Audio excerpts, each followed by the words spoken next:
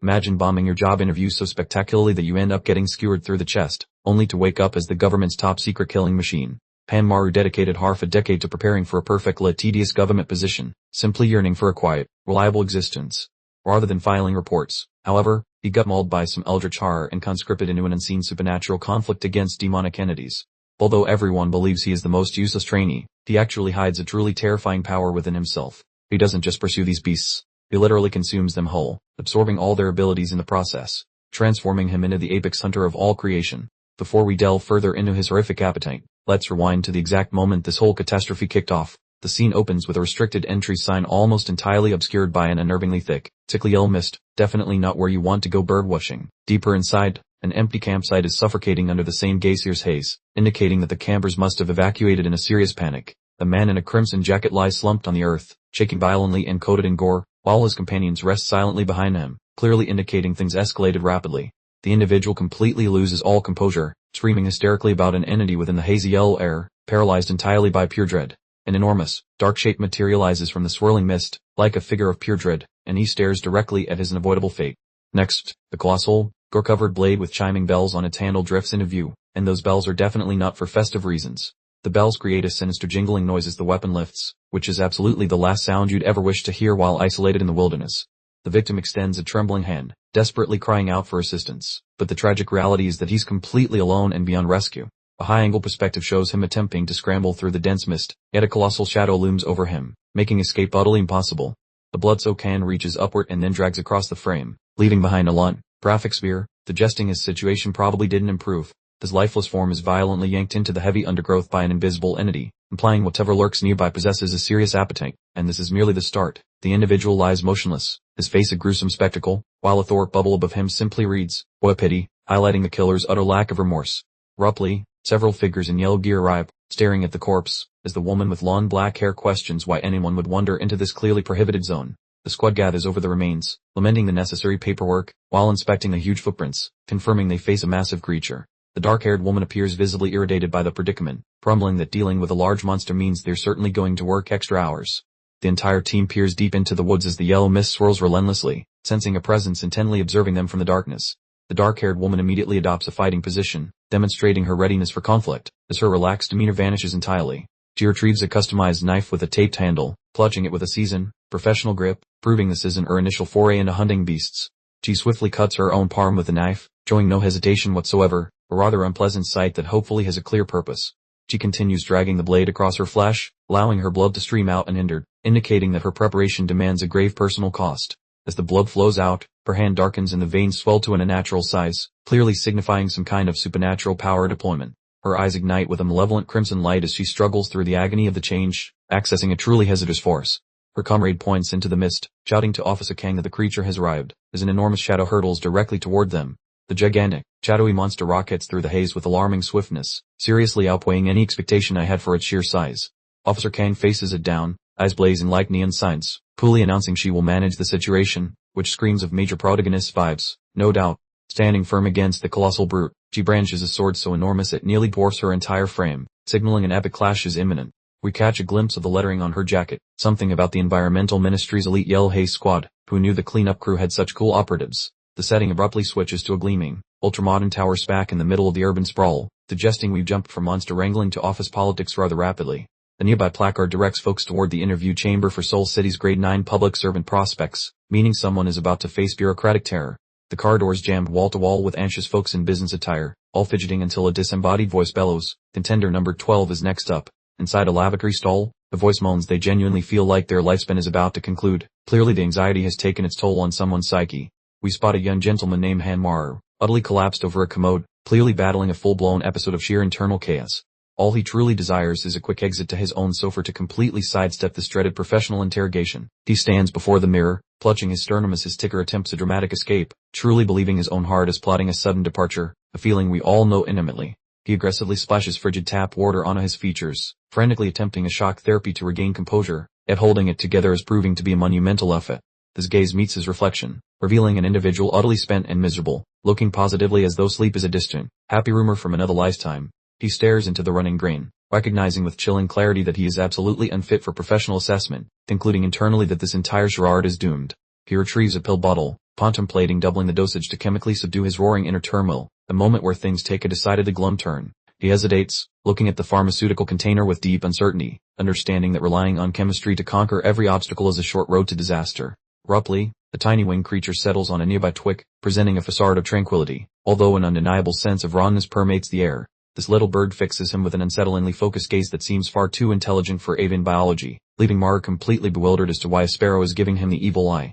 The bird then dares to articulate words, asking what Maru is focusing on and insultingly calling him a ruffian, forcing Maru to question if he has finally hallucinated avian sass. Maru remains frozen in stupefaction, accepting that his sanity has irrevocably departed the building, loudly proclaiming his professional demise as his mind seems to have officially gone on strike. Simultaneously, a small television set nearby reports on 4 missing campers from Ganwar Island, a detail that rings a profoundly ominous bell, wouldn't you say? Now situated in a changing room, Maru is rapidly muttering affirmations to himself, trying to inject some much-needed confidence for the most significant appointment of his adult existence. Opening text scrolls onto the screen introducing Maru, a 29-year-old portrait of the universally recognizable, perpetually stressed contemporary young man. He lowers his eyes with a profoundly serious expression, summarizing himself as merely a standard young fellow navigating the complexities of modern South Korean living. A quick visual rewind shows his hopeful graduation day before the harsh realities of the employment landscape delivered a firm slap of unwelcome truth, forcing him into the common struggle. He confesses to spending 5 grueling years dedicated to the grade 9 testing regimen, enduring 4 soul-crushing rejections, but now he has miraculously reached the final interview hurdle. The administrator opens the door and calls for applicant number 35, Maru, confirming that this is the absolute pinnacle moment of his delayed ambition. He springs up with an almost frantic burst of unnatural zeal, bellowing his arrival, causing the adjacent seated candidate to eye him with profound suspicion. He clenches his jaw tight, internally swearing that this specific attempt absolutely must result in a passing grade, wagering everything he has on this single chance. He shuffles into the examination chamber with a rigid posture of a freshly assembled automaton, mentally commanding his limbs to comply, though his body feels determinedly rebellious. The intimidating interviewer sat with his fingers in a lock, the glare bouncing off his spectacles, giving off serious N-level villain vibes. The room felt so thick with tension, you could probably cut it with a spork. Maru swallowed so hard, it sounded like he was trying to choke down a golf ball, bracing himself to tackle the initial query while visible perspiration practically cascaded down his face.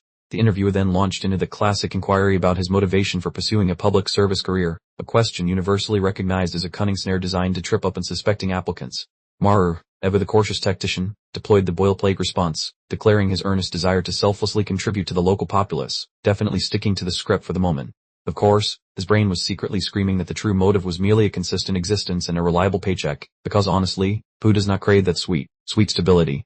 The subsequent query involved a hypothetical scenario, asking how he would navigate a superior's request for an unethical act, which is precisely the kind of moral minefield designed to make candidates stumble.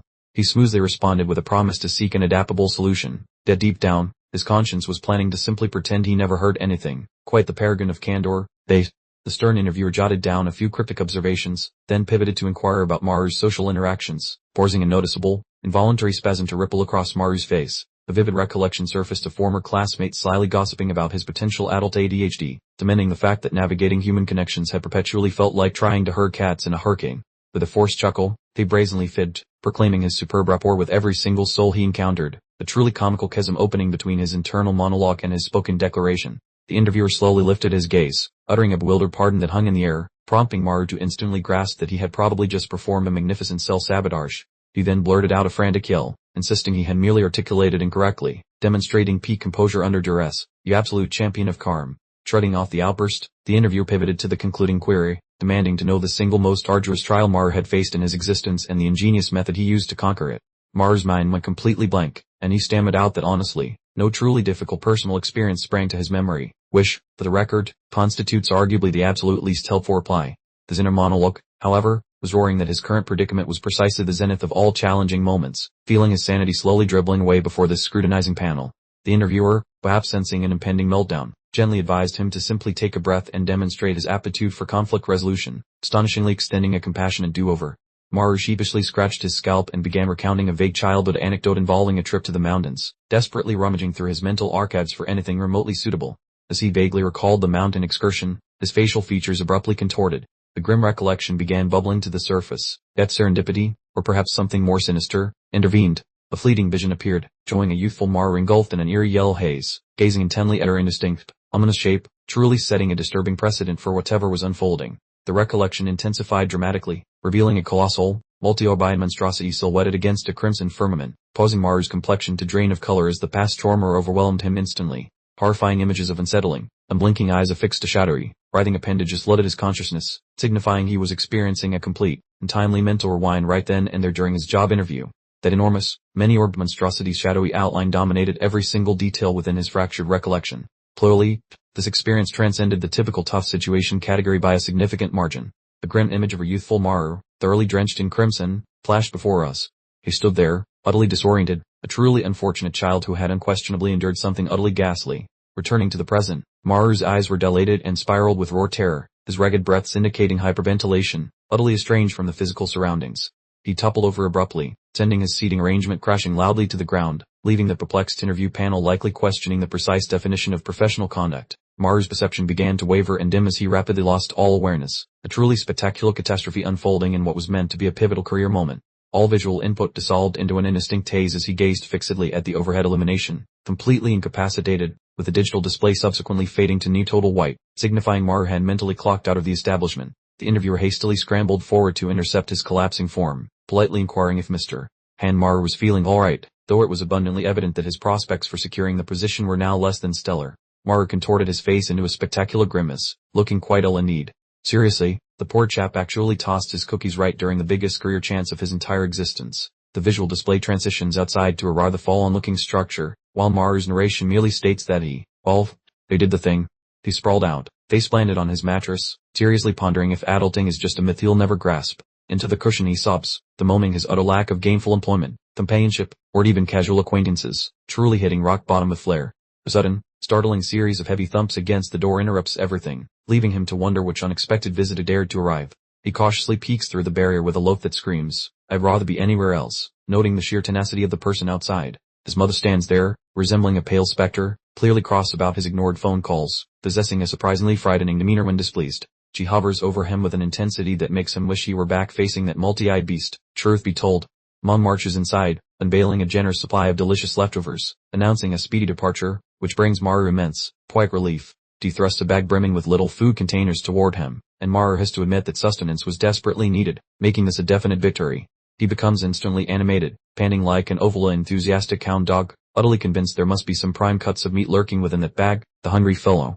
Lo and behold, it's merely fermented cabbage and some mushy brown beans, leading to immeasurable despair and the total ruination of his afternoon. His dear mother surveys the chaotic state of his personal domain with an expression of profound disapproval. Housekeeping standards, let's just say she isn't filing an official commendation anytime soon. We get a close-up of the evidence, overflowing trash bins containing empty noodle bowls and discarded beverage cans, painting a truly pathetic picture, wouldn't you agree? She lets out a long-suffering groan and begins wrestling with the accumulated crime herself, muttering darkly about the general's failure. Maru makes a weak attempt to intervene, insisting he'll handle the cleanup eventually, the transparent fib we all recognize immediately. While tidying, she drops the dreaded inquiry about the job interview, causing Maru to instantly freeze stiffer than a cartoon character hit by an anvil. He remains perfectly still, moisture beading on his forehead, knowing full well there is zero plausible narrative for what truly transpired. He pictures the confession, detailing the incident where he projectile vomited directly onto the hiring manager's face, recognizing that would yield delightful results. He just maintains an unnerving, vacant stare, his brain temporarily buffering, as the quiet stretches out like taffy. Mom jumps to the most charitable conclusion, offering hollow encouragement about future success, prompting Maru to unleash a frustrated yell that might have registered on the Richter scale. He's still simmering with annoyance, yet Mom is already efficiently restoring order, apparently well-versed in managing his dramatic episodes by now. She produces a manila envelope, correctly guessing his wallet is emptier than a politician's promise, proving her foresight is impeccable. Maru blushes deeply, mortified at still relying on parental funds at this advanced stage of life, proclaiming his ability to secure a low-paying gig forthwith. She firmly instructs him to accept the handout while it's offered, indicating that refusal is simply not an option on the menu. Defeated, he finally snatches the cash, mumbling a thank you through gritted teeth, finding this blow to his manly ego rather bitter medicine. She then casually mentions some soothsayer who reportedly nailed the prediction concerning his interview mess, making Maru surprisingly attentive despite himself. She fixes him with an unwavering, serious look that mandates immediate payment for her wisdom. Focus, since this represents far more than a friendly hint. The lady insists he must visit those peaks, leaving him baffled by the weird demand. Everything transitions toward a lovely seaside village featuring a packed pier, proving our hero finally obeyed those instructions. The dude loiters on the wharf while limbering up plus scanning the ocean, peering miserable about returning. Our protagonist moans, admitting he truly despises coming back because the local vibes feel way too heavy. He treks through the village carrying a satchel toward those cliffs, acting like a man with purpose. He recalls mother explaining how she paid a celebrity medium to analyze his lack of work. Mista claimed his professional failures have nothing to do with standard mental health issues. The trouble is purely ghostly. The guy contemplates his father, who bailed 20 years ago and evidently never found the milk. Based on what the fortune teller said, his old man croaked on that specific ridge, and a phantom is now obstructing his future, which is quite the heavy burden to carry. The fellow must provide alcohol to pacify a phantom to qualify, hence his wheezing while ascending the path. He finally hits a broken down residence and mutters that this is where the nightmare originally began. He pushes the creaking blue entrance and enters the messy yard, which looks totally abandoned. He gazes around with a miserable face as old flashbacks return to haunt him after 2 decades. He recalls being a small child in this very spot, seeing a ghost of his younger self. The tiny version of him bolts across the garden with energy the adult hasn't felt in years. The toddler hides by a doorway and peeks in, while the grown man follows the ghostly memory. Inside, the pantry is gloomy and dark, featuring a silhouette standing there looking extremely creepy. The figure is bent double and ignored by the world, which is a genuinely gross sight. That is the patriarch, but he looks shadowy and warped, which doesn't feel like a pleasant walk down memory lane. Little Maru extends an arm and shouts for Pop, oblivious that he's facing a total disaster. The toddler gazes aloft with giant pupils while requesting snacks, oblivious that his old man turned into a beast. The adult observes the scene with a look of pure dread, seeing his past as a nightmare. The man spins around, showing a face that is void except for a terrifying white grin. The scene is pulled straight from a budget horror flick. The creature produces a deep, raspy sound, appearing like a hellish monster instead of a human. The guy revisits his peak agony. The beastly creature belts a truly bone-chilling, ear-splitting scream, while memories turn vividly intense. Maru seems ready to start hyperventilating like a marathon runner on ice. Instantly, the vision vanishes, leaving him in a bright, vacant space while appearing thoroughly shaken by that mental movie. A lone silhouette follows him through the debris of the wrecked cottage, where the air feels thick with pure gloom. He grabs his torso, sensing an invisible elephant sitting directly on his breathing tubes. He gasps, complaining that breathing feels impossible. His body is basically revolting against this venue, proving his past traumas are still very much in charge.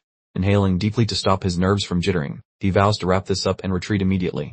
Fishing a verdant flask of booze from his pack, he prepares to bribe the local ghosts as per motherly instructions. Splashing the booze into a mug before soaking the dirt, he follows the classic manual for honoring the departed. He dumps the remaining liquid everywhere, praying his old man is enjoying the afterlife while putting on his best serious face. Whispering a plea to the hell deity for extra insurance, he refuses to gamble with his upcoming professional life. He explains his mother's lonely hardships, begging the spectral world to grant him employment for her benefit, which is surprisingly wholesome. Squeezing out every final molecule of alcohol, he completes the spooky ceremony and checks every box on his list. Abruptly, a bizarre mustard-colored mist begins twirling through the air, which surely missed the initial memo for this trip. Maru spots the haze and starts sweating, contemplating the mysterious origins of this lemon-flavored looking smoke. Fearing a forest inferno, he descends in a case, shrieking about prioritizing personal security while sprinting for his life. Those misspelt warnings about safety manifest in giant, gory crimson font, making the vibe turn ominous at record speed. Maru halts and glances behind him with a confused look, suspecting a very unoriginal parrot just echoed his exact words. Emerging from the dense golden swamp, a shadowy figure carrying a giant pointy stick proves he has company. As the outline approaches, its form becomes increasingly unsettling, definitely failing any test for normal human status. Maru gorks at the newcomer with a face full of confusion, attempting to calculate exactly what his eyes are perceiving. He spots a jagged wooden lance held by a truly bizarre monstrosity, realizing his brain isn't just making stuff up. A hideous beast with a bloated gut and a cracked skull emerges, with safety labels hovering above like a demonic store.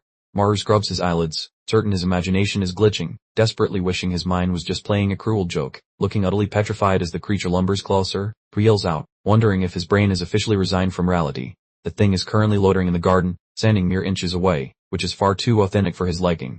Maru concludes that the vibes are catastrophically bad, deciding that a high-speed retreat is the only logical life choice. However, as he pivots to flee, the massive eruption of gore splatters everywhere, indicating a very sudden injury. The shadowy attacker decided to give Maru a sudden, unwanted chest piecing from behind, managing to sneak up on him like a ninja in fluffy slippers. He crumbled to the dirt in a growing puddle of his own bodily fluids, struggling for breath as the spear remained firmly planted in his stomach. This thought centered on the cruel irony of dying after dedicating his entire existence to boring academic pursuits. Realizing it was a pathetic way to check out, Mars concluded his current existence was thoroughly underwhelming and entirely forgettable, deciding no one would want him anyway, so why bother clinging to hope? The camera zoomed in tight on his bloodied lips as he internally complained about his pathetic situation, deciding that everything truly stunk. Suddenly, a memory flashed through his mind of his mother, flading away and drinking solo in the evenings, making him realize she absolutely would miss him terribly. He clenched his jaw, letting a trickle of crimson flow down his chin, and internally bellowed for his mother, discovering a surprising new determination to survive. Mars wrestled himself back onto his unsteady knees, gripping the impaling weapon, and snarled that this was definitely not how things were going to end, rejecting death completely. Pzash, caked in gore, lifted upward with intense resolve, demonstrating he was now fully prepared to return the favor. He roared that death was not on the immediate agenda, his gaze glowing fiercely, as he suddenly achieved a significant power level increase. The creature advanced, its enormous mouth splitting open to showcase its impressively sized fangs, ready to deliver the final blow. The monstrosity, apparently marked with some kind of safety sign, was now looming directly over him, looking like a bad dream come to life. It dove at him, its fractured skull parting to display a disgustingly large, floppy tongue, putting Maru in an absolutely terrible position. Maru found himself staring directly into the beast's enormous, open gob, his eyes bulging as he noticed an even stranger feature lurking deep within the creature's digestive tract. The single, gigantic green orb stared back at him. The situation was truly revolting. Maru pondered the logistics of having an eyeball located where a uvula should be, feeling utterly repulsed by this oddly specific design choice. The beast slammed Maru to the earth, using its considerable mass to keep him restrained, while he thrashed around with every ounce of remaining energy. He screamed at the thing to move as he attempted to shove the creature away, now completely encrusted in grime and vital fluids, yet still refusing to yield. The monster clamped its jaws onto his shoulder, puncturing his skin with its sharp teeth, causing Maru to shriek in pure torment. Maru's grip on reality began to slip as strange, garbled whispers started echoing in his ears, all urging him toward consumption. The ghostly image of his father materialized in his head, continuously repeating the command to eat, as if some ancient impulse were activating. Rapidly gaining control, the spectral figure hovered above him, encouraging him to fight dirty. Maru had finally reached the absolute breaking point. His vision began to radiate a vivid, intense, menacing crimson color as a guttural bellow escaped his throat. He suddenly realized he was no longer the one on the menu. The dynamic completely shifted in an instant. Maru decided to sample the monster's jugular vein, delivering a sharp taste of its own tactics. As he descended into bestial ferocity, he tears a massive piece from the beast, causing a geyser of crimson liquid to erupt. Maru's single, glowing crimson orb makes him look significantly scarier than the creature he's fighting in this moment. Maru releases a scream that could shatter glass as blood erupts from his body. This metamorphosis seems to be ripping him apart, starting from the inside out. Peeking from deep within his esophagus, the sinister green eye glares back at the viewers. This isn't just a body modification, it looks like something else is setting up shop inside him. This enormous optic organ has a cross-like pupil and a vibrant green iris. It's throbbing with an intensity that clearly bypassed the human resources department. The camera gets uncomfortably close to that hideous peeper. The sheer intensity of its stare is sufficient to cause serious nighttime disturbances. Without warning, the visual breaks as a huge, uncanny shadow crashes through everything. Maru's perception of reality feels like it's being erased from existence. The disturbing red filtered, distorted image of Maru's face appears, looking empty and tormented. His pupils are reduced to mere white pinpricks against a backdrop of crimson static. A grotesque vision of intertwined, crimson figures fills the space. It resembles a physical peak constructed entirely of lost souls, illustrating the depth of Maru's current mental breakdown. The monstrous figure with several arms among the pile lets out a soundless shriek. The air feels heavy, suffocating under the weight of utter hopelessness and dread. The creature perches at the summit of the corpse pile while the previously seen pair of green eyes drift high in the red atmosphere. Maru is clearly imprisoned within a hellscape. Whispers begin to echo in the darkness, questioning what exactly is going on and who is speaking. Maru feels completely lost and confused by the sound, truly adrift in the emptiness. Internally, it concludes that this must be the end, noting a distinct coppery flavor on his tongue. He is absolutely certain that he has passed on to the great beyond. Abruptly, a friendly hello rings out, completely breaking the quiet. Maru is stunned that a person would interrupt his alleged demise with such informality. A pair of brilliant lights materialize, resembling eyes opening in the dark. A different voice inquires why he's present, considering this location is off limits to visitors. Maru's focus returns, and he finds two individuals, one sporting a Hawaiian shirt and a woman gazing down at him. He realizes he's returned to the physical world, looking like he just saw a poltergeist. He stares at them with a blood-covered chin and a completely bewildered face. He can only manage a garbled noise while attempting to comprehend his continued existence. Maru bolts upright, desperately searching for the missing monsters in the yellow powder. The forest surrounding him appears completely ordinary, which only deepens his confusion. He keeps looking around in a state of alarm, struggling to process the abrupt change in surroundings. The man in the patterned shirt then requests Maru to describe what he just witnessed. The man reaches down and grabs Maru, displaying an intensity that his bright shirt completely contradicts. He clearly needs information immediately regarding the yellow phenomenon Maru spoke of. Maru clarifies that the yellow dust materialized spontaneously, followed immediately by a creature attacking him. He continues to grip his bloody jaw, visibly shaken by the ordeal. He checks his abdomen, anticipating a gaping wound, only to find it unarmed. He screams that he believed he was fatally injured when the attack focused on his gut. The man and woman exchange glances of profound doubt. They can't decide if the young man is telling the truth or if he's completely unhinged. Mr. Hawaiian shirt notes the spooky buzzer went silent yesterday, assuming it just died, but things are actually much freakier than that.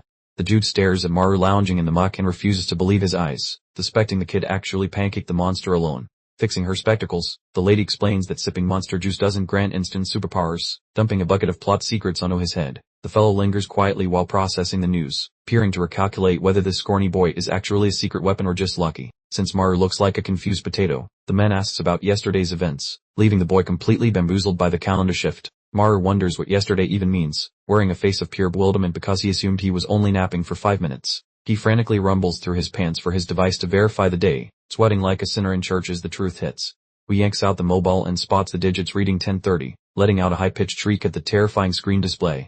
He discovers he was snoozing for an entire day, spiraling into a fresh meltdown about sleeping in the dirt after a monster chewing. The grown-ups observe his breakdown, remarking that the kid is clueless, while they remain chill about him surviving a lethal supernatural encounter. The tropical shirt fellow shrugs it off, telling Maru to just piece the puzzle together because they all survived the same chaotic mess once. The man snatches Maru by his shredded neckline and begins dragging him away, forcing the boy to trail behind this weird, unknown savior. With a devious smirk, the stranger notes his perfect timing for a crewman, hauling Maru into a massive mess without asking for his permission. Maru whimpers about what he's joining, looking totally pathetic, while the man decides a wardrobe change is required for his tattered outfit. The camera pans over a crowded urban landscape, signaling that the narrative is ditching the spooky farce for the concrete jungle of society. We arrive at the main office of the island's emergency desk squad, the boring-looking facility that definitely hides some wild, top-secret shenanigans. A sign indoors announces a training session for new special government agents, suggesting Maru accidentally secured a career he never even wanted. Maru slumps in a seat with a vacant stare, barking a borrowed, hideous flowery shirt that makes him look like a lost tourist. He sits surrounded by folks in crisp black suits, sticking out like a neon sign while everyone glares at his awkward, colorful presence. Pondering his reflection, he marvels at how he went from being monster food on a peak to a federal meeting in a day. The top-down view reveals a hall packed with fresh hires, leading Maru to wonder why on earth he was dragged into this. Scanning the crowd, he sees applicants with murderous stares or empty eyes, leading him to conclude that these people are absolutely bonkers. He begins gnawing on his fingernails, feeling totally overwhelmed by the creepy atmosphere and realizing he is the odd man out here.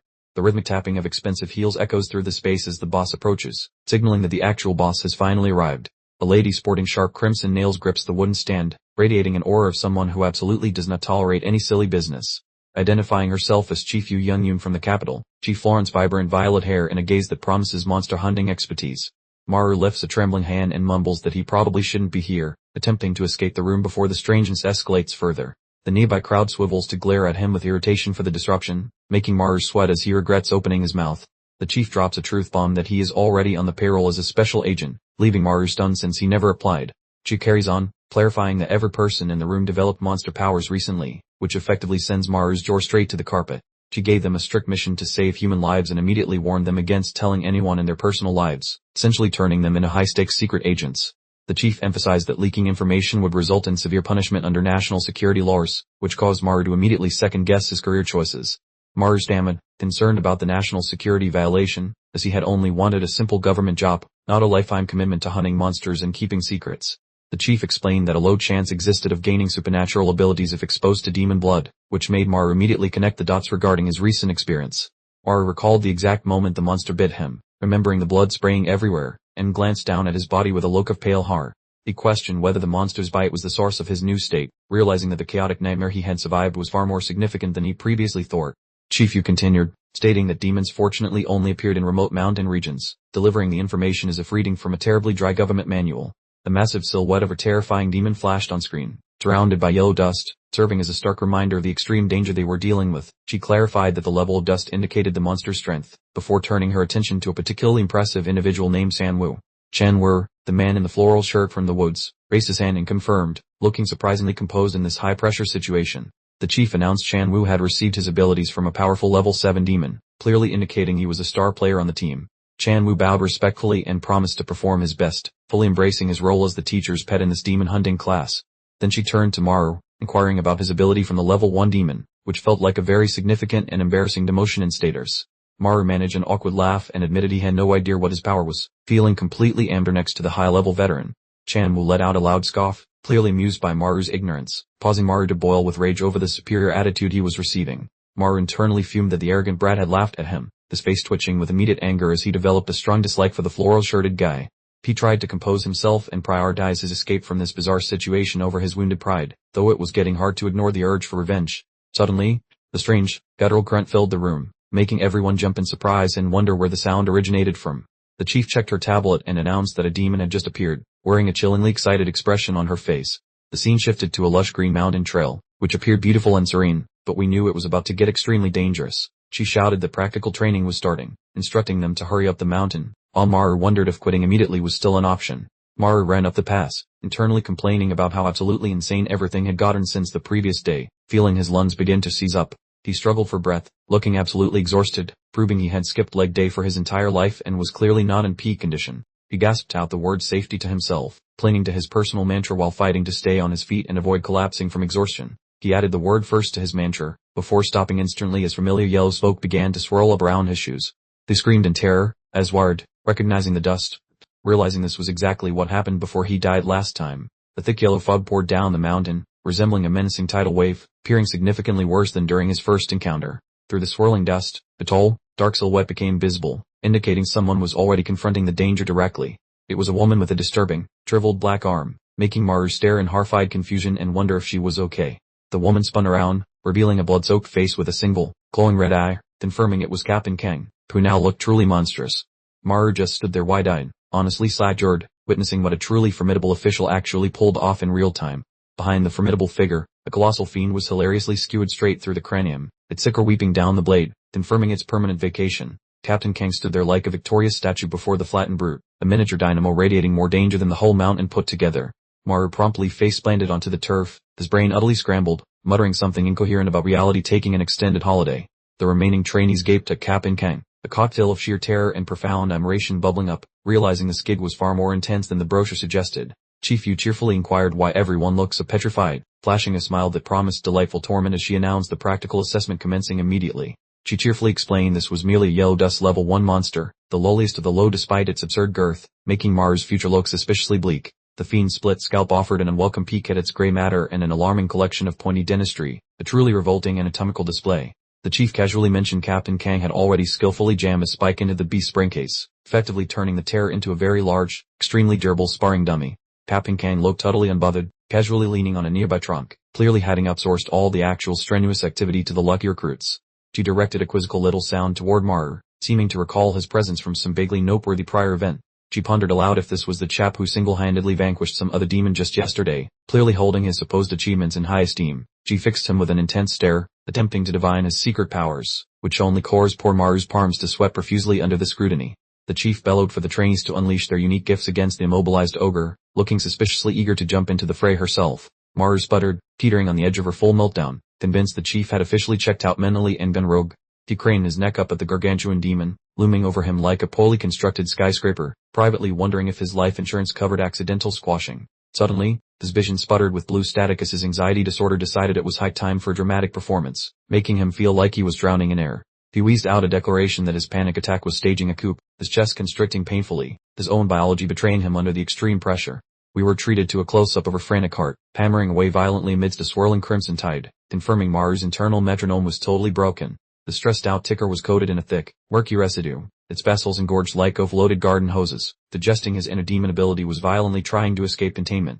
Within this murky, bright, watery dimension, we observed some disturbingly spindly, clawed feet making wet prints, while down below, the real Maru gasped, utterly submerged by the chaos.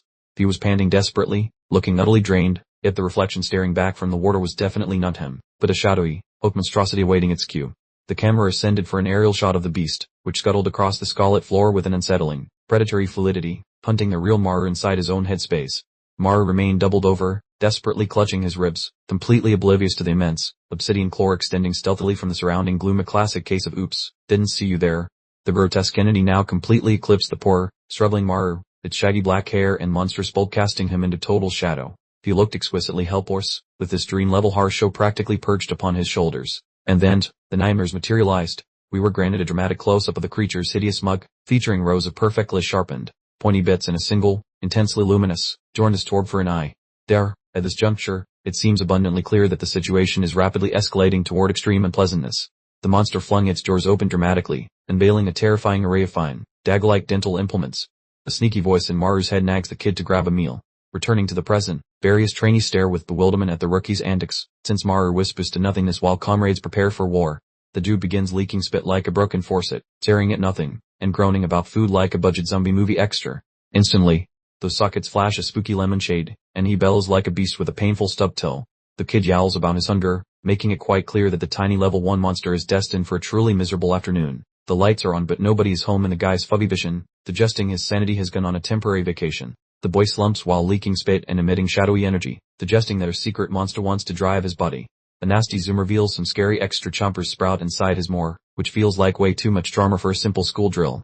Unexpectedly, the lad wakes up when his fabric gets a flick, his pupils expanding as he finds a stranger sniffing around his private bubble. Sun Woo mocks Maru by asking if those giggles are from fear, showing no respect for the new guy. The youth giggles nervously while cleaning off his sweaty chin, pretending he was merely hurting, though he appears totally shaken up. Sun Woo is unimpressed, calling him a sad rookie, as his pride is clearly off the scales. The jerk departs with a grumpy moan regarding how all others are trash, as it is obvious that an ego-crushing moment is required. The kid holds his tummy, figuring he was just famished, and wonders if that bizarre blackout was just a wacky fluke. A lady named Yu climbs a tall stone to demand silence, declaring this introductory meeting has entered its most perilous chapter. The chief informs the fresh meat that some lecturing is required before the fun stuff, while the gang stares blankly, craving their beds. Yu clarifies that chunky lemon swag comes from those monsters, adding the spooky fact that more power means the best. Monsters possess wacky recovery tricks, mending their injuries nearly as rapidly as you might cause them in the smock. Yu unsheathes a blade and mentions there is more, preparing to provide a rather messy display regarding their unique magical talents. Without batting an eyelash, the lady cuts her palm, noting that the kids have monster juice too, which flips the script on combat. The lady displays her leaking hand, saying that inside the fog, their cuts fix themselves like beasts, which is definitely a mixed blessing. The lady offers a spooky heads up, stating that any lethal strike results in permanent death, proving her medical magic has strict limits. The guy hangs out in the rear looking totally disinterested, warning at the survival tips like the ultimate edgelord of the class. The protagonist observes the rival, who treats the lady's advice like boring elevator music, clearly ready to skip the rest of the talk. The squad gathers on grassy ground near the trap monster, creating a vibe thick enough to slice with a kitchen utensil. The boy Wu wanders to the front and mutters, "Check this out," as he gets ready to prove his superior skills to the crowd. The lad gnaws his mouth skin until red flows, since evidently causing personal pain activates his weird supernatural talents. Gory liquid seeps from his snout as the swag commences its reaction, providing a very intense style of changing shape. Toilet, radiant heat bursts out of his frame, and his peepers become a vivid, scary gold, proving he has access Teddy Mojo. He clarifies that slicing himself allows the bright yellow powder to enter his system, thus kicking his superpowers into high gear, and he now sports a radically different appearance. He cinches his gauntlets up tight and inquires if it's time to commence the fun, giving the fiend a look reserved for a mere warm-up exercise. With tremendous force, he launches a world-shaking, booming punch directly into the creature's cranium, causing air ripples everywhere. The monster's head cades in completely beneath the sheer impact, while Commander Kang observes from the periphery, looking bored but professionally attentive. Suddenly, the vanquished beast begins convulsing violently while howling, causing Commander Kang to blink in surprise because the thing should be totally done for. An enormous plume of the glowing yellow particulate matter erupts from the fiend, tossing the trainees backward, which means this drill escalated awfully fast. Through the thick, swirling haze, a huge, shadowy figure slowly emerges, and this beastie is considerably larger and much more frightening than before. It unleashes a truly dreadful bellow, displaying multiple rows of razor-sharp, jagged dentistry, proving this mediocre monster has found some serious reserves. The demon stands impossibly tall, enveloped in a sickening purple glow, practically vibrating as it shrieks at the poor trainees, clearly intending to snack on them.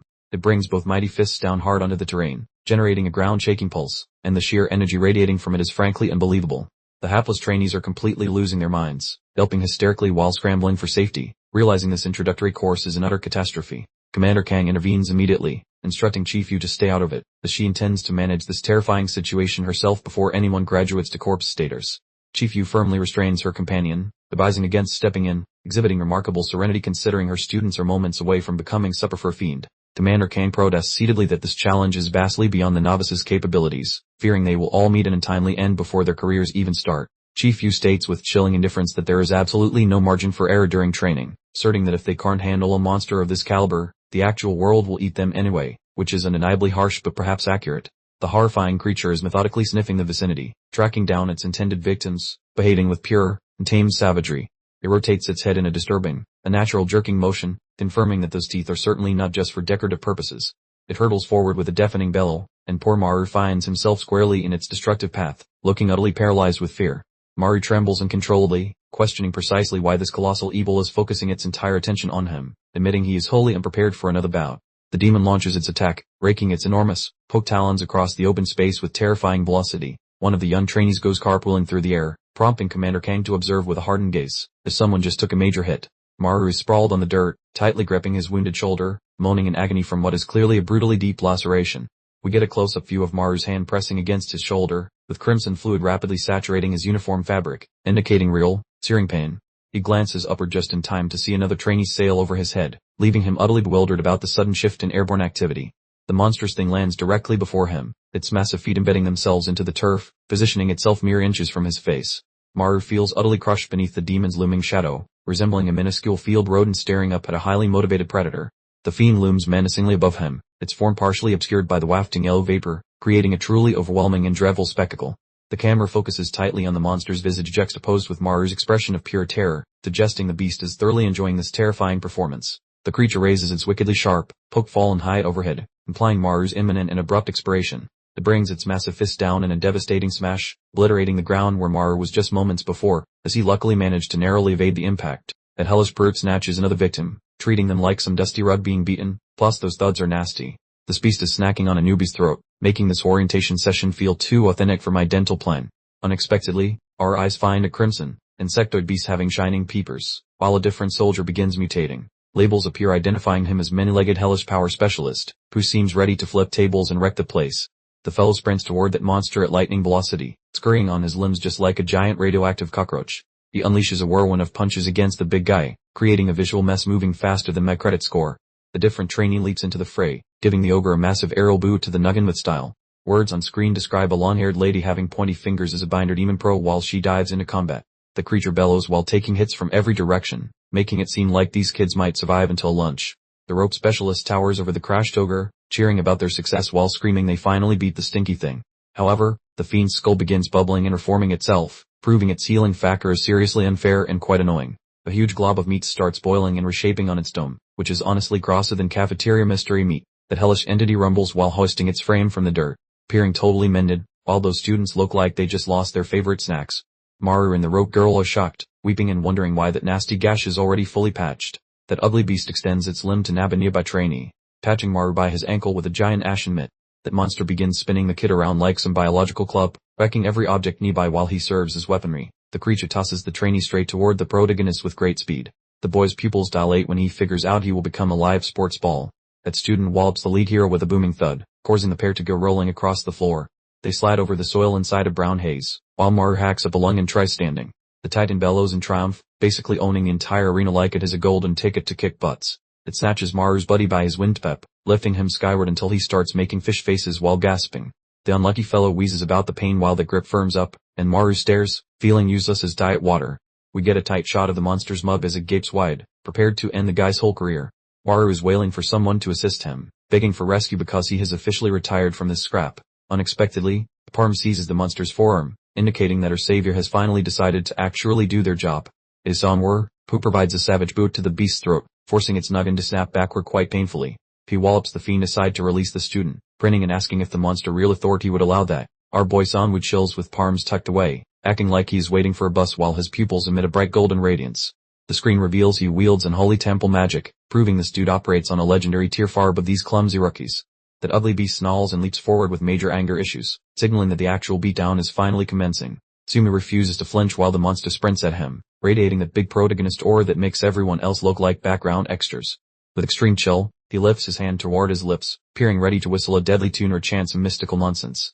The youth targets a finger toward that monster while demanding its end, as intense gravity bursts out from his hand. The beastly cranium effectively detonates due to the power radiating from the hidden explosion. Torque about an absolute single-hit deletion. That decapitated corpse tumbles inside the scarlet haze, while Sanwoo stays perfectly cool without a drop of perspiration. The beastly meat hits the floor with a meaty slap, making this welcome party way more intense than promised. This foul creature is officially retired from life, its massive frame creating a loud thud upon impact. Danwoo plants his boot on the leftovers of that skull just to verify there is no round 2. He tells the traumatized newbies that slicing a neck shuts off the magic dust, showing why he earned his high rank 7 badge. The rest of the class looks on with dropped jaws, gossiping about how he ended that fight before it even started. Sanwoo whines about missing a golden opportunity to show off his abilities, proving he is the ultimate drummer king of this squad. Commander Kang screams and stumps his way, looking like she is ready to breathe literal fire on him. She shouts that he snapped her blade intentionally to provoke the beast for fun, and she is clearly not finding it funny. Sanwoo wears a punchable grin and demands some evidence, sporting the classic vibe of a guy who thinks he is untouchable. Officer Kang seizes his fabric to drag him near, vowing to crush those knuckles should he attempt another similar prank. The commander runs directly into his face, but Sanwoo appears completely bored, turning this power struggle into a comedy. All at once, the camera zooms on Parm's thumping, showing that a witness is truly relishing this chaotic theater. "We the boss named you," to applause while informing Sunwoo that the newbie effort was surprisingly decent. However, her expression turns stone cold as she drops a cryptic remark that leaves everyone hanging. Then she scans the perimeter, noticing a gap in the group and wondering where that person went. Behold Maru, who is sprinting away with the speed of a gazelle that just saw a lion. He zooms through the forest, internally shrieking that this monster-slaying career was never mentioned in the job description. He hollers about fleeing for his dear life, convinced that retreat is the only survival tactic, making him a true runaway. The guy halts to recover his wind, drenched in perspiration and gasping like a worn-out machine. Maru is completely drained, bent in half and breathing like he did a cross-country race, while questioning the insanity of that supernatural scrap. Our leader Kang reflects on the former mayhem, remembering a colossal phantom lurking directly above Maru. This whole bizarre affair has definitely made her highly suspicious, wondering what peculiar secrets this newcomer is expertly concealing. She found herself second-guessing her own vision, pondering if the creature had actually been specifically stalking Maru, rather than just delivering a spontaneous, uninvited greeting. And she's absolutely racking her brain, attempting to deduce why a seemingly minor demon would develop such an unhealthy, almost fan club level, fixation on him. King decided to postpone her search for Maru, entrusting the task to her team, but a separate issue truly nagged at her. Even with the monster dispatched, an unsettling yellow haze stubbornly remained, clinging to the environment like a very poorly timed, apocalyptic confetti. An unforeseen epiphany slammed into her with the force of an actual brick delivery, causing her to gaze fixatedly as the scattered fragments of understanding serendipitously align, forming a picture she never remotely anticipated. The entire crew remained enveloped in the dense, baffling haze, utterly perplexed by the persistent atmospheric shenanigans, while Maru, ever the connoisseur of self-preservation, cautiously peered from the foliage, clearly hoping to sidestep any further undesirable spotlight. Through the swirling mist, Maru's gaze snagged on an oddity, a truly colossal, archaic-looking portal, making him ponder with utter bewilderment why such a monstrous entryway would simply exist in this particular location. The formidable gateway shimmered with an unsettling luminescence and bore peculiar inscriptions, a clear sign that it utterly failed to blend into the scenery of her contemporary mountain pathway, much like a disc ball at a funeral. A ghastly, shriveled gray hand emerged from the strange portal, clutching its frame, plainly indicating something rather persistent was attempting to squeeze its way through. A truly horrifying, bony fiend then sauntered into the illumination, its entire form radiating an ominous yellow vitality, while Maru, who could not possibly be any closer, simply stood transfixed by an immediate, petrifying terror. Maru huddled in the thick bushes, utterly terrified, thinking to himself that he had, at long last, triumphantly gotten away. Therefore, why on earth must he now confront yet another one of those ghastly, unwelcome beings? He tentatively peeked through the surrounding leaves, a terrified expression etched on his face, silently wondering if the monster had finally vanished. He cautiously scanned the deserted trail, fervently hoping the area was finally free of danger, and mused aloud whether that monstrous intruder had truly taken its leave. However, just as hope flickered, the gaunt, bony fiend appeared directly behind him, casting an intimidating shadow over his unsuspecting shoulder. Maru, in his blissful ignorance, had absolutely no inkling that his day was about to take a truly horrific turn for the worse. Officer Kang and the rather distinctively purple-haired chief were surveying the forest when, from the far-off distance, a light blue-haired woman named Yosak came charging their way, screaming at the top of her lungs to grab their notice, and appearing utterly on the verge of collapsing from sheer effort. Yosak, now utterly deprived of oxygen, clung to her chest dramatically while managing to shriek Officer Kingsharner through gasps, clearly in a state of sheer pandemonium over critical intelligence from Central Command. Yosak, at long last, made it to the pair, immediately doubling over and sucking in great gulps of precious air, while the chief, maintaining a perfectly placid yet inquisitive gaze, inquired what exactly the grand commotion might be concerning. Even as she continued to heave for oxygen, Yosak managed to convey that their headquarters had just delivered a rather weighty report, presenting a picture of utter distress, her face glowing crimson from both the recent sprint and the truly unsettling tidings she bore. The chief's vision abruptly widened in utter astonishment as she absorbed the details of the dispatch, murmuring that such a thing was simply impossible. After all, Rakshasas were notoriously bad at coordinating, never before manifesting simultaneously in identical locales, making this a truly unprecedented, rule-breaking event. Officer Kang's expression turned decidedly formidable, her gaze sharpening to slits as she effortlessly transitioned into her full battle-ready stance. She then imperiously demanded the precise coordinates of this fresh monstrous apparition so she could personally persuade it to cease its antics. Returning to the restricted zone marker, the solitary hand extended from the swirling mist and seized the signpost's apex, clearly belonging to an individual making a truly valiant, utterly desperate effort to extricate themselves from the suffocating, and cell particulate. The foot landed heavily upon the turf as an indistinct shadow zipped past, clearly belonging to someone in an astonishing, desperate hurry to flee the perilous mountain and whatever lurking horrors it held. Surprise! It was Maru. And he's absolutely tearing through the swirling yellow mist as if his very existence hung precariously in the balance, which, let's be honest, it most certainly did.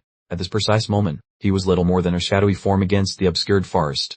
Maru was absolutely booking it, casting a frantic, terrified peek behind him, while his cheerfully patterned floral shirt, now adorned with rather alarming crimson splotches and streaks on his arms, served as undeniable proof that he had already experienced a day significantly worse than anyone's Monday. He propelled himself forward with a truly frantic velocity, jaw clenched so tightly it might shatter, relentlessly driving his body onward, acutely aware that maintaining a respectable chasm between himself and his shadowy pursuer was not merely a suggestion, but an absolute life or death imperative. A tight shot on Maru's visage revealed a man utterly unhinged, a veritable symphony of simultaneous sweating and sobbing, his inner monologue devolving into silent, frantic pleas for rescue, convinced he was about to face a terribly lonely, what a demise. The streak of improbable survival abruptly ended when, mid-glance behind him, his foot inexplicably snagged on either an errant root or a sneaky stone, clearly indicating he was primed for an exceptionally undignified, painful descent.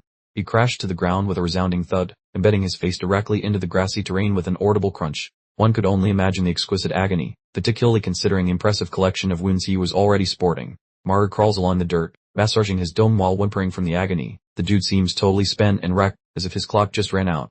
Out of nowhere, the protagonist spots a vintage cottage amidst the moving haze. Those pupils swell seeing this, thinking it is a top-tier location to dock and recover. He scrambles up and dashes toward that structure, thinking he can vanish inside, praying those timber planks provide more safety than a wet napkin against the beast. He slumps into the outer timber, gasping while attempting to repair his airflow, checking the area wildly, questioning if that woodland terror was a phantom or simply a grouse backpacker. Maru gingerly sniffs around the edge of the shack, scouting the trail to see if he is being followed. He desperately wishes that bony stalker decided to take a lunch break elsewhere. But the moment he spins, that skeletal weirdo is chilling in the front yard like a creepy lawn statue. Maru's heart sinks, knowing the horror show is far from over. This bone bag has pointy glass bits orbiting its skull like a discount saintly halo. Maru is utterly baffled by the monster's look, wondering if those floating leaves are for fashion or combat. The lens focuses on Maru's drenched face, portraying him leaking like a faucet while he gazes in absolute disbelief. He is completely perplexed by how that lanky freak performed a ninja move and appeared without making a single peep. An obsidian shape stretches across Maru's skin while the brute advances to get a better view. That strange amber radiance snags his focus, who stays frozen, observing the assassin get closer. Out of the blue, the latch squeaks and a little Narna shuffles out, carrying a tray of snacks. She gazes across the misty garden, questioning which visitor is hanging on her deck. The elderly woman blinks at the mustard-colored mist, swatting at the air while grumbling about her terrible vision. She has no clue she just walked onto a horror movie set. The elder keeps swinging her palms while the giant ribcage freak waits right in her face. The total catastrophe is looming yet she lacks any awareness. The audience views a grisly shot of the monster's throat gaping, displaying lines of sharp spikes. It seems prepared to transform this lady into a small appetizer. The boy crouches behind those containers, observing the event with an expression of total dread. He understands the elder is in serious peril and recognizes he must assist, though he remains petrified. He is desperately searching for a strategy, fully aware he possesses zero fighting prowess, or any actual magic. He recalls the boss's boring lecture about how they can fix their wounds using the local dirt. Maru's eyes pop as the light bulb finally turns on. The grime is the solution, and he feels a tiny spark of hope in this trash situation. Then the warning hits him. Look out, a lethal injury will still result in a funeral. His brand new bravery starts to evaporate as he thinks about the high stakes. Those palms are shaking like crazy while he grabs his limb. He worries about becoming a corpse, his desire to live fighting his moral compass. He props against the siding. That face looks extremely unsure, genuinely pondering remaining concealed rather than wagering his soul to rescue a complete stranger. He remains there quivering, attempting to excuse his fear with a simple motto. Staying unharmed is the goal. I must remain breathing. Meanwhile, the matriarch calls out once more, curious if the neighbor's mom is dropping by. The senior blinks through the soup, entirely ignorant that her demise is literally an inch from her. She is just a regular civilian caught in a ghostly tale. That bony monster hangs above the lady, holding a sharp talon high with its trap unhinged. It is basically parroting her speech inside a funky crimson orb, screaming for. The kid's legs kick into gear before his thoughts can protest while he charges, screaming at the phantom to cease mocking his voice, eventually gaining some backbone. Zooming into Maru's peepers reveals a stubborn grit overcoming his shaking boots, as he realizes that being a passive bystander while someone gets turned into Swiss cheese is not on his bucket list. This lanky bone bag of a monster looms high, showing off its barbecue ribs through skin thinner than a budget hotel's toilet paper, looking like a fashion model for the apocalypse. The elderly lady spots the freak and hits the pavement like a sack of potatoes. Paralyzed by sheer panic, screams about what this monstrosity could be as her reality flips like a pancake. The beast hovers above her, skull jerking while it chirps Changsix Mom like a glitchy Spotify playlist, clearly possessing more brain cells and malice than its mindless cousins. The ghoul hoists a spindly digit with a crisp click, preparing a strike that would definitely send the sweet granny to the great bingo hall in the sky. Those jagged bits hovering near its noggin begin a frantic whirl, poning their edges and lining up like grumpy commuters waiting for a very deadly bus ride. The monster aims its bony pointer, deplining those sharp fragments forward with a loud buzz, shrieking across the atmosphere with the enthusiasm of high-velocity lead appetizers. Crimson syrup erupts in a nasty geyser as the projectiles carve through meat like a hot knife, making the entire area look like a strawberry jam factory exploded during a hurricane. Narner keeps her lids clamped tighter than a jar of pickles, bracing for the Reaper, wondering why the Grim Collector is running late with her ticket despite all the racket. Plot twist, Maru jumped right into the line of fire like a human shield. standing tall and leaking vital fluids from various holes but stubbornly ignoring the laws of gravity. He flashes a wobbly, agonizing grin and checks if she is okay while drooling red source, which is quite the cinematic debut for a guy with the experience of her tutorial NPC. The senior citizen gazes at him with sooty orbs, seeing the heavy price he paid for her safety, mumbling incoherently about his limb looking like chewed bubblegum. Maru's wing is a total disaster zone, fabric ripped to ribbons and skin looking like a cat's scratching post, as he wobbles while holding his mangled appendage and leaking juice. He clenches his chompers and begs her to skedaddle while he plays goalie against the monster, barely upright since his kneecaps are doing a nervous dance from the sheer agony. Standing there amidst his own puddle, he curses his puny starter stats, feeling his fighting prowess is about as impressive as his empty LinkedIn profile and unpaid internship history. The bony freak just lingers, staring him down with a face that could sour milk, and Maru is certain his funeral is imminent because his superpower is currently non-existent. The elder lady wails about their predicament while Maru silently prays for a high-level carry to swoop in, having officially tossed his self-confidence into the dumpster. The lights start dimming for Maru as he wishes for a guardian angel to tag in, knowing his battery is at critical 1% capacity. He tumbles headfirst into a murky, ecological abyss, grabbing his noggin end, petrified of his final curtain. All at once, the huge gash on his limb begins throbbing and shining with funky mojo, as a hidden spark within his soul finally wakes up to the spell of doom. Crimson, luminous tubes begin snaking up his throat and cheeks while his anatomy suffers a fresh mutation, as the basic urge to snack on souls is hijacking his brain functions once more. Focusing on Maru's trap as he grunts like a caveman, his huffs turning to steam in the chill, as his human side is getting evicted by the monster juice. Maru's peepers beam a scary lemon light and his molars have evolved into serrated daggers, appearing significantly more lethal than her scrub with basic stats should ever look. He pounces at the bag of bones with alarming velocity, basically airborne while screaming like a banshee and showing off his new dental work. The calcium monster stands frozen, looking quite baffled by the abrupt and aggressive change in its previously easy target's behavior. Simultaneously, Captain Kang barrels through the foliage like a caffeinated cheater, her legs spinning so fast she might actually ignite. Racing at a pace that mocks physics, she glares at the structure, sensing that the universe is currently throwing a massive tantrum. Crashing through the shrubbery with violent intent, she refuses to let some overgrown nightmare turn anyone into a snack today. Sliding into the plaza on her heels, her pupils dilate as she witnesses the absolute dumpster fire unfolding right in front of her. The captain stands paralyzed, her rosy irises vibrating with confusion while she tries to process this absurdly gruesome spectacle. Maru pounced on that bony freak, treating its shoulder like a midnight buffet and turning the area into a gory crimson water park. Kang is utterly baffled, questioning his sanity, because eating the enemy usually isn't taught in the basic Slayer handbook. Prowling like a rabid stray, he tears meat off the villain, having fully embraced his inner hungry caterpillar. He unleashes a flurry of concussive fist sandwiches against the skull, creating tremors that make the entire payment feel quite insecure. The bag of bones gets launched into low orbit before gravity reminds it of its sense, resulting in a very satisfying crunch. Standing drenched in monster juice, Maru radiates pure unhinged energy while his gaze remains hidden under a layer of ominous darkness, giving him a classic, terrifying slasher movie aesthetic. He lets out a loud, wet swallow after snacking on some demon jerky, essentially stealing the bad guy's lunch money and mojo. The bony antagonist wobbles while trying to stand, its face looking like a dropped lasagna, barely clinging to its miserable existence. The creature is stumbling around like it just left a frat party, completely dazed by Maru's extremely aggressive dental work. Kang spots something wild, seeing the bite marks refuse to heal, and realizes this weird kid might actually be a biological cheat code.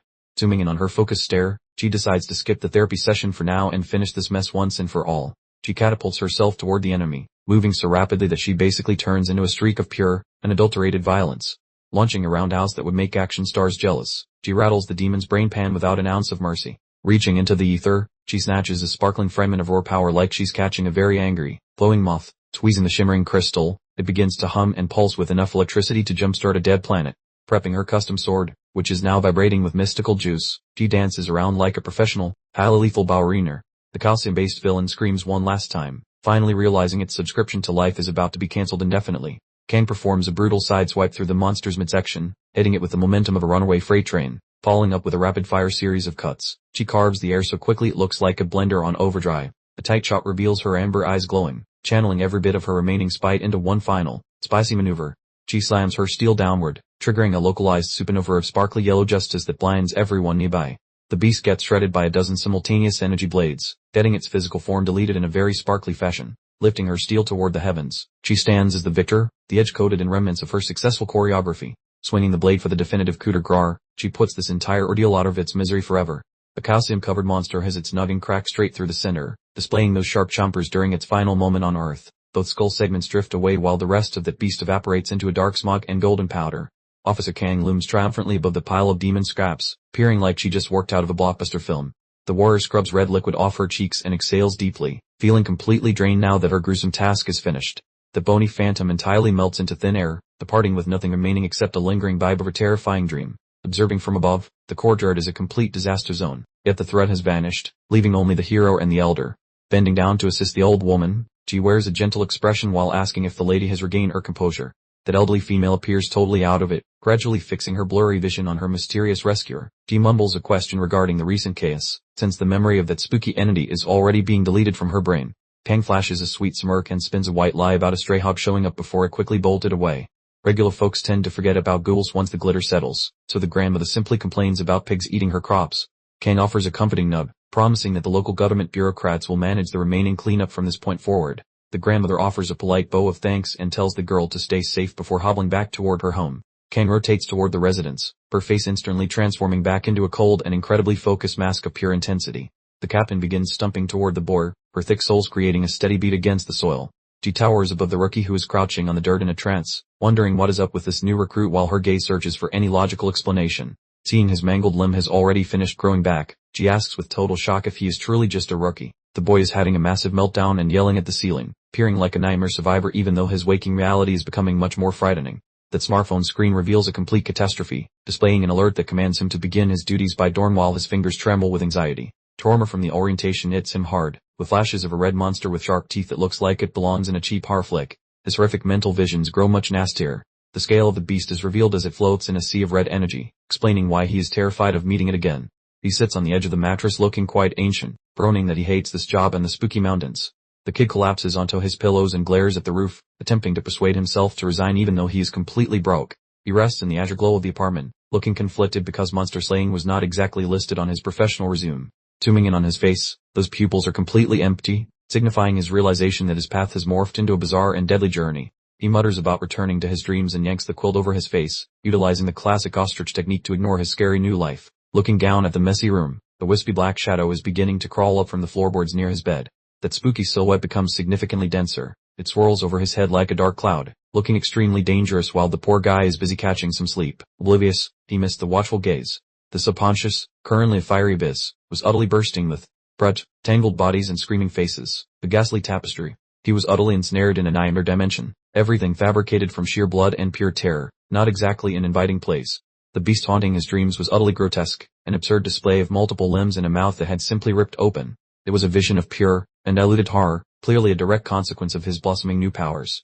Just two stark words appeared on a black canvas, a chilling command for him to make his way back. It felt as though the beast was specifically beckoning to him, a very personal invitation. The creature adamantly refused to permit his return to anything resembling a regular, mundane existence. Maru shot awake with a monumental gasp, his eyes stretched wide and brimming with pure panic. He was thoroughly covered in sweat, looking exactly like someone who just dodged a catastrophic bullet, which, in his mind, was precisely the case. He remained in the gloom, hunched over, huffing and puffing as if he'd just completed a grueling marathon, perhaps even two. His ragged breaths clearly indicated the sheer physical toll these recurring nightmares were inflicting upon his weary body. He fixated on his quivering hands, the stark realization dawning that these unsettling visions had plagued him relentlessly since that fateful orientation session. It was as if a fragment of the horror now resided within him, a rather unwelcome mental souvenir. As the initial rays of dawn crept into his room, he pondered if the morning had indeed arrived. A peculiar noise drifted from outdoors, prompting him to glance towards the window with an utterly bewildered, slightly cross-eyed expression. Peering through the windowpane, he attempted to discern any activity within the adjacent structures. It remained quite dark outside, yet an undeniable commotion was stirring in the far-off distance, not exactly the usual morning bird chorus. Maru cautiously extended his head from the window, his features eerily illuminated by an odd, fiery orange luminescence emanating from the distant mountain range. A truly dreadful premonition settled over him, the kind that screams, "This isn't going to end well." The very horizon was quite literally ablaze, a colossal inferno greedily devouring Shinjai Mountain. He stammered, demanding an explanation, a chilling realization dawning that the nefarious demons had already initiated their sinister offensive. The urban sprawl appeared serene in the immediate vicinity, yet that enormous conflagration was uncomfortably near, like a giant, fiery neighbor. Maru pondered. He desperately hoped the blaze wouldn't extend this extensively, attempting a rather futile calm. Deep within the fiery core, a shadowy, powerfully built form stood majestically amidst the inferno. This was no mere forest fire. It was clearly a personalized invitation to a truly spectacular brawl, a very literal call to arms. Behold, a colossal magma demon, its very physique forged from solidifying volcanic stone, and shimmering, incandescent lava. Then it unleashed a truly petrifying roar that likely rattled every single pane of glass across the entire metropolis, probably breaking a few. Abruptly, A woman boasting lengthy radiant tresses appeared, gracefully descending through the atmosphere directly over the inferno. She appeared utterly composed, remarkably unfazed by the fiery pandemonium raging beneath her, torque about nerves of steel. Her eyes radiated a dazzling, brilliant white luminescence as she channeled her formidable capabilities. The accompanying description informed us she possessed water spirit powers, which, conveniently, is precisely the ideal antidote for an angry, fiery, larva-spewing beast. The fiery creature was then absolutely deluged with a torrent of high-pressure liquid, steam instantly erupting as it impacted its molten hide. It was a precise strike, and the beast seemed to be in a decidedly foul mood, boiling with anger, literally. Following swiftly, a gentleman in a classic flannel shirt unleashed his unique, specialized abilities. He was an ice spirit power user, and he appeared entirely prepared to transform this entire peak into a gigantic, frozen popsicle, quite the chill guy. The pair of empowered individuals stood by the immobilized creature, momentarily recovering their wind. They meticulously scanned the ablaze forest, ensuring that no additional infernal entities were cunningly concealed within the billows of smoke, a game of hide-and-seek with monsters. The war wielder called out to her team leader, making a rather sharp observation that these spirit creatures aren't typically nocturnal. It seemed the fundamental bylaws governing this reality had undergone some seriously unexpected revisions, breaking all the known monster etiquette. The squad's leader hollered in return, instructing her to prioritize extinguishing the raging wildfire. He was visibly perspiring and appeared utterly fraught with anxiety, not her good look. He was likely comprehending that a nocturnal assault represented an exceedingly ominous harbinger for absolutely everyone involved, a truly terrible omen. Predictably, the frozen encasement began to fracture with a resounding audible pop. The formidable magma demon was already emancipating itself, appearing even more utterly incensed than its initial fiery state, truly a bad case of the Mondays. The team leader unsheathed his formidable armament, a menacing-looking ice scythe tethered to an extended chain. It pulsed with an intense, frigid luminescence, poised and absolutely prepared to deliver a devastating blow. He boldly announced his intention to personally manage this particular challenge, his eyes blazing a stark, intense white. He was valiantly stepping forward to confront the colossal beast head-on, allowing the others to focus on subduing the inferno. Truly a leader. He zipped towards the monstrous fiend with remarkable swiftness, his feet practically floating, as if gravity forgot to charge him for the ride. Our hero obviously has some serious demon-dodging experience, but this particular beast is definitely an entirely different breed of trouble, probably straight out of a really nasty horror flick. Suddenly, a devastating beam of dark energy utterly obliterated the mountain peak from above, looking precisely like an orbital strike straight from the netherworld. It was abundantly clear this fiery greeting did not originate from the friendly neighborhood task force, unless they'd recently upgraded to Hellfire delivery options. Suddenly, unnerving green eyes began to glow from the shadows, while a clandestine voice chillingly whispered its dark secrets. Then a single, ominous word, bring, was uttered, immediately suggesting that some vastly more potent entity was intricately pulling the strings behind this entire destructive onslaught. The magma demon roared fiercely as the echoing voice commanded, bring him to me, making the air crackle. This beast wasn't just launching an assault, it was unequivocally on a specific, or the sinister kidnapping assignment, like a monstrous babysitter with ill intentions. The team leader bravely wrapped his icy chain around the monster's arm, straining every fiber to hold it back. He pulled with all his strength, but the demon's raw power was simply overwhelming, like trying to halt a runaway bulldozer with a single strand of dental floss. The demon then launched an absolutely gigantic magma fist directly at the leader's head, an undeniable show of brute force. The surrounding air shimmered intensely with a sheer, radiating heat from this devastating blow, making even the molecules sweat. That massive fist then slammed into the earth with a deafening, skull-rattling impact, unleashing a shockwave that likely flattened every tree for 100 yards around. From all indications, it appeared to be a devastating, direct hit on the team leader, who probably won't be asking for seconds. The leader was violently launched backward through the dust and debris, the immense impact clearly inflicting grave, substantial damage. He was incredibly fortunate to have survived such a pulverizing blow, defying all expectations of a speedy recovery. He lay collapsed upon the ground, bleeding profusely from his shoulder and coughing up clouds of dirt. His stunned teammate immediately shrieked for the team leader, completely panicking as she witnessed his brutal fall, her worst fears confirmed right before her eyes. The woman appeared absolutely horrified, her face utterly devoid of color as she now stood completely alone, pitted against the terrifying, colossal magma beast. Her odds looked less than stellar. The formidable demon was now glowing with an extraordinarily intense yellow radiance, its magma-infused body pulsing menacingly as it ominously prepared for its devastating final maneuver. It truly resembled a catastrophic, colossal ticking time bomb, possibly with extra sparkly bits. The beast then unleashed a colossal pillar of searing fire that dramatically ascended, reaching skyward all the way to the distant stars themselves. Subsequently, the single, poignant word "Y" materialized on the screen, perfectly capturing the universal bewilderment of everyone witnessing this unfolding catastrophe. The close-up revealed the leader's weary eyes, fixated upon the immense fire pillar, his face starkly illuminated by its terrifying glow. He appeared utterly defeated, able only to silently wonder precisely why this impossible, destructive nightmare was currently unfolding. The colossal silhouette of a truly enormous demon stood against the fiery inferno, and it ominously seemed to be expanding even further. Someone nervously wondered if it was, indeed, getting stronger, and the chilling, undeniable answer was a terrifying yes, dampening everyone's spirits. The perspective abruptly shifted back to the Soul headquarters, the sleek, imposing skyscraper piercing the urban night. It was instantly clear that the higher-ups within were utterly freaking out at this very moment, probably canceling their golf games and sending urgent memos. Inside the bustling control room, everything was a chaotic mess of flickering screens and frantically flashing lights. A tense voice urgently inquired about the current status, and the grim, undeniable response confirmed that the situation was unequivocally far from good. Chief Yu, with her signature vibrant purple hair and a piercing, analytical gaze, was firmly at the helm. She looked incredibly stressed but entirely focused, certainly demanding an immediate update regarding the rapidly unfolding, chaotic situation. The monitors were crammed with vital data, intricate maps of career, and alarmingly steep, rising graphs. It was explicitly obvious that demonic activity was, quite literally, off the charts tonight, setting new and terrifying records. A monumental, flashing red alert then appeared on every screen, accompanied by blaring sirens. They were officially in a dire national emergency, and the grim news was undeniably about to get significantly, terrifyingly worse, pushing them deeper into crisis. The frantic operator shouted out the grim report, "We are under concurrent attack on 20 mountains across the nation." This was no random case, but clearly a meticulously organized, total invasion, a truly coordinated assault. The screen dramatically displayed that the established appearance pattern of the Rakshasas had undergone a complete, terrifying transformation. Their incursions were no longer haphazard, random assaults, but rather a chillingly coordinated, military-style strike, demonstrating alarming intelligence. Chief Yu vividly recalled the orientation from just a week prior, where they confidently noted that multiple concurrent appearances within the same area were simply impossible. That established, reassuring rule was now, quite officially, undeniably dead, utterly defying all their careful predictions. She was rubbing her head in profound frustration, her eyes visibly red and heavy with sheer exhaustion.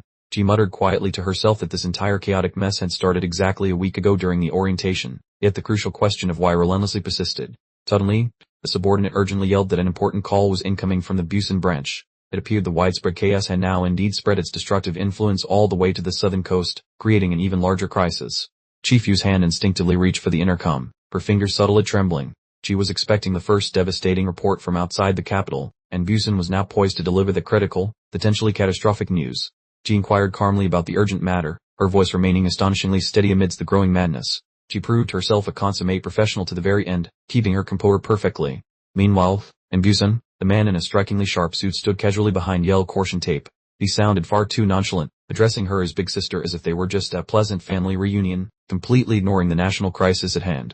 It was by Music, the Busan branch director. He was lounging casually, asking about her welfare and when she might visit. His utter nonchalance loudly begged for someone to tell him to read the room. Amidst the unfolding national catastrophe, Chief Yu was absolutely in no mood for games, sternly telling him to get straight to the urgent point, pleasantries entirely aside. She had an entire city to save from absolute chaos, and frankly, no time for his frivolous, time-wasting chatter.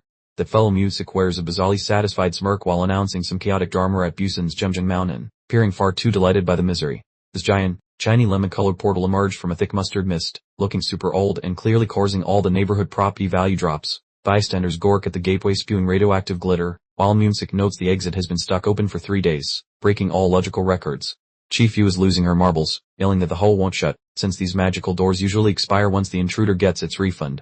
The scarlet cloak creep lurks inside the archway with a gaping maw, as the narrator explains the exhausting chore of repeatedly murdering these ugly things. Creepy crawlies keep leaking out like a broken sewage pipe of bad dreams. Turning this into a marathon struggle, the team is definitely failing. One lady cop looks like she took a bath in tomato juice and regrets her life, as Music confirms the Jumjing Mountain squad is totally fried. The crimson bathrobe-wearing freak is grinning ear to ear, giving everyone nightmares, while Chief Yu demands to know why this cursed doorway is still functional. This hellish entity extends its sketchy noodle fingers, hunting for a snack or a victim, moving with the grace of a hungry alley cat. Zooming in on those nasty butter-colored fangs, we hear some glitched radio fuss, indicating this creature is definitely not discussing the local weather report. The beast shows its whole self, appearing like a lanky, oversized marionette made of nightmares, which is basically the definition of a working bad vibe. A student with her bookbag stares at a giant blob of darkness bathed in neon light, creating a scene that is simultaneously spooky and artistic. She spins around, arcing a face full of jam and a lace pointer eyeball, ordering everyone to fetch some guy while acting as a supernatural walkie-talkie.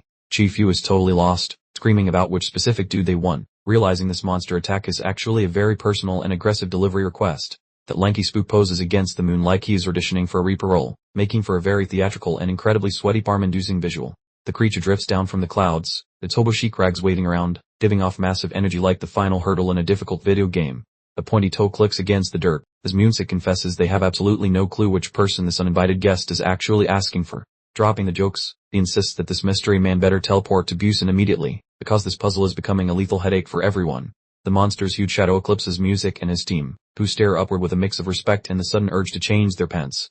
Over in Seoul, a fresh siren starts wailing like a hungry infant, signaling that the city's collective patience and safety have officially snapped. Some stressed out underlings smacks a red button to summon the heady hitters, because their bag of tricks is empty and the clock is ticking. Chief Yu looks ready to curl into a ball, pale and dripping with nervous juices, while attempting to balance the fate of the nation on her back. An army whirlybird thunders through the midnight city, making a racket and signaling that the professional monster hunters have finally joined the party. Some pretty boy with blue locks is chatting on his mobile inside the craft, while Chief Yu asks him what the deal is with hopeful desperation. He casually mentions his imminent arrival, sounding smoother than our buttered floor, clearly indicating he has more experience than our standard tutorial player. Meet Yahello, standing on the choppa ledge without a parachute, promising to ring her back after the apocalypse is cancelled, which is a major flex. The dude just walks into thin air, laundry fluttering in the breeze, pulling off the classic, witness my greatness, maneuver while plummeting like a stone. Hildo drops through the dark like a sleepy comet, peering completely uninterested, radiating that elite energy where physics is just a mild inconvenience. He slams into the earth with a giant laser show, looking like a cosmic hero arriving late, likely giving the entire mountain a massive headache. The impact creates a huge hole and rattles the trees with a noisy boom, proving that some people really don't know how to arrive quietly. Thilling soot and wreckage explode outward when he hits, essentially pancaking the entire forest floor during his dramatic entrance. He peers upward with glowing lemon peepers and a very grim expression, skipping the small torque because he only came to delete this nightmare. This man starts mangling the atmosphere with swirling buttery sparkles while ascending, acting as if gravity were just a polite suggestion he decided to ignore. Shiny letters for spatula inversion flash in a trendy style, highlighting a special attack that sounds way too powerful for a pancake tool. Everything performs a vertical 180 while he dangles before the crescent, effectively transforming the entire zone into a chaotic cosmic snow globe. He sticks the landing on a classic shingled roof like some ancient shadow assassin, his fancy jacket swishing around as he finds his balance. The tight camera shot captures his expensive footwork greeting the ceramic tiles with a tiny, polite little thud. This fellow maintains such easy elegance which solely the absolute toughest individuals can ever hope to display. His outline darkens against the giant space rock as he observes the mayhem, causing the Gungeon assembly to question exactly where this stranger originated. The lady constable is losing her mind, screaming about where this guy came from, because she definitely missed this part of her police training. The uniformed fellow bellows that he should duck from the peril, completely unaware he is scolding the actual creator of this entire department.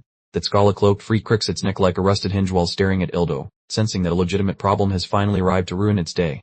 Focusing on that creature's foul grin, which appears way more repulsive lately, since the beast seems truly excited for a legitimate scrap. This fiend leaps toward the policeman with talons extended for her cranium, resulting in a terrifyingly brief instant of certain mortality. Ildo accelerates instantly, resembling a blurry smudge while blocking the strike, traveling at speeds that outpace basic human vision. The man smashes a powerful boot into the enemy's torso with a noisy snap, protecting the woman without breaking his stride or sweat. This phantom flies rearward as if struck by a massive semi, while our protagonist begins arranging his subsequent magical display. He smacks his palms together with a super serious poker face, indicating that things are about to go from zero to completely bananas. Our fighter separates his palms to physically rip the cosmos apart, revealing an obsidian vacuum through a jagged puncture in our dimension. On-screen text identifies this move as a rict, depicting him utilizing the void itself for combat, which feels like cheating at life. Giant surges of great flavored electricity throb out of the hole, proving this man is operating on a pay-to-win tier compared to the local peasants. He fires off a sequence of dimensional paper cuts, violet light slicing through everything, which looks both aesthetically pleasing and deeply hazardous to your health. That Scala-cloaked monster gets bisected by a beam like a warm stick of butter, its anatomy already turning into a messy red smoothie. Gory chunks of the fiend impact the pavement heavily, since Ildo easily deleted the predator that harassed the squad all week. Nearby authorities remain frozen with wide-open traps, unable to comprehend the impossible display of power that occurred right before them. Our protagonist approaches while remarking that they did well, appearing like someone who completed a quick stroll instead of a lethal encounter. This man dismisses the group and tells them to rest while he cleans up, giving off such confident vibes that everyone feels protected yet irrelevant. Some murky girl is swooning over him with cartoon hearts and vision, while the squad boss is also blushing like a total teenage fanboy. A commander reveals how this mythic champion was the initial Rakshasa ability wielder to launch their department, essentially treating him like a god. Our hero begins adjusting his cuffs while surveying the ruins, inquiring whether he should conclude the cleanup fast as if performing minor housework, fingers pulsing with a spicy grape-flavored aura. The story identifies him as Dereku Ildu, the apex predator of Rakshasa users currently employed, a quite hefty title indeed. He pummels the terra firma with his neon palms, causing a ruckus that makes the crust split like a dry biscuit, clearly giving the dirt a very bad day. The colossal fountain of violet juice and static zaps skyward, mimicking a volcano that decided to trade lava for electricity, essentially nature throwing a massive tantrum. Columns of indigo void magic pepper the summit, peering like a space party gun run, as he effectively vacuums the entire landscape with one aggressive gesture. The peak gets swallowed by a giant plum-colored whirlpool, deleting every nasty critter nearby, in a stunning, excessive show of force that makes onlookers feel small. Those beams merge right before the moon, blooming like a space daisy, as young Ildu finished the Busan mess with one slap so everyone else can go home. A huge blast of lavender magic punches through the cloud layer, making it look like a gateway to a weirder world is being born on top of the mountain. Violet bolts snap with crazy vigor, generating a roar that likely rattled every window in town, proving this is more than juice. It is a complete environmental disaster. The martyr columns meet at a dazzling speck against the lunar backdrop, and a heavy boom echoes while the mountain top vanishes inside the celestial magic trick. The blast calms down, leaving the summit shimmering with leftover amethyst glitter, as it seems that whatever occurred just gave the mountain a permanent, violent makeover. A lady rookie gazes upward, jaw hitting the floor in pure shock, questioning what those dark tears are while wearing an expression usually reserved for seeing a deity. The four-eyed trainee looks equally dazed, perspiration rolling down his mug, having heard whispers about void powers, but witnessing the actual muscle behind them is terrifying. Boss man Eldu looms before a giant dark hole he just tore open, and mauve mist dances around his mitts as he casually treats the universe like silly putty. The camera zooms in as his fingers manually widen a gash in the atmosphere, accompanied by a sound like the world's loudest pair of pants tearing. With Wizardger, he performs intense chores on the firmament, basically handling some cosmic heavy lifting. Around shimmering doors complete, shining with weird grape and honey hues, serving as a genuine shortcut to whatever destination Ildo feels like visiting next. Things move over to Chane Mountain, which is currently cosplaying as a giant campfire, where a fiery blast brightens the dark, proving that things have officially hit the fan. An inferno sprints across the slopes, choking the air with soot and noise, making it basically a barbecue from the underworld where some poor soul is the main course. Looming in the heart of the fire is a skyscraper-sized larva beast, its frame a mix of crusty stone and hot liquid, sizzling as it eyeballs its lunch. The girl trainee lies in the dirt, puffing while the heat surrounds her, and she looks totally toasted, pondering if her life story concludes in this literal oven. The guy rookie is seen from the rear, porking at the giant melted monster in pure hopelessness, thinking the exact same thing, that the credits are about to roll. The boss, messy hair and shiny eyes, screams for Lee to wake up and move his legs, struggling to keep the squad breathing while his frost powers melt away. The larva jerk screams a sound that makes the earth wobble like jelly, yet the squad leader glares back with stubborn grit, refusing to retreat even a single centimeter. The beast claps its liquid rock hands, making a warm breeze that knocks everything over, in a classic flex designed to flatten anyone still standing. The capping groans while resisting the blast, heels sinking into the burnt soil, fighting to remain vertical against the absurd muscle of the flaming titan. The goop monster tosses a fiery haymaker that looks capable of flattening a condo, and the temperature radiating from that fist is honestly ridiculous. The leader's frozen buckler shatters into tiny ice cubes with a sharp pop, leaving him completely defenseless while the spicy giant continues its rampage. A burning knuckle sandwich hits the boss's forearms as he panics to cover up, making a hurt noise because that punch nearly snapped his skeleton like a twig. The chief gets launched into the sky like a flaming frisbee, smoking as he tumbles, and he realizes that he is totally outclassed by this oversized heater. The tight shot of the captain's bruised mug as he eats dirt, eyes brimming with salt, as he whispers some choice words, realizing he is fresh out of luck. The lava monster hovered over its defeated foe, fist raised to deliver the final strike. The leader closed his eyes in pure surrender, accepting this as his dramatic and heroic exit. A close-up on the leader's eye showed his resigned acceptance of fate. Suddenly, a small window revealed a mysterious figure popping into existence from nowhere. Director Yunildo stepped casually out of a dimensional rift, peering directly in front of the fiery beast. He looked completely bored, as if he had just entered a convenience store instead of a major battle zone. Ildo nonchalantly reached out and grabbed the mammoth monster's face with a truly crushing grip. Blood and lava splattered everywhere as he demonstrated an alarming level of hand strength. He maintained a completely cold and unimpressed expression while holding the struggling beast. He turned his head slightly, preparing to show this thing exactly why he was in charge. In a sudden burst of speed, Ildo performed a dizzying dash that left the monster spinning in place. This feat tapped rapidly as he played with a creature like a cat with a new toy. Multiple spatial lances slammed into the ground with a devastating impact, completely vaporizing the immediate area. Ildo wasn't just fighting. He was performing an existential erasure. Ildo stood calmly with his back to the smoldering crater where the monster once stood. He remarked, "Well then," sounding like he had just finished a mild stretching routine. He held out his hand with a smug look, asking if he should move on and clean up another location. This guy was truly a one-man wrecking crew. He performed a swift horizontal motion with his hand, opening another large, spatial rift. He quickly prepared to jump through to the next target area. Several dark rifts suddenly appeared in the sky across the entire country, visible as silhouettes against the moon. The order went out immediately, to activate the Hell units. The scene changed to another mountain peak in the dead of night. It seemed completely quiet, but everyone knew the monsters were lurking everywhere. Back on Jumjiang Mountain, Panmar was getting absolutely flattened into the dirt by a monster's foot. He let out a painful sound as he found himself completely pinned down. A close-up showed the monster's bony hand reaching toward him. Spooky sound effects indicated it was making truly awful noises while preparing to deliver the final blow. The dark, multi-armed demon loomed over a recruit who was screaming in total terror. The situation was truly a nightmare come to life, and they were all trapped. Suddenly, the spatial rift opened directly through the demon's midsection, slicing it neatly in half. The monster let out a final yelp as Ildo's intervention arrived to save the day. The monster's white Rakshasa was pulled, screaming, into a purple and black spatial vortex. It felt like a lucky roll of the dice as the situation finally turned around. Over at Muting Mountain in Dronzer, another demon was being sucked into a rift. No matter where they were, Ildo's power reached every single location. Even on Jeju Island, the monsters were being hunted relentlessly. Recruits watched in confusion and massive relief as a demon was yanked into a portal, one of them asking what in the world was happening. More demons were sliced apart and trapped by purple spatial rifts appearing all over the battlefield. It was a total nationwide cleanup operation. Extermination effort. The rift systematically consumed every single monster left standing. Ildo was effectively vacuuming the country of demons from the comfort of his office chair. The wide shot showed these purple pillars of energy standing like monuments against the night sky. It was an incredible demonstration of power that was visible to everyone in the nation. The entire landscape was dotted with these glowing rifts, resembling a bizarre, supernatural graveyard for all the monsters. In the Seoul HQ, a frantic operator yelled to the boss that the yellow dust had completely vanished everywhere except Busan. Everyone breathed a collective sigh of relief. Chief Yu closed her eyes with a faint smile, her shoulders finally relaxing. She told them not to worry about it, as it confirmed that Ildo had arrived safely, showing complete faith in him. A close-up on Director Yoon Ildo's face showed his usual serious expression. He was back in Busan, and he wasn't finished dealing with the golden portal yet. Ildo stood alone against a massive army of monsters that had gathered around the golden portal. He was completely surrounded by enemies. Eki appeared to be the one completely in control. He looked over his shoulder at the horde of monsters with a cool expression. He remarked that it seemed like everyone had arrived, sounding almost delighted to have so many targets in one place. Glowing brightly with purple energy, Ildo wore a totally self-satisfied grin. He asked if they should get started, clearly preparing to deliver a truly devastating beatdown.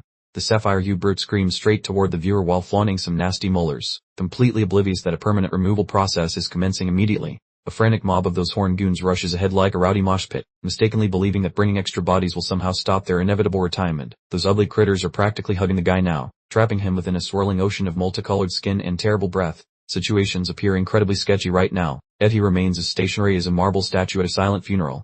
An enormous tornado of cosmic magic bursts out from his body, punting the entire crowd away with a loud bang and cleaning the patio instantly. Our protagonist aims a lone digit at the panicking freaks with a chilly grin, casually sniping them like he is playing a rigged carnival game. He unsheathes a nasty saber forged from glowing violet void power, while a floating banner announces his deadliest trick, the spatial rend. One giant downward swing of glowing light bifurcates an entire row of demons with a satisfying snip, proving he can prune reality itself like a gardener. The guy is orchestrating a complete bloodbath where monster limbs are tossed around like confetti during a grape-colored frenzy, while the atmosphere screams in agony. Looking from afar, the sheer magnitude of his reality-chopping strike becomes obvious as it clears a huge path through the Legion, making this a total wash. Trainees from the local peak are looking on with mouths wide open and sweaty brows, wondering aloud what kind of madness they are witnessing today. That lady looks positively blue from fright, acknowledging she has never seen such overwhelming strength, while realizing she is definitely in the wrong weight class. That spicy fire-breathing beast from Berlin is currently eating dirt, looking quite thoroughly thrashed on the pavement. Its internal pilot light has been extinguished, indicating that its career as a threat is finally over. Our main man crouches to inspect the toasted monster with a puzzled look, hoping to extract some useful gossip rather than just counting another win. He gives a quick finger snap and barks an order for interpretation to the nearby lady, showing he has zero patience for these silent treatment antics. He seizes the larva creature by its prickly skull for another round, insisting on a heart-to-heart conversation without accepting any excuses or silence. He questions the beast regarding their sudden spike in attendance lately, while its raspy growls are subtitled in crimson, demanding that someone be delivered to them. The dark-haired assistant seems totally spaced out with glazed eyes, echoing the creepy request from the monster, which leaves our hero guessing about the mystery guest. The tight shot of the warrior shows him pondering deeply, as figuring out this mysterious target is likely the secret to stopping the whole countrywide mess. The fire freak asks who that person is by her unsettling bloody bubbles, prompting Ildo to suspect it is either a real target or just a demonic internet troll. The lady is visibly trembling while watching the creature, so the guy just exhales deeply, deciding it is time to wrap up this messy business permanently. That larva beast has its noggin popped into a mess of citrus-colored slime, mainly because our hero is totally fed up with its vague and annoying riddles. The dark outline of the protagonist remains visible against the dimming glow of the dying embers. He mentions with a very chilly and stern attitude that if more show up, he will simply have to delete every single one of them. Drenched in bits of demon remains, he wears a look of serious focus, muttering that the real work is finally starting. The guy rises and fixes his coat while his violet aura dissipates, looking like a man who just clocked out, though his shift is far from over. He gazes at the giant shining yellow gateway, remarking that he must close that entrance before more uninvited guests decide to crash the party. He drops to one knee and presses his palms firmly against the lawn, preparing a fresh set of magical tricks to shut down that pesky interdimensional hole. A zoom-in view of his hand shows it pulsing with bright lavender cosmic juice, as he concentrates all his willpower into one giant concluding flourish. The gigantic column of spatial energy blasts from his hands, resembling a reverse lightning bolt shooting directly into the sky. The sheer output of power is absolutely ridiculous. The enormous golden gate is suddenly enveloped in crackling purple lightning and chaotic spatial energy, accompanied by a deafening sound. Ildo is essentially attempting to crumple the portal like it's a piece of unwanted paper. The spatial anomalies are absolutely shredding the portal to pieces. The new recruits watch with wide-eyed awe, screaming about what this mysterious event is and just how incredible he truly is. The two recruits finally manage to catch their breath, one saying it's incredibly reassuring to have someone like him in charge. They went from completely terrified to full-blown fanboys in approximately 5 minutes flat. A tight close-up shows Ildo's face, which looks like something straight out of a popular Korean drama. One recruit notes he's in his 50s but definitely doesn't look it. The man is apparently immune to aging. He performs one final hand gesture, and a dark swirling vortex instantly devours everything left of the gate. Total erasure, like he simply deleted it from existence. The mountain is suddenly quiet and completely empty. The recruits realize he's vanished when they look around at the deserted night. He literally pulled a disappearing act faster than a ghost. Back at the Seoul HQ, the sun finally rises over the skyscraper. It was long, bloody night, but the city somehow managed to hold strong. Chief Yu walks into her office to find Ildo already sitting casually in a chair in his suit. She immediately asks how he managed to get there so quickly, sounding a mix of startled and relieved. Yu doesn't waste any time, demanding to know what he did with the gate. She's worried about a portal that massive disappearing completely without explanation. Ildo adjusts his eye with a cool look. He says for now, he's put it in his dark space, which is basically the most dramatic way possible to explain that he took it home with him. Ildo slumps back in his chair, sighing dramatically about how tired he feels. Yu doesn't buy, telling him he's being theatrical again as she hands him a stack of paperwork. Ildo asks if she can't just handle everything by herself as usual, looking like he's ready for a much-needed nap. Running a secret government organization is clearly a huge burden. He leans back with his hands behind his head, complaining about his limits and how completely overwhelmed he feels. Even the most powerful guy in the world apparently needs a weekend vacation. Yu hands him a tablet, agreeing with him and handing over the information he asked for. It's time to perform some thorough background checks on potential suspects. The screen displays a grid of all the new recruits from the recent orientation. This is the search operation for him that Ildo was referring to earlier. Yu asks why he's suddenly so interested in the new recruits. Ildo replies that he wants to determine exactly who the Rakshasars were trying to kidnap. The tight close-up shows Ildo's serious blue eyes. He is completely determined to locate the person responsible for orchestrating this nationwide demonic invasion. He begins scrolling through the photos on the tablet, scanning the potential candidates with his eyes. He can feel himself getting closer to the truth. He stops on Hamar's slightly awkward orientation photo. He immediately wonders why the demons would be interested in this specific person, realizing he's found his man. The terrifying vision of a massive red demon army suddenly appears in Ildo's mind. Thousands upon thousands of Rakshasars are standing together, patiently waiting for a command. The vast red demonic horde is packed tightly together, all staring with insane wide-eyed expressions. This is the real army they're facing, and it's horrifyingly huge. The dark-coated demon with glowing teal eyes floats menacingly in the center of a red void. The boss demon finally reveals its true face. The demonic boss stares with its piercing eyes as the command, "Bring him," echoes in bright red letters. The demand repeats over and over again. They desperately need him, and it's abundantly clear that Hamar's life is about to get a whole lot more complicated. We open on a bright, sunny day at the Ganwar Island Dust Emergency Department headquarters. The sign claims it's a great place to live, but by now, we know better. Maru stands outside the building in a sharp black suit, staring up at the entrance. He mutters to himself that he's finally here, trying desperately to find his courage. He looks incredibly tense, with sweat dripping down his face as he prepares to work inside. He's putting on a brave face for show, but his nerves are completely shot. A vivid recollection of his matriarch surfaces, weeping tears of ecstasy because her offspring finally secured stable government employment. Yet her immense happiness feels like a crushing burden on his soul. He pictures her gripping a sack of fermented side dishes while her entire countenance glows with absolute glory. The young man lacked the fortitude to confess that he actually signed up as a supernatural extermination trainee. His mother offers a gentle, heartwarming grin within his thoughts, making him feel like a total charlatan for letting her celebrate his fake career. The backdrop shifts to a bleak ivory setting filled with dense prose, causing him to doubt if any mortal can truly thrive in this place. Tanwu appears looking utterly miserable in a loud botanical garment, howling why as if his mourning is significantly more cursed than Maru's current situation. This individual grumbles about being forced to partner with a weakling like Maru, especially since he reeks of spirits and looks like he crawled from a filthy alleyway. The fellow in the tacky Hawaiian apparel, who goes by Go Diakwan, signals Maru over while asking if he joined too, acting like they are old college roommates. The polished, high-ranked novice from the briefing lingers in the hallway, appearing misplaced in his formal blazer, wondering why a powerhouse like himself was exiled to Gangwar. Diakman simply displays a cocky, toothy smirk, shrugging while asking why a legendary level 7 would be stationed here, clearly relishing the other man's annoyance. Laughing loudly, Diakman welcomes the pair to the Gangwar unit and reaches for the portal, sounding far too upbeat for someone in the monster-slaying business. Maru stares at the entrance with absolute trepidation, visualizing the most horrific scenarios of what might be waiting for him inside. Faint rays of scarlet radiance leak from the ajar entrance, suggesting that he might be entering a gruesome meat processing facility. Deep within his consciousness, our hero pictures a monstrous, elongated figure wearing formal attire hovering above his cowering form. This environment appears exceptionally spooky and threatening. His imagination spirals, envisioning a squad of executioners surrounded by surgical blades and gore, convinced he is joining some illicit black market organ trade. Maru looks ready to lose his lunch, his skin turning a sickly shade of ashy gray while he completely terrifies himself before even crossing the threshold. The Upman bellows for Han Maru, zapping him out of his waking nightmare, asking what he is doing and why he is not stepping inside. Maru remains paralyzed at the doorway while the other two enter, peeking into the workspace with the extreme caution of a startled animal. Rather than some macabre slasher film location, the room is merely a tedious workplace where employees occupy cubicles, consume lattes, and organize files in an unremarkable fashion. Massaging his scalp in total bewilderment, Maru feels a strange mixture of relief and chaos, realizing this situation is not at all what he anticipated. The Upman identifies himself as the leader of the reinforcement squad, the 41-year-old veteran who has survived 12 years in the public sector. He points out Ms.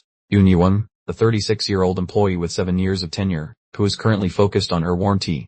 This lady resembles a mundane desk jockey. And there is Mr. Tim-irek, a 51-year-old with 7 years of service, who is currently obsessed with pruning a miniature tree at his station. Finally, we presents Inspector Nam Yo-sak, a 25-year-old novice with only a single year of experience, who is currently glued to her monitor. The Upman claps his palms and informs everyone they know their duties, acting like a standard corporate supervisor, which feels bizarre given their actual profession.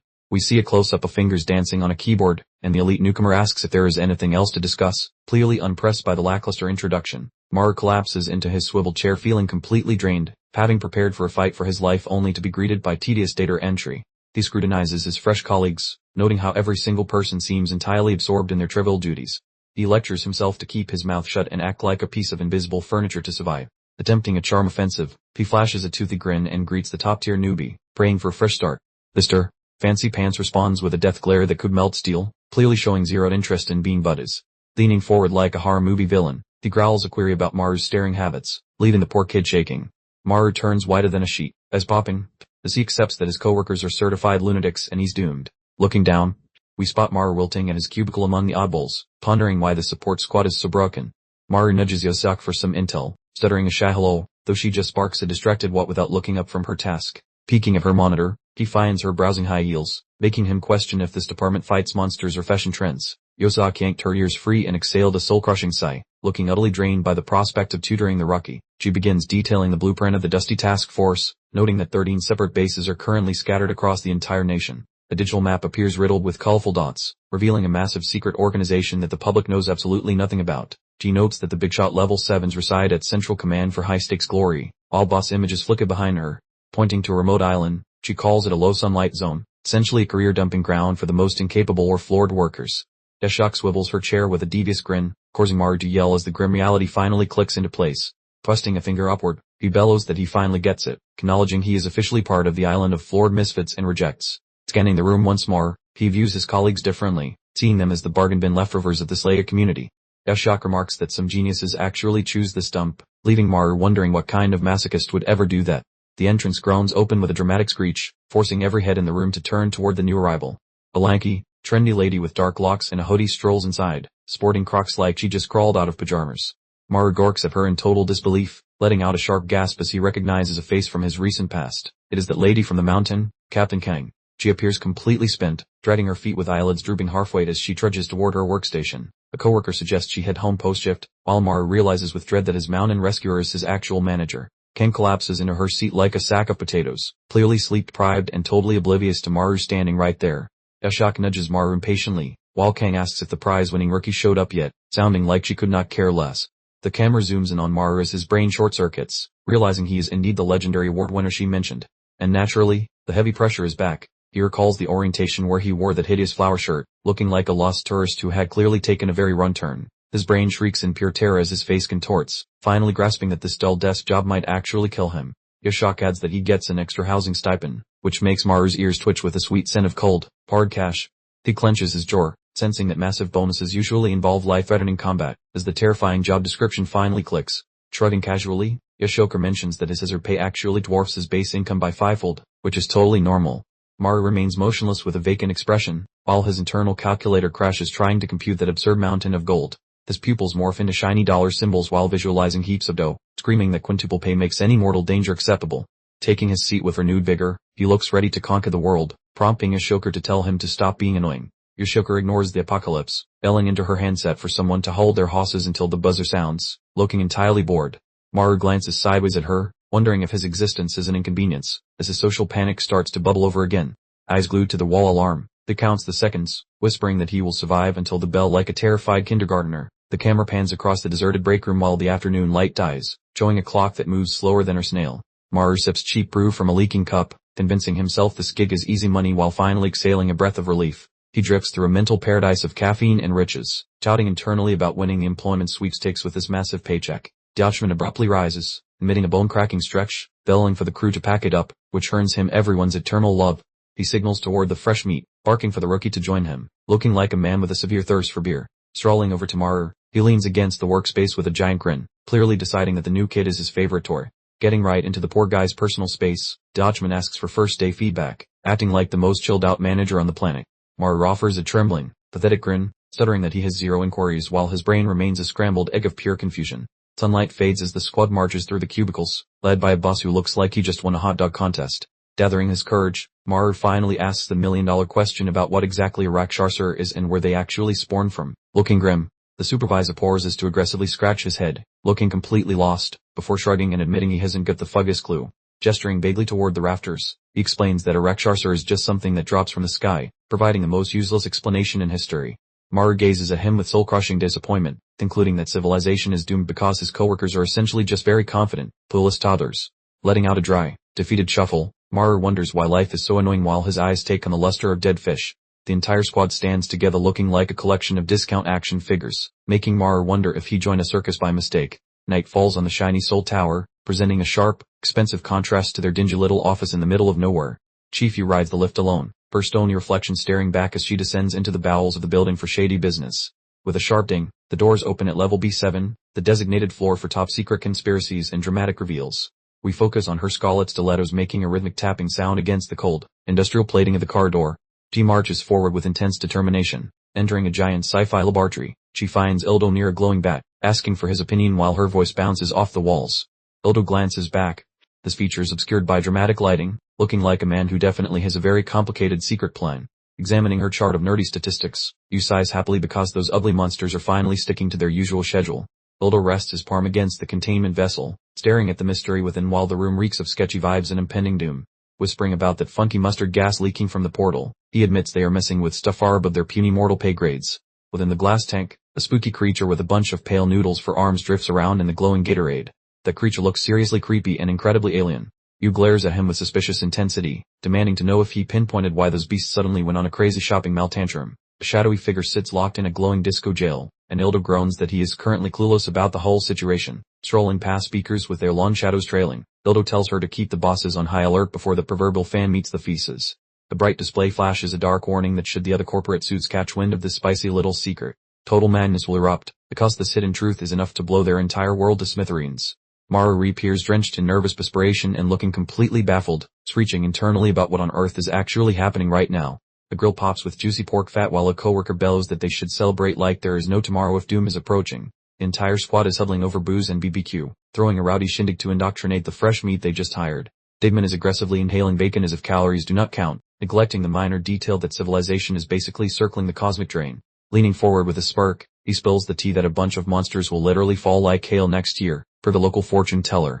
Maru hallucinates a bloody atmosphere packed with demons, imagining monsters falling to their deaths while his brain cells collectively decide to quit their jobs. Shushing Maru while hammered, Digman claims it is classified info before screaming for the table to chug their booze until their stomachs stage a revolution. Ji-won is cackling and waving her cup like a frat bro, while Yibuk chugs along with a face as red as a spicy pepper and a goofy smile. Ji-won is peaking at this party, demanding more alcohol while swaying slightly, forcing the rest of the gang to struggle through their hangovers. The top-tier warrior is face down on the wood, whispering about his failed liver, while Yoseok scrolls through her phone wishing she was in her pajamas. The eatery is a disaster zone of clinking glass and yelling, where Yoseok barks at the drunks while Maru experiences a complete existential crisis. Maru is vibrating with anxiety and cardiac arrest vibes, wondering why nobody gives a hoot about the literal end of the world arriving via demon delivery.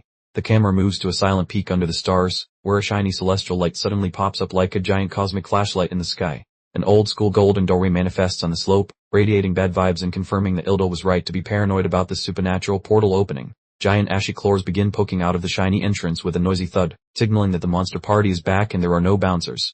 Additional limbs emerge with pointy nails scratching the atmosphere, looking like a whole busload of nightmare creatures is about to unload into the world. Fingers are flailing through the mustard mist while making gross noises, indicating that this quiet evening is about to get extremely messy and very violent. Right when the piece started, the giant shiny door tears through the clouds, bringing that nasty yellow sand and a whole lot of bad news along.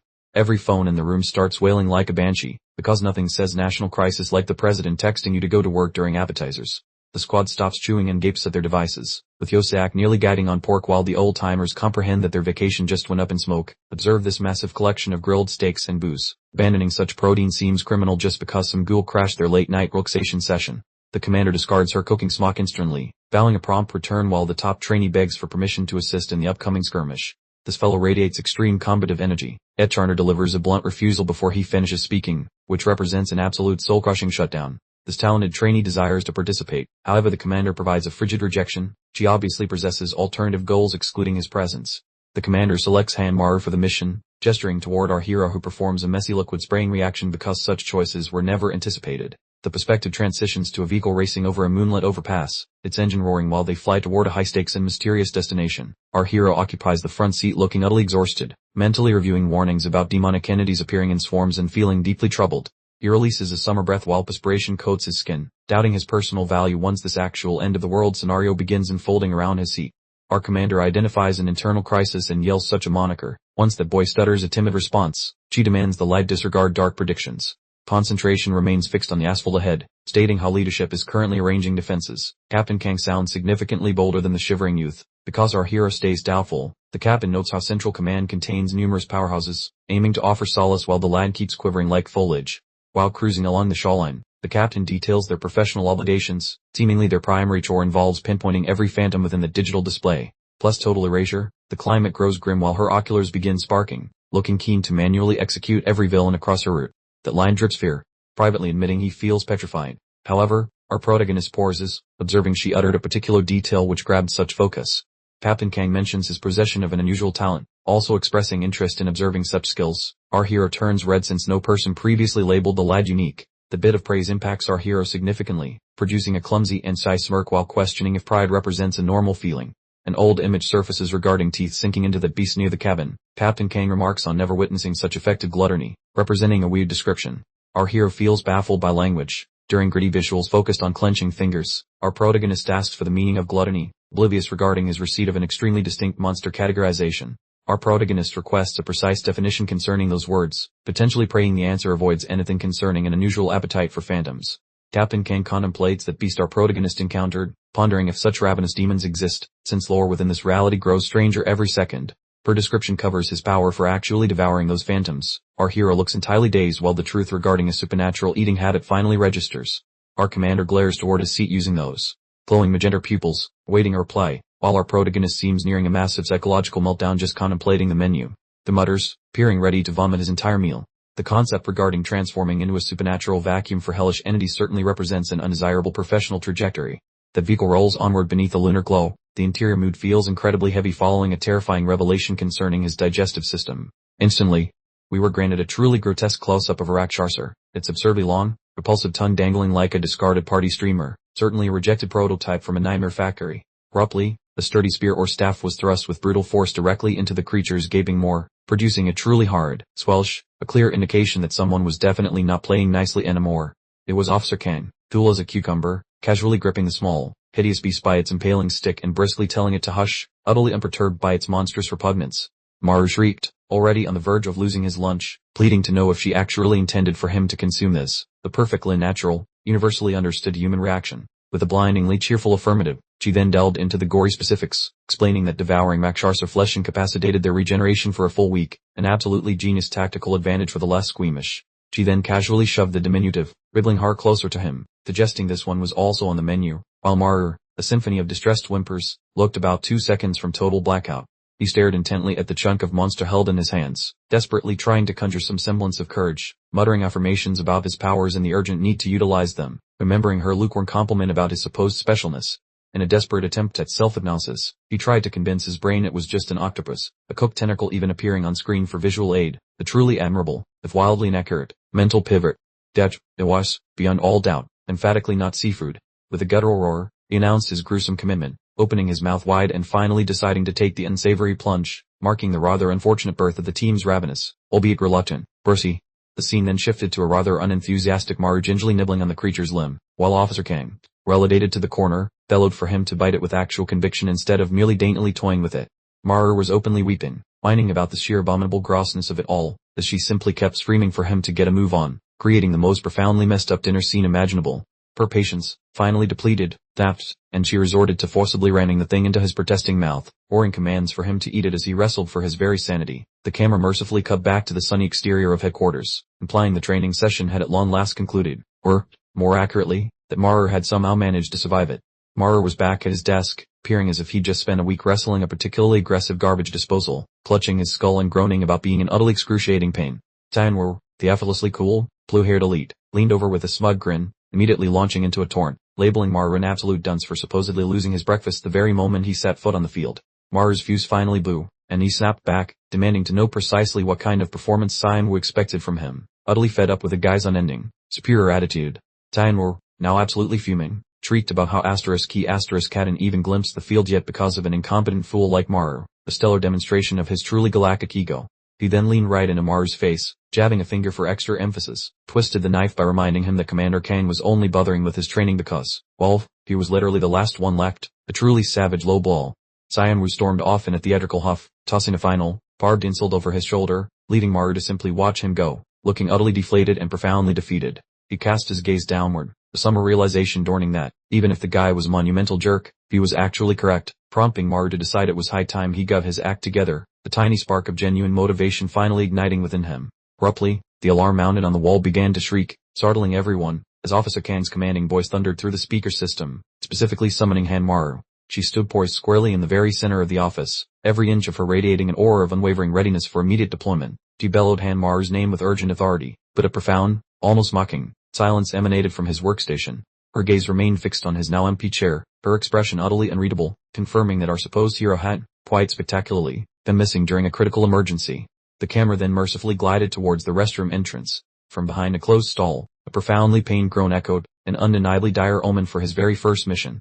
Maru was hunched over inside a stall, his head buried deep in his hands, looking like he was undergoing a full-blown existential crisis in the most inconvenient of locations, a literal toilet.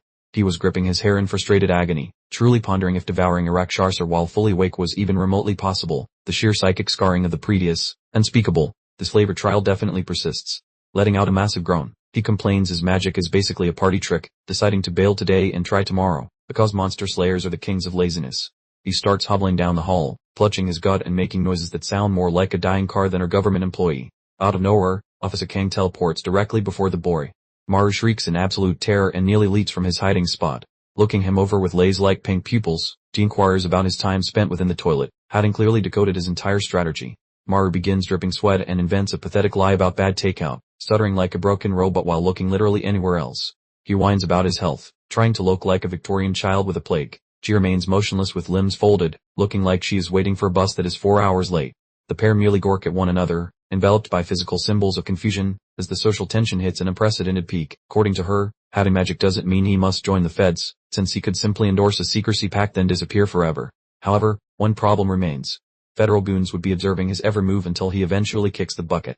We see a vision of a guy in a hoodie being stalked by spooks in broad daylight, which is basically a normal Tuesday. That is truly unsettling. The boy feels petrified about losing his personal space, though she icily notes that breathing beats rotting, claiming softies like him usually expire quickly. She stays there appearing entirely exhausted by his stalling, providing a brutal dose of reality that he desperately needs. She delivers a shocking revelation, warning that he could potentially slaughter innocent people by accident, causing the boy to lose all facial color. Ending the conversation, she suggests the Amder vacate this organization since his personality does not fit the career. Working away from him, she is officially finished acting like a nanny. She begins departing with heavy footsteps, mentioning that the office is not exactly suffering from a personnel shortage, leaving him feeling entirely disposable. Working past one another within the passage, their features display clashing vibes, with the boy appearing physically wounded while the lady refuses any eye contact. Zooming in on her gaze, her expression radiates professional frostiness, having offered a backdoor exit that the youth needs to evaluate. Strolling back toward the main workspace, he deserts the youth within the corridor during this critical crossroad of success or defeat. Captured from a bird's eye view, the woman's small frame navigates the giant corridor while the boy is gone, implying he finally threw in the towel. Returning to the headquarters, the staff is busy, though Dobman scans the area, likely sensing that the new guy is missing. Dobman inquires about Han Maru with a worried look, since he was the sole person who actually tolerated the boy's presence. Yoseok remains transfixed by her monitor, asking for his coordinates without looking up, exhibiting classic bureaucratic lack of interest. A transition reveals a glowing, sun-drenched architectural crossing, where mundane existence continues, entirely unaware of the nearby paranormal hostility. Behold our hero, Maru strutting across the bridge with an unexpected swagger, convinced that throwing in the towel was his peak life achievement. Loosening his limbs with a chuckle, he ponders how permanent government storking beats becoming monster snacks, essentially gaslighting himself into believing this cowardice is actually galaxy brain brilliance. Pulling his device out with misplaced confidence, he prepares to ring his mother and brag about finally resigning from the dangerous gig.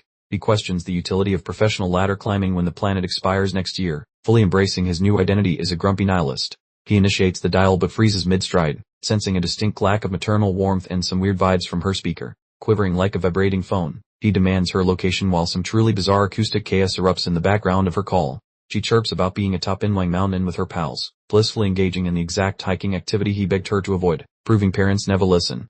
Maru loses his absolute mind, grabbing his skull and howling about her reckless location, while she just nags about the terrible reception like a typical mom. Up high, a creepy yellow mist begins devouring the trees, yet she merely complains about the poor air quality, totally missing the fact that she is doomed.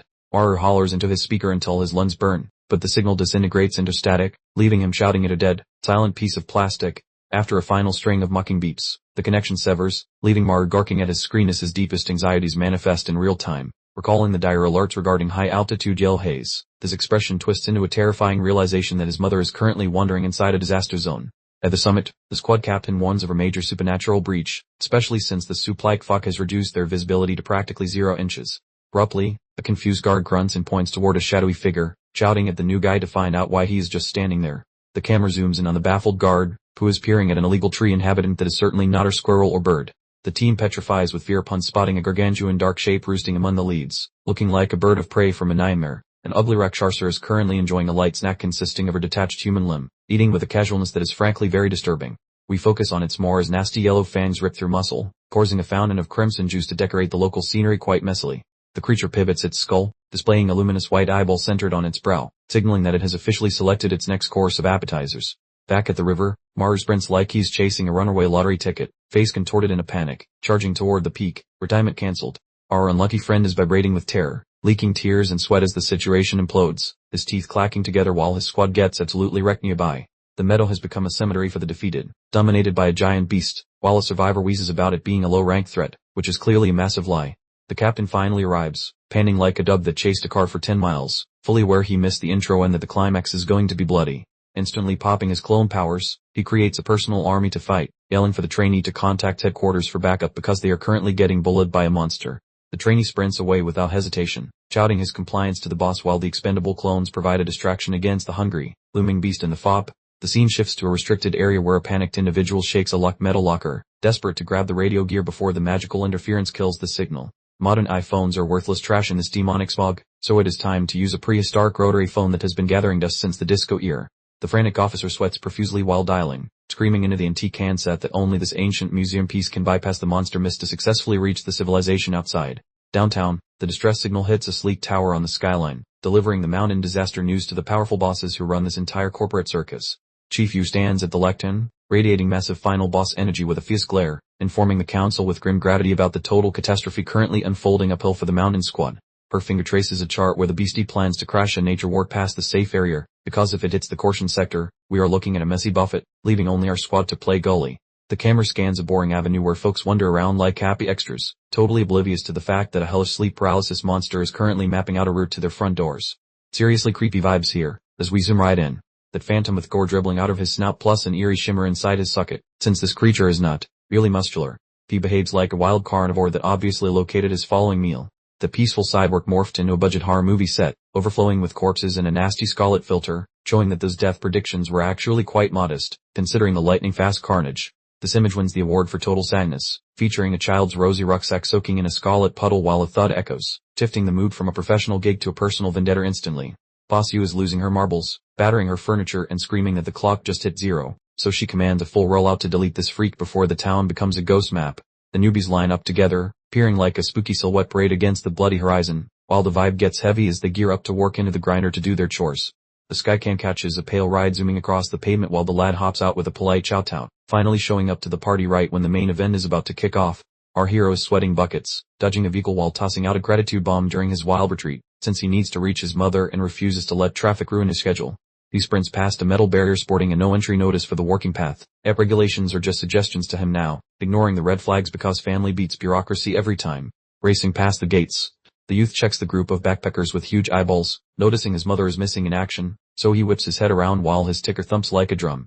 He shoves through the growing huddle, feeling his anxiety spike at the thought of her stuck on the peaks, well aware that the threat is legit and his minutes are vanishing. Rent-a-cop halts his momentum, though the kid begs to re-enter because his parent is in hot water, gesturing toward the woods and acting like the word no simply does not exist. The guards stay stubborn, claiming some angry critters are roaming and the risk is too high for a return trip, which makes our lead livid, knowing this dude is clueless about the actual horror movie.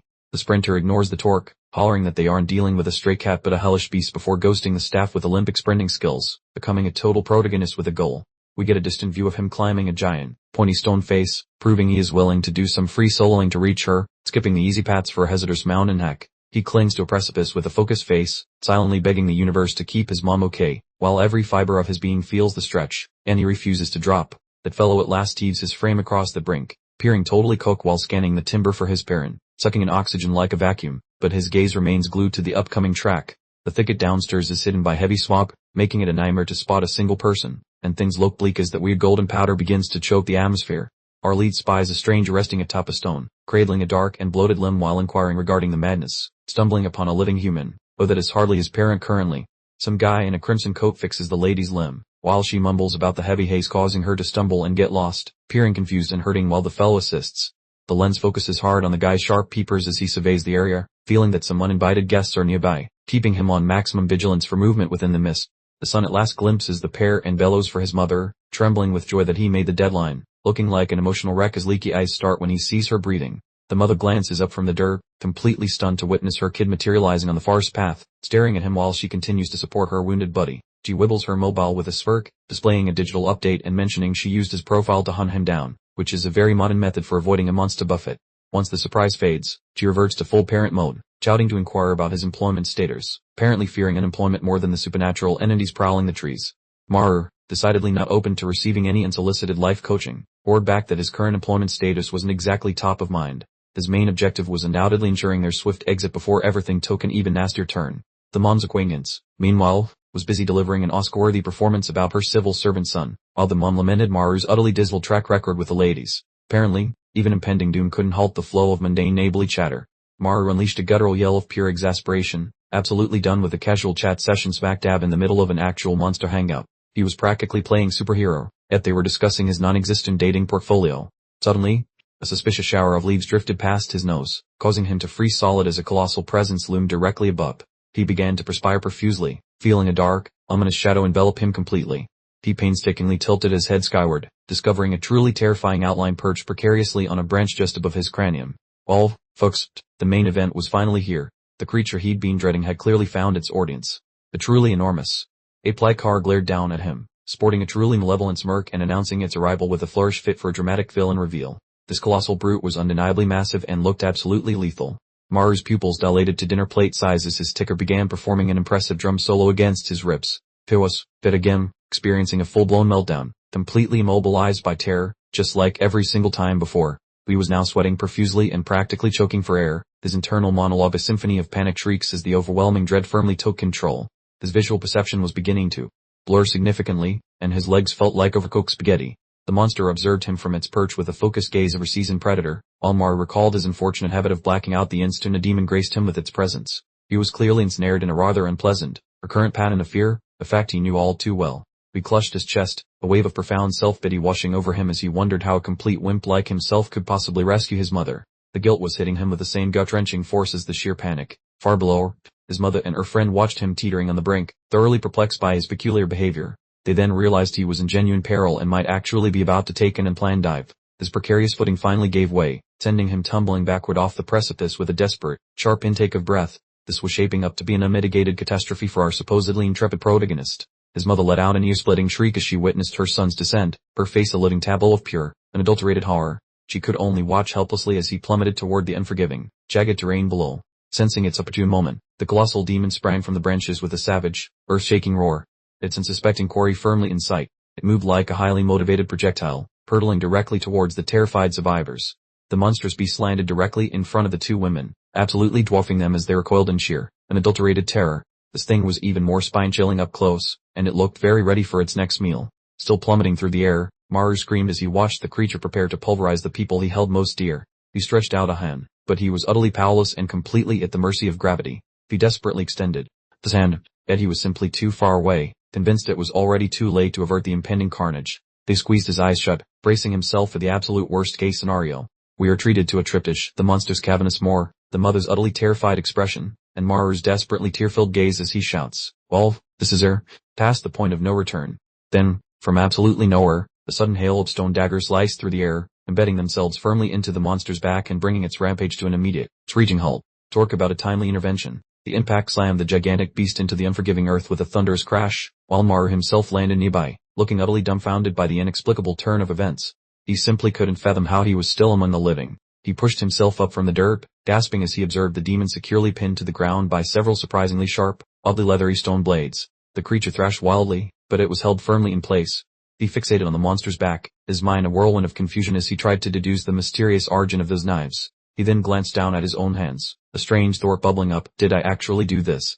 His mother and her companion were visibly trembling, staring in utter disbelief as they timidly asked Maru just what in the world that bizarre creature could possibly be. They were now looking at him as if he were a complete stranger. His companion immediately points at Maru, looking absolutely terrified, and demands to know what on earth is perched on his head. All Maru just stares back in utter confusion. Maru glances upward and discovers a bizarre crown of sharp stone fragments hovering directly over his skull, instantly matching the alarm on everyone else's faces. He has suddenly acquired a highly dangerous halo. He begins flailing his arms wildly in pure panic, screaming about the lethal shards circling his head. Apparently, even the user finds this new power absolutely terrifying. The women below observe him, utterly bewildered, as he appears to hang in midair supported by an unseen energy field. This is quite the transformation from the terrified amateur they were just dealing with. A sudden understanding dawns on Maru as he recalls battling the skeleton creature, realizing he has somehow copied its unique talent. The gluttony skill finally stops being confusing and actually clicks into place. The deep blue ore begins to radiate from his form, forcing him to grit his teeth against the agony as his physical structure transforms in response. He's currently experiencing a very dramatic and painful makeover. His shirt explodes into shreds as his back morphs dramatically, displaying a powerful, shadowy figure thrumming with raw force. He's ditching his human form in favor of something considerably more intimidating. The tight shot focuses on the stone daggers hovering behind him, highlighting the rapid pace of his physical alteration during this power-up sequence. The rock fragments themselves emit a subtle, unsettling radiance. Maru doubles over, letting out a pained sound as the stone pieces arrange themselves behind him, creating a dangerous-looking crown of projectiles. He currently resembles a biblical angel, if that angel happened to be a weaponized Grim Reaper. He examines his hand, flexing his fingers to see if he truly possesses command over a monster's power in this manner. He demonstrates a newfound fluidity that was definitely absent a moment ago. He focuses on the stone blades with newfound intensity, understanding that he hasn't merely absorbed the power, he can completely direct it. He has finally discovered the ability to punch back. A quick memory replays Maru taking a chunk out of the monster's shoulder, reminding him that his skill prevents regeneration. It's a messy talent, but undeniably effective. The tight shot reveals Maru's eyes glowing crimson, as he calculates that his gluttony power might actually allow him to steal abilities from consumed demons. This discovery fundamentally alters the rules of engagement. Maru tightens his hands with fresh determination, believing he finally possesses the necessary tools to destroy this creature using its own skills. He has finally embraced his inner warrior. He glances at the creature below him, observing that it appears remarkably feeble now that the sharp fragments have immobilized it. The hunter has suddenly turned into the hunted. He begins to wonder how the inner mountain squad completely failed to contain an enemy that currently appears so easily handled.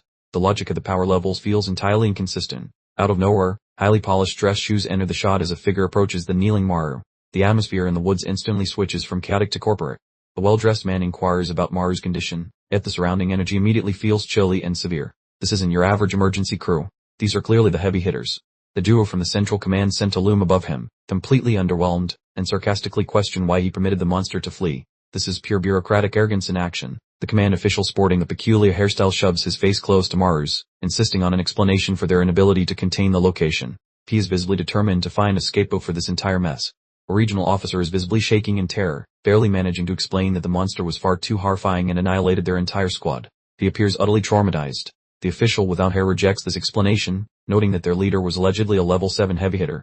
He is openly accusing them of being completely inadequate for the task. The second official sneers, moving closer with a condescending expression while inquiring what kind of frightening power a mere level 5 creature possesses. They have clearly miscalculated the danger level. Abruptly, the seemingly feeble beast on the forest floor begins to throb with an intense white radiance, surprising all observers. Its power levels are instantly escalating at an alarming speed. Maru glances back with a look of concern, observing something shimmering within the creature's illuminated body. He immediately recognizes this transformation as highly ominous. The creature's physical structure starts to swell and twist, making disgusting noises as it experiences a rapid and severe change. It is expanding dramatically past its initial proportions. Razor-sharp stone protrusions burst from the creature's spine with an unsettling sound. The official from headquarters finally understands the reality of this situation. This is a reflection demon capable of duplicating any power. Maru looks on in complete dread as he comprehends that the beast has precisely duplicated his recently acquired stone shard ability. He has created a living echo of his worst fears. The monster instantly launches a devastating volley of sharp stone fragments directly at Maru, accompanied by an ear-splitting noise. He is now being attacked using his exact own signature technique. Maru completely lost the element of surprise, letting out a shriek as the initial impact launched him tumbling backward through the air. The elite headquarters team simply watched, absolutely stunned. The camera zooms in uncomfortably on Maru's face as the incoming shards absolutely shred him, a crimson spray exploding from his mouth. His big hero moment just devolved into a total, bloody embarrassment. Maru struggled to breathe, blood trickling down his chin as the shock registered. He simply couldn't believe it. The monster had just utilized the exact same stone shard technique he had stolen from the skeletal creature. He glanced down at the ground, seeing the sharp rock fragments littered everywhere. The grim realization struck him hard that this was not just a powerful enemy, it was a direct countermeasure to his own abilities. The mirror monster settled into a low crouch in the grass, watching Maru like a predator calculating the perfect opportunity for its next strike. It maintained the chilling blank expression that suggested it hadn't even started trying yet. Suddenly, a forceful collision rang out as another unseen attack landed. Maru groaned in agony, realizing he was being pelted with his own kappa moves while trying to catch his breath. He coughed out the painful truth about the reflecting power, clutching his side as the full weight of the situation landed. The creature was mimicking everything he did, transforming his biggest asset into his greatest liability. Maru fixated on the demon's feet as more rock fragments clattered to the ground. He realized it absorbs its opponent's skills, meaning that the longer he kept fighting, the more dangerously proficient this thing became. Maru reached out with a trembling hand, his shirt already in tatters from the assault. He desperately searched for an opening, but his physical condition was quickly deteriorating. The monster casually snapped its fingers with an obnoxious sound. It was effectively flexing on him, demonstrating that it could conjure the sharp projectiles whenever it pleased without any visible effort. The creature pointed an insulting finger directly at Maru, who looked totally miserable. He inwardly lamented that his pride was suffering just as much damage as his poor ribs. Maru was completely disoriented, his vision starting to blur, when a distant cry pierced through the haze. Someone was shouting for Maru's mother, causing his heart to stop in panic. He whipped his head around and spotted the Inway Mountain team captain holding onto his mom in the distance. Both were covered in grime and appeared absolutely terrified. Maru immediately disregarded his personal pain and rushed toward her, bellowing for his mother and inquiring about her well-being with every ounce of remaining energy. A close-up view showed a nasty, bloody wound on an arm, revealing the healing yellow powder was failing to work properly. Maru concluded that the healing dust was useless, realizing their predicament was severe. The team leader shot Maru a serious glance, warning him he was bleeding out. Maru simply clenched his teeth and shouted that he was completely fine, having officially engaged maximum protective sun mode. Maru stood up tall, revealing his shredded clothing and some surprisingly defined abs, though they were smeared with blood and dirt. He declared internally that with no one else coming to help, he had to protect his mom. He stared down the monster through the thick swirling mist. He let out a primal roar, pledging to safeguard her no matter the cost, appearing far more like a professional officer and less like a panicked rookie. He instructed his mother and the Annie to take cover instantly while he held the front line. He stood firm against the creature, despite the fact that his knees were visibly quaking. The mountain captain was totally bewildered by the sudden shift in Maru's energy. Maru proudly announced that he was a civil servant tasked with protecting civilians, and frankly, he had never seemed more legitimate. He flashed a bloody, self-assured smile that was actually pretty unnerving. He announced he would be back in a moment, radiating far more confidence than he had any right to display. Maru turned his back on his family and began striding purposefully into the dust cloud. He looked like a man willingly entering a meat grinder, yet he didn't once look back. He launched himself forward with a tremendous sound. He moved with a level of speed previously unseen from him, fueled entirely by desperate panic. He collided with a mirror creature using a brutal tackle. The resulting impact echoed as he wrapped his arms tightly around the beast and drove it into the earth. Maru was screaming at the top of his lungs while grappling with the monster on the ground. He had completely abandoned his special abilities and was just fighting with pure, savage instinct. With a massive heave, he launched the creature through the air. He was literally propelling the monster away from his mother, desperately buying her every possible second he could. The mountain squad leader was shouting for assistance as the scenario spun rapidly beyond their control. It appeared absolutely certain that backup forces were still nowhere in sight. The panoramic shot revealed small birds scattering from the trees in absolute terror. The whole mountainside appeared to be holding its collective breath, anticipating the next horrifying development. Maru was revealed lying motionless on the ground, his water bottles shattered next to him. That final explosion of effort appeared to have completely depleted his reserves. His fingers twitched weakly in the soil as he let out a low moan of anguish. He remained technically alive, yet he was undeniably far from being well. Maru was currently resembling a human puddle, collapsed on all fours and struggling for breath, his crimson liquid form and unfortunate tail beneath him. Clearly, he'd reached his absolute limit, yet the monstrous fiend remained frustratingly at large. Through eyes clouded by agony, he twisted to glimpse his mother, a silent, desperate prayer repeating in his mind, something about keeping that wretched Rakshasa a million miles from her, a thought that somehow jump-started his failing limbs. Smijt, ever the optimist, clung to the notion that a few more precious moments would undoubtedly summon the cavalry, specifically the NY Mountain Squad, proving he was still auditioning for the lead role of a hero, even as his internal casting call suggested he was unraveling. Abruptly, a pair of impeccably dressed gentlemen appeared, seeming utterly nonplussed by the gore-splattered tableau, one even casually inquiring about the local decor. It was instantly obvious these were the highly paid professionals from the central office, probably on their lunch break. They observed numerous reflective fiends towering over the fallen local guardians, a clear indication the creature had kept busy while poor Maru tried to get his beauty sleep. The duo of recent arrivals stood shoulder to shoulder, their elongated silhouettes painting dark streaks across the battleground, giving off the distinct impression they'd witnessed the specific chaos at least a millennium ago. A creature of darkness edged closer, emitting a guttural rumble, prompting one of the suited gentlemen to ponder aloud why there seemed to be an entire convention of Rakshasas who had decided to coordinate their outfits. The officer sporting a surprisingly fashionable bowl cut elucidated the predicament, revealing the NY Mountain team leader's talent for self-replication had been cruelly mimicked by that sneaky mirror Rakshasa. Honestly, some days you just can't catch a break, can you? The completely hairless officer meticulously surveyed the multiplying horde of duplicates, his expression a testament to serene analysis, clearly attempting to uncover the secret before they were all engulfed in a very unwelcome group hug. The clones unleashed a perfectly coordinated bellow, a sound so potent it likely vibrated their very molars. They now faced a bona fide infantry of formidable level 5 fiends. The bald gentleman calmly pondered that obliterating the original creature would logically dissolve its doppelbangers. Yet the million-dollar question remained, which one was the actual villain? He pondered, looking like he merely lost a sock. The fiery-tempered officer emphatically smashed his knuckles together, declaring with a booming voice that he frankly couldn't care less about the specifics and they should simply eliminate every single one. Peering perfectly prepared to redecorate the nearby peak with a new, very large ventilation shaft, he unleashed a single, devastating blow, so potent it actually left a visible ripple of displaced air, an undeniable sign that this fellow had clearly specialized in the art of catastrophic property destruction. An earth-shattering collision instantly pulverized the terrain, launching both bewildered fiends and fragmented stones in every conceivable direction. Well, that certainly was one way to politely ask everyone to leave. The bald officer merely exhaled a long-suffering sigh, labeling his colleague as utterly unenlightened. He clearly favored a far more delicate methodology, but for now, he generously allowed his partner to enjoy his destructive tantrum. The fiery individual was currently engaged in what appeared to be an extremely enthusiastic grappling contest with one of the duplicates, genuinely seeming to relish every moment. Meanwhile, the other officer, ever the strategist, calmly inquired about the genuine article, still hunting for the actual culprit. The tight shot revealed the creature's horrifying oral cavity, packed with multiple unsettling rows of razor-sharp fangs poised to chomp down, all while emitting a most unappetizing gurgling sound as it attempted to dine. Maru stood precariously atop a towering boulder, observing the chaotic melee unfolding below, a rather ominous hail of sharp stone fragments orbiting his skull. Yet he seemed perilously close to simply taking a spontaneous nap. Clasping his aching skull, with a trickle of blood making an unwelcome escape from his chin, Maru let out a pain lament regarding his throbbing cranium.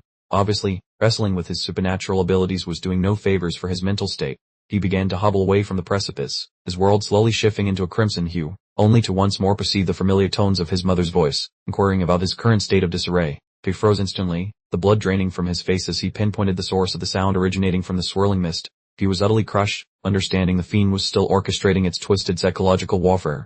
With a trembling digit, he jabbed accusingly into the opaque vapor, screaming a furious directive for it not to dare impersonate his mother, nor to even approach her, his gaze radiating an almost frightful brilliance. The monstrous entity bellowed a defiant response, appearing entirely unperturbed by his indignant declarations, almost as if his furious indignation was merely serving as a rather delicious snack. A torrent of jagged stone fragments hammered the earth surrounding the demonic target, yet every single one regrettably failed to connect, indicating Maru's precision had apparently taken an unscheduled vacation. He emitted a vexed groan concerning the utterly baffling trajectory of his stone projectiles, suddenly comprehending that possessing immense capabilities was rather pointless if one couldn't even hit the board side of a barn, let alone a demon. The malevolent creature launched into an absolute frenzy, leaping through the very air and barraging Maru with jagged fragments from all points of the compass. It was nothing short of a geological tempest, and Maru was definitely experiencing an unscheduled exfoliation. Maru clenched his jaw, his visage now a macabre masterpiece of crimson and righteous wrath. He was absorbing blow after painful blow, yet he stubbornly swore he wasn't about to hit the dirt again. He roared a defiant challenge for the beast to finally absorb a solid impact, then hurled a colossal stone fragment with the desperate, concentrated might of every last ounce he possessed. The projectile finally found its mark, embedding itself squarely in the fiend's torso with a deeply unsettling dull impact, eliciting an unholy, ear-splitting shriek of pure agony from the monstrous entity. Maru pumped his weary arm skyward, exclaiming triumphantly that he had indeed landed a solitary blow. looking absolutely ecstatic, as if he just discovered his winning Powerball ticket. But then, his grin vanished faster than a free pizza, as the fiend nonchalantly reached into its own chest, yanking out the embedded stone shard with a ghastly, squelching flourish. The gash on the creature's torso sizzled and sealed itself faster than a politician's promise, leaving Maru ruddily deflated. He instantly grasped the grim truth: they shared the same regenerative knack, meaning his nemesis was practically unkillable, just like him. Another blow slammed into Maru's arm, a stark reminder that trying to outdamage this thing's repair speed was like trying to empty the ocean with a teacup, utterly pointless. His mind, desperate for a lifeline, dipped back to Captain Kang, dredging up a rather memorable chat from their grueling training days. The memory flickered to life, revealing Kang's stern gaze fixed upon him. She inquired, with the patience of a sane whose patience had run out, if he was replaying the same old song, and if her wisdom had simply sailed over his head. There she stood, towering over his pathetic heap on the dirt, her expression a peculiar blend of utter boredom and the chilling certainty of someone who knew precisely why his current endeavor was going south. Back in the grim reality, Maru lay sprawled on the cold earth, thoroughly thrashed. He pondered if perhaps his calling was less heroic warrior and more professional couch potato, entirely prepared to throw in the towel. Clasping his aching gut, Maru wheezed for breath, peering less like a fighter and more like someone who just discovered their lottery ticket was expired, utterly done with existence itself. The memory shifted, and Kang's hand extended towards him. With the surgical precision of her seasoned therapist, she declared he was simply terrified of her few bumps and bruises, slicing straight through to his deepest hang-up. Her hand settled squarely on his chest, a surprisingly grounding gesture. This unexpected moment of genuine rapport evidently resonated with him, sticking like superglue. She clarified that their scrapes and gashes simply vanished in the mystical yellow dust, rendering a little pain utterly irrelevant. Essentially, she was trying to convince him that he was basically a superhero with a rewind button for injuries. Meanwhile, Maru was off in his own little world, muttering about this gluttony ability, completely spaced out while Kang's wise words flowed past him like water off a duck's back. He practically levitated and blurted out a loud apology, startled by her lecture. Clearly, his default setting was panic button, even when reliving his past blunders. He meekly inquired if there might be a plan B for combat, desperately wishing for some magical shortcut that wouldn't involve becoming Demon Chow or a human pincushion. Pan paused, thoughtfully tapping her chin like a detective solving a complex puzzle. She then revealed the utterly unglamorous truth: to truly put down a Rakshasa, one must neatly remove its head, thereby cutting off its yellow dust supply. With the subtlety of a brick to the face, she informed him he possessed zero actual killing skills. She then added, in her usual charming manner, that it was quite a pity, but he was merely a cheerleader, not the one swinging the big bat. Then, a single finger jabbed in his direction. In a moment of encouragement so rare it felt like a solar eclipse, she stated his healing power was unrivaled, a fantastic excuse not to wimp out against any Rakshasa. Maru gazed up at her, a faint flush creeping across his cheeks. It was rather bewildering, considering nobody had ever once suggested he was the strongest at, well, anything at all. Taking a lungful of air, his gaze sharpened. A sudden lightbulb moment: his healing truly was top tier, meaning if he could just conquer his inner chicken, victory might actually be within reach. Then it clicked: thanks to that gluttony ability, he'd inadvertently snagged a bona fide finishing move from that bony demon. Now, if only he could figure out how to deploy it without looking like a clumsy oaf. Below him, the smug mirror demon slithered over the jagged stones with an utterly repulsive squelch. Clearly, it already considered this entire showdown a done deal, probably mentally booking its victory parade. A close-up on Maru's face showed intense focus, like a student finally understanding trigonometry. His big revelation: his aim was absolutely atrocious, making a precision strike to the creature's neck about as likely as winning the lottery twice. The demon, playing psychological games worse than a reality TV show contestant, once again mimicked his mother's voice, feigning concern and asking what the matter was, clearly aiming to trick him into another blunder. Maru's fingers clamped around a jagged stone shard with determined intent. This time, there'd be no feeble toss-ins. He'd clearly cooked up a scheme far more audacious than just playing rock paper scissors with a monster. He launched into a dizzying, high-velocity aerial spin, transforming himself into a human-shaped Beyblade. His weight and sheer momentum coalesced, effectively making him a sentient, very angry, brilliant implement. Maru descended like a vengeful comet, bellowing at the absolute peak of his vocal cords that he'd personally introduced his blade to its face. He was closing the gap for good, and the demon's expression finally shifted to one of "oh no, I've made a terrible life choice." Maru poured every ounce of his being into the attack, convinced he'd finally bagged the grand prize. His inner monologue was a cacophony of triumphant shouts, but it seemed his mental confetti can might have fired off just a tad prematurely. A shockwave of dismay slammed into him like a runaway locomotive as the mere Rakshasa, with infuriating nonchalance, simply swatted aside his ultimate attack with a single hand. Maru gaped, utterly flabbergasted, realizing his most potent maneuver hadn't even managed to tickle a tide. Maru's face contorted into a grimace of raw desperation and exertion as he strained to penetrate the unyielding defense, gnashing his teeth like a trapped badger. Yet, the monstrous entity remained as immovable as a mountain, seemingly bored. Abruptly, the demon's hand darted forward with a truly nauseating squelch, the blur of motion far too swift for Maru's senses to register. Just like that, the entire flow of the confrontation dramatically flipped on a dime. This gigantic reflective fiend levitated Maru by his wingtip, fixing him with an unsettling stare. As if that wasn't unnerving enough, it then began channeling his mother's voice, kindly inquiring about his life choices while he gasped for air. Poor Maru hung suspended, utterly defenseless, as the monstrous entity weaponized his most excruciating recollections like a particularly cruel life coach. The glitchy, Princeton speech bubble endlessly echoing his name really cranked the terror up to 11, proving far worse than any pop-up ad. With a dramatic flare, the fiend then hammered its unencumbered paw into the stone wall beside Maru's skull, making the very bedrock erupt with an ear-splitting snap. Clearly, it was merely grandstanding, parading its monstrous form while casually batting its snack around. This reflective fiend had utterly seized control, pressing Maru firmly into the unforgiving, spiky terrain. It gazed down with a truly villainous smirk, clearly prepared to wrap up this rather lackluster wrestling match once and for all. With a prodigious grunt, the demonic entity punted Maru clear across the open space, treating him like a particularly uncooperative stuffed animal. The sheer oomph behind that toss was frankly outrageous, sending Maru sailing straight towards what promised to be a truly spectacular, face-first crash. Maru's peepers stretched wide in utter disbelief, finally grasping that his current trajectory was entirely irreversible. He was, to put it mildly, about to experience a rather abrupt and involuntary geological tasting, likely with some dental complications. He slammed into the terrain with gusto, promptly generating a colossal mushroom cloud of grit around his point of impact. His lungs then apparently went on strike, as he choked out a desperate declaration about his sudden inability to process oxygen. Maru lay sprawled flat on his spine amidst the grime, offering up a delightful blend of earth and bodily fluids. Each desperate gasp for air was a Herculean effort, and he appeared perilously close to taking an unscheduled nap right on the spot. The camera zoomed in with uncomfortable intimacy on Maru's glistening, rather watery ocular orbs. Clearly, the rusty cogs in his skull were finally grinding into action. He finally grasped that relying solely on his standard-issue human capabilities wouldn't cut it, prompting a realization that it was high time to unleash his truly unsettling, supersized appetite for victory. A crimson trickle escaped his lips as his demeanor shifted, becoming chillingly primal. He absolutely needed to consume this particular individual, and with no time for second thoughts, he wholeheartedly embraced his inner, monstrous food critic. The reflective fiend, clearly not a fan of contemplation, rocketed through the mist with its formidable talons unsheathed. It was barreling in like a demon-shaped missile, leaving Maru conveniently glued to the earth. The creature then applied its choppers directly to Maru's shoulder, producing an undeniably queasy, bone-on-bone sound. Maru, naturally, responded with a profound bellow of anguish, his operatic cry reverberating through the entire woodland. Ignoring the rather significant discomfort, Maru suddenly discovered a fresh burst of adrenaline and promptly shrieked right back into the demon's ugly mud. He clearly wasn't planning on exiting this party quietly, with pure, unadulterated fury beginning to eclipse his senses. Maru, the true master of plot twists, promptly retaliated by gnawing into the demon's neck with gusto. This officially marked the moment he decided his special eating talent was perfectly suited for a no-holds-barred, fight-to-the-death buffet. Maru vaguely registered that he might have been bitten, as he and his opponent engaged in a truly feral, dog-eat-dog or rather, human-eat-demon struggle. A rather impressive, albeit grotesque, crimson sprinkler system promptly activated across the entire scene. Maru disengaged, tightly gripping his severely compromised shoulder, as the full, ghastly extent of his injury finally registered. He was hemorrhaging like a broken faucet, and insult to injury, his monstrous adversary remained perfectly vertical. Maru's visual perception then decided to host a dizzying, blurry carnival, a direct consequence of his rapidly decreasing internal fluids. He mumbled some incoherent observations, feeling his grip on reality quickly loosening. The fiend simply loitered, observing Maru with its singularly disturbing, unwavering gaze. Maru then grasped with dawning dread that his injuries were stubbornly refusing to seal themselves, silently screaming that his crimson leakage persisted, rendering him utterly beyond repair. He sagged against a convenient boulder, appearing remarkably ready to punch his spiritual time card.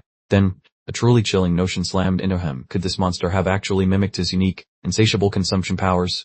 Maru now resembled a rather unenthusiastic specker, all pasty complexion and hollowed-out peepers. He understood, with grim certainty, that his biological hourglass had practically run dry before he fully expired from blood loss. He fixated on his crimson-stained mitt, his brain performing a rapid, panicky calculus. He pondered, with morbid curiosity, precisely how long a mortal might persist after such a prodigious internal leak, essentially running a grim countdown of his final moments. The reflective monstrosity then unhurriedly ambled through the sepia haze, presenting a rather stylish, albeit ominous, impression of the Grim Reaper. Maru, for his part, had absolutely zero fight left in his entire being, and he was painfully aware of this fact. Maru's head lolled backward, his eyelids drooping to half-mast, as he mentally braced himself for the grand finale. He genuinely appeared to have already packed his bags and started his journey to the great beyond. Out of nowhere, Officer Kang simply materialized, gazing down at him with a face that conveyed absolutely zero awe. She then inquired, with truly spectacular disdain given the dire circumstances, precisely how many times he had dramatically collapsed to date. Maru could barely manage a raspy murmur, confiding that his panic disorder had decidedly spiraled beyond all reason. He had utterly capitulated to his own inner turmoil, even with his superior officer standing right there, undoubtedly judging his life choices. He frantically clutched his ribcage, choking out that his chest felt incredibly constricted, as if he were genuinely on the verge of shuffling off this moral coil. Officer Kang, however, did not appear to be reaching for any comforting embraces. She towered above him, declaring with blunt precision that if he truly believed his expiration date was nigh, then he needed to redouble his efforts with extreme prejudice. Plurally, she was dishing out a masterclass in incredibly merciless encouragement. With a booming proclamation, she asserted that should he fail to comply, his demise wouldn't merely be a sensation, it would be an undeniable, inconvenient reality. She was essentially attempting to jolt his entire being into launching a counterattack. Maru stares up at her, completely flummoxed by her dramatic declaration. She claims to be the final barrier, which everyone knows is just her way of saying she needs him to handle things. Suddenly, a familiar sound rings through the trees, yelling his name. It isn't the demon's usual annoying imitation this time, it actually sounds like the genuine article. His mother is seen bolting through the woods, heading directly toward the epicenter of the gruesome fight. She's essentially running into a blender, which instantly transforms Maru's paralyzing fear into pure, protective fury. Maru spots his mum in the swirling yellow dust and his heart nearly stops beating entirely. The sight of her in danger is the only thing capable of making him ignore his own thoroughly shredded body. He starts gasping for air, his eyes wide and vacant as if someone pulled the plug. He's spiraling into another massive anxiety attack, but this one feels particularly different, and far more dangerous. He white-knuckles the jagged stone knife in his hand until his knuckles turn pasty white. The overwhelming fear for his mother is completely eclipsing his fear for himself, creating a terrifying internal shift. The mirror demon looms over them like an angry skyscraper, looking ready to deliver the final killing blow. It's essentially a literal wall of muscle and teeth, while Maru is just a bloody puddle on the ground. Maru finds a sudden, explosive geyser of strength, forcing his eyes to blaze with a mincing pink shred glow. He raws that even if he dies here, he'll drag the demon down with him, looking like a total monster himself. He clamps down hard on his bottom lip, drawing even more blood to fuel his surging power. He's putting absolutely everything on the table for this final Hail Mary play, holding back nothing at all. Maru unleashes a primal scream and hurtles himself at the creature like a human cannonball. He's currently just a swirling blur of motion and pure, unadulterated rage. The pair collide in a shocking eruption of dust and violent movement. Maru absorbs a nasty blow, groaning in pain, but stubbornly manages to stay on his feet. Maru drives his stone fragment deep into the demon's head, creating a genuinely unsettling sound. He's finally landed a precise hit, and this one appears absolutely fatal. The force of his attack is so immense that it carves a hole in the ground directly beneath them. Debris and massive shock waves fly in every direction in a truly magnificent display of overwhelming power. We get a gruesome close-up of the demon's head being crushed under Maru's grip. It makes one final attempt at manipulation, whimpering in his mother's voice, asking why he would do this, but it's far too late for pleas. Maru grabs the monster by the face and lets out a victorious, guttural shriek as he finishes the job. He has completely surrendered to the savage inner self, and it looks like it feels pretty good. He's screaming with a look of pure, unrestrained fury. He's no longer the scared stiff beginner. He's the guy who just slaughtered a level 5 demon using nothing but his bare hands. The terrifying barrage of stone knives suddenly rains down from the sky, following Maru's internal command. He's essentially delivering a brutal rain of death onto whatever is left of the creature's mangled corpse. The earth is violently struck by the stone shards, creating sharp, impactful sounds. It's definitely excessive, but Maru clearly isn't in the mood to take any chances with a potential resurrection. The mirror demon is getting absolutely pulverized by a twisted version of its own stolen power. Purple ruptures are tearing through the atmosphere in a spectacular display of chaotic spatial destruction. The entire area is a chaotic mess of noises and smashing stone impacts. Maru is literally scrubbing every trace of the monster from the face of the earth. The demon's head appears for a final moment, its eye bulging with stark terror. It has finally dawned on the monster that picking the specific human to mimic was an extremely poor life choice. Maru transforms into a vortex of slashes, his hands moving so quickly they become little more than hazy streaks. He has absolutely disassembled the demon in a matter of moments. He executes one last, gigantic overhead blow that looks powerful enough to cleave a nearby mountain in two. The resulting collision is absolutely U-splitting. The monster's head flops onto the ground with a gentle asterisk thud asterisk and then rolls a short distance away. The creature is officially deceased, and the stillness that takes over feels incredibly thick. Maru remains standing alone in the epicenter of the slaughter, his clothes in tatters and his body completely coated in demon gore. He looks exactly like someone who just worked away from a full-scale apocalypse. Suddenly, a voice shouts out in total confusion nearby. It seems the professional rescue squad has finally arrived at the cleanup cruise party.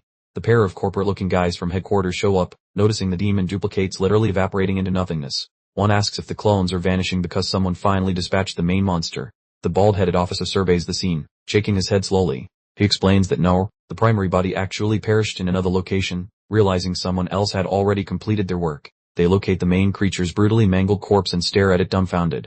They immediately start guessing who could have possibly pulled off this feat, completely overlooking the pathetic rookie as a potential suspect. Maru stands quietly on the edge of the scene, touching his neck. He realizes his injuries are rapidly closing up now that the monster is gone, feeling vitality surge back into his body.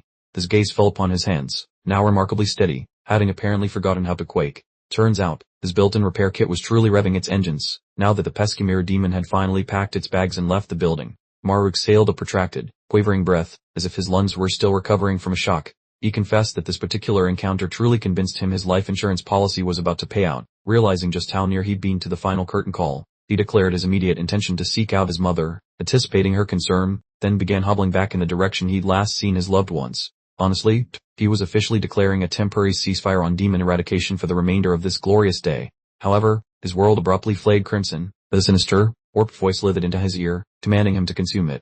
Maru's gaze widened dramatically, filled with a fresh, unsettling brand of existential dread. A shadowy figure appeared, perhaps a ghostly echo of his father's recollection, bathed in an ocean of scarlet illumination.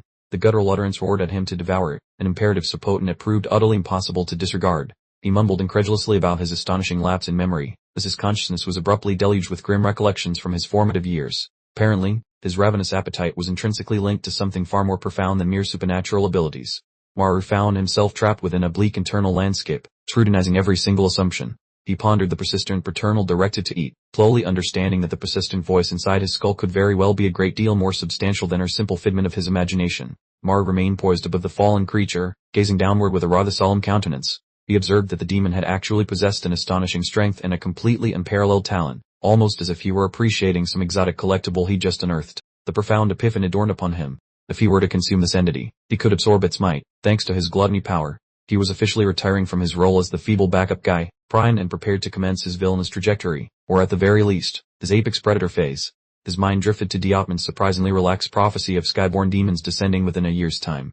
Maru understood, with absolute clarity, that if his mother was to navigate that impending global catastrophe, he needed to hoard every last scintilla of power he could possibly unearth. He descended to kneel beside the grotesque beast, as a peculiar yell particulate matter swirled about him like a ghostly veil. He then uttered, "Well then," a phrase that instantly signaled to anyone listening that events were about to take a distinctly unappetizing turn. The tight shock captured Maru's visage, and honestly, his eyes appeared utterly devoid of life. He had utterly capitulated to his insatiable craving, with every last vestige of the formerly frantic bureaucrat having officially vanished without a trace.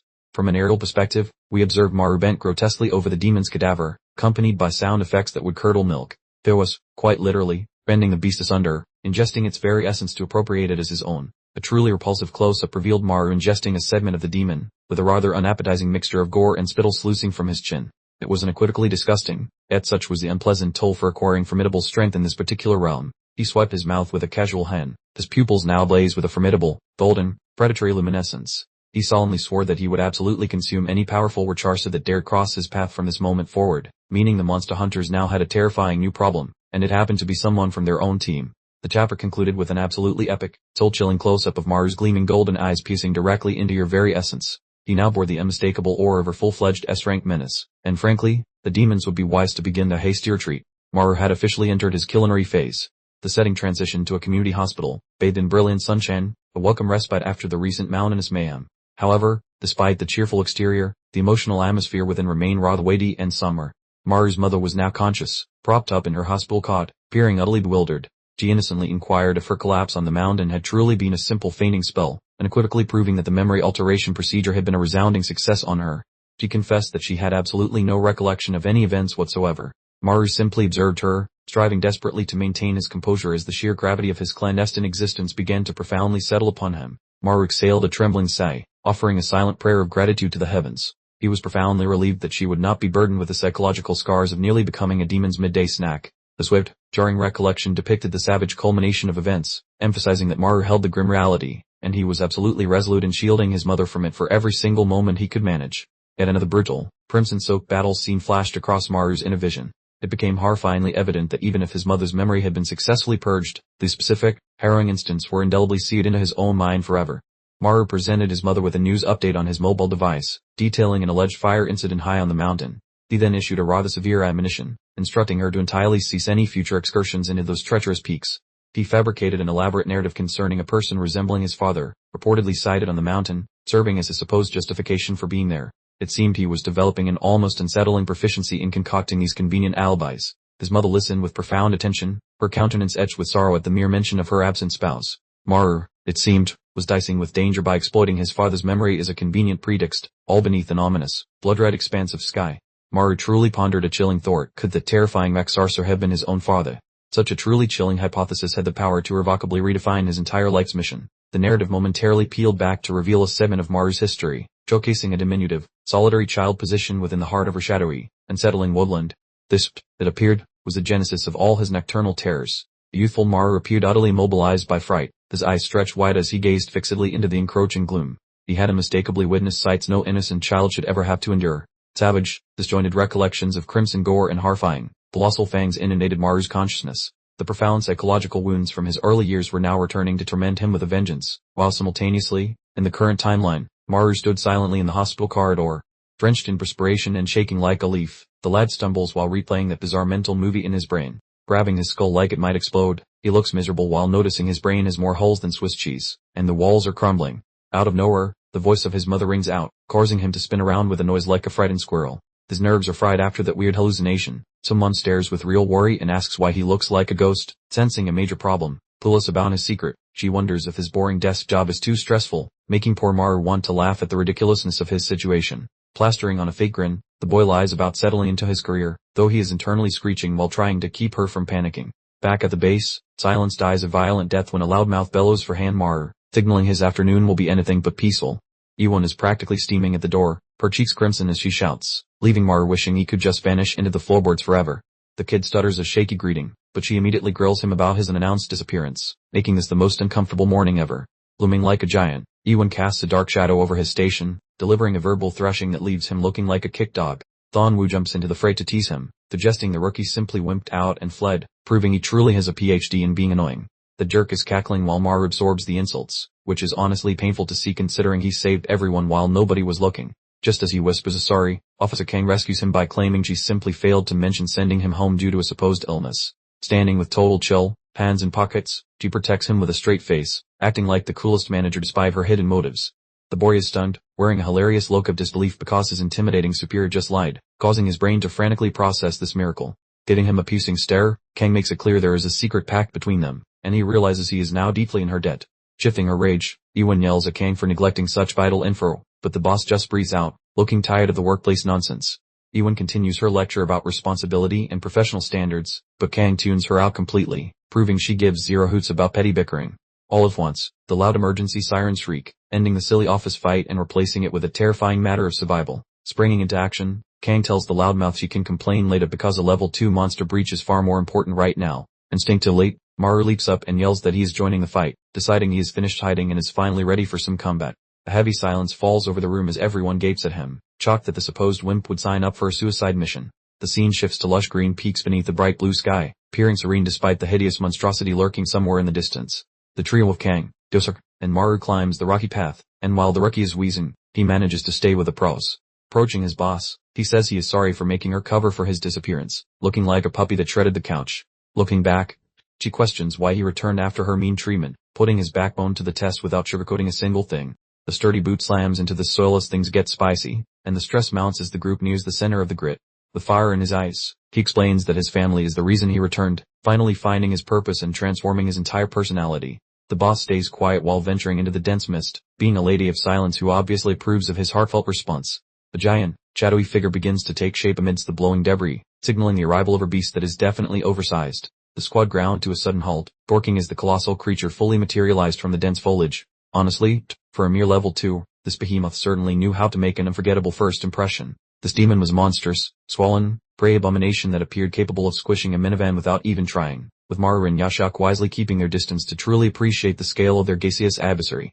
The beast emitted a chilling, federal roar, signifying its eagerness for brawl, proving itself far more cunning than the mindless grunts they usually swatted, which meant playtime was officially over. Folks, Kang issued her sternest final caution, reminding Maru that a level 2 wasn't merely a walk in the park. She'd witnessed these brutes dispatch seasoned pros and had absolutely no intention of losing her favorite rookie to bad breath. Maru's brow furrowed in bewilderment, internally recalling how the formidable N-Wing team had been utterly annihilated by a paltry level 5, prompting the unsettling realization that danger ratings were less about facts and more about vibes. Ashok then proudly recounted how the Soul HU unit had valiantly subdued that pesky level 5 demon, blissfully unaware she was standing next to the unsung hero who'd actually done all the heavy lifting. She launched into a passionate, sorry-eyed fan monologue about the legendary level 7 ability wielders at headquarters, while Maru just stayed, the stone-faced statue of pure, unadulterated, soul-crushing irony. Maru's inner monologue was a cacophony of frustrated screams, trapped because he couldn't possibly brag about his epic win without revealing his rather embarrassing decision to stay behind. Truly a no-win scenario. The poor guy was practically yanking his own hair out in sheer vexation, the secret savior stuck in plain sight, and this hidden heroism was slowly, painstakingly, driving him completely bonkers. Maru refocused his attention on the level 2 beast and noticed something profoundly bizarre. The creature was aggressively scrubbing its own armpits, a truly unique, if not utterly disgusting, pre-combat ritual. The portly demon meticulously worked its furry pits with gusto, producing a truly repulsive squishing sound, while Maru simply stood there, a fascinating blend of utter revulsion and utter confusion plastered across his face. Abruptly, Maru took a confident stride forward, raising a hand to halt the women, and declared with an air of absolute certainty that he alone would fight this fragrant foe. Instructing them to back off, he advanced toward the monster with an audacious swagger never before witnessed from him, leaving both Kang and Yashak utterly dumbfounded by his sudden, inexplicable surge of bravado. Yashak began to internally short-circuit, mentally screaming which earthbound level 1 could possibly believe they stood a chance against a formidable level 2. In her professional opinion, the man had officially lost his marbles.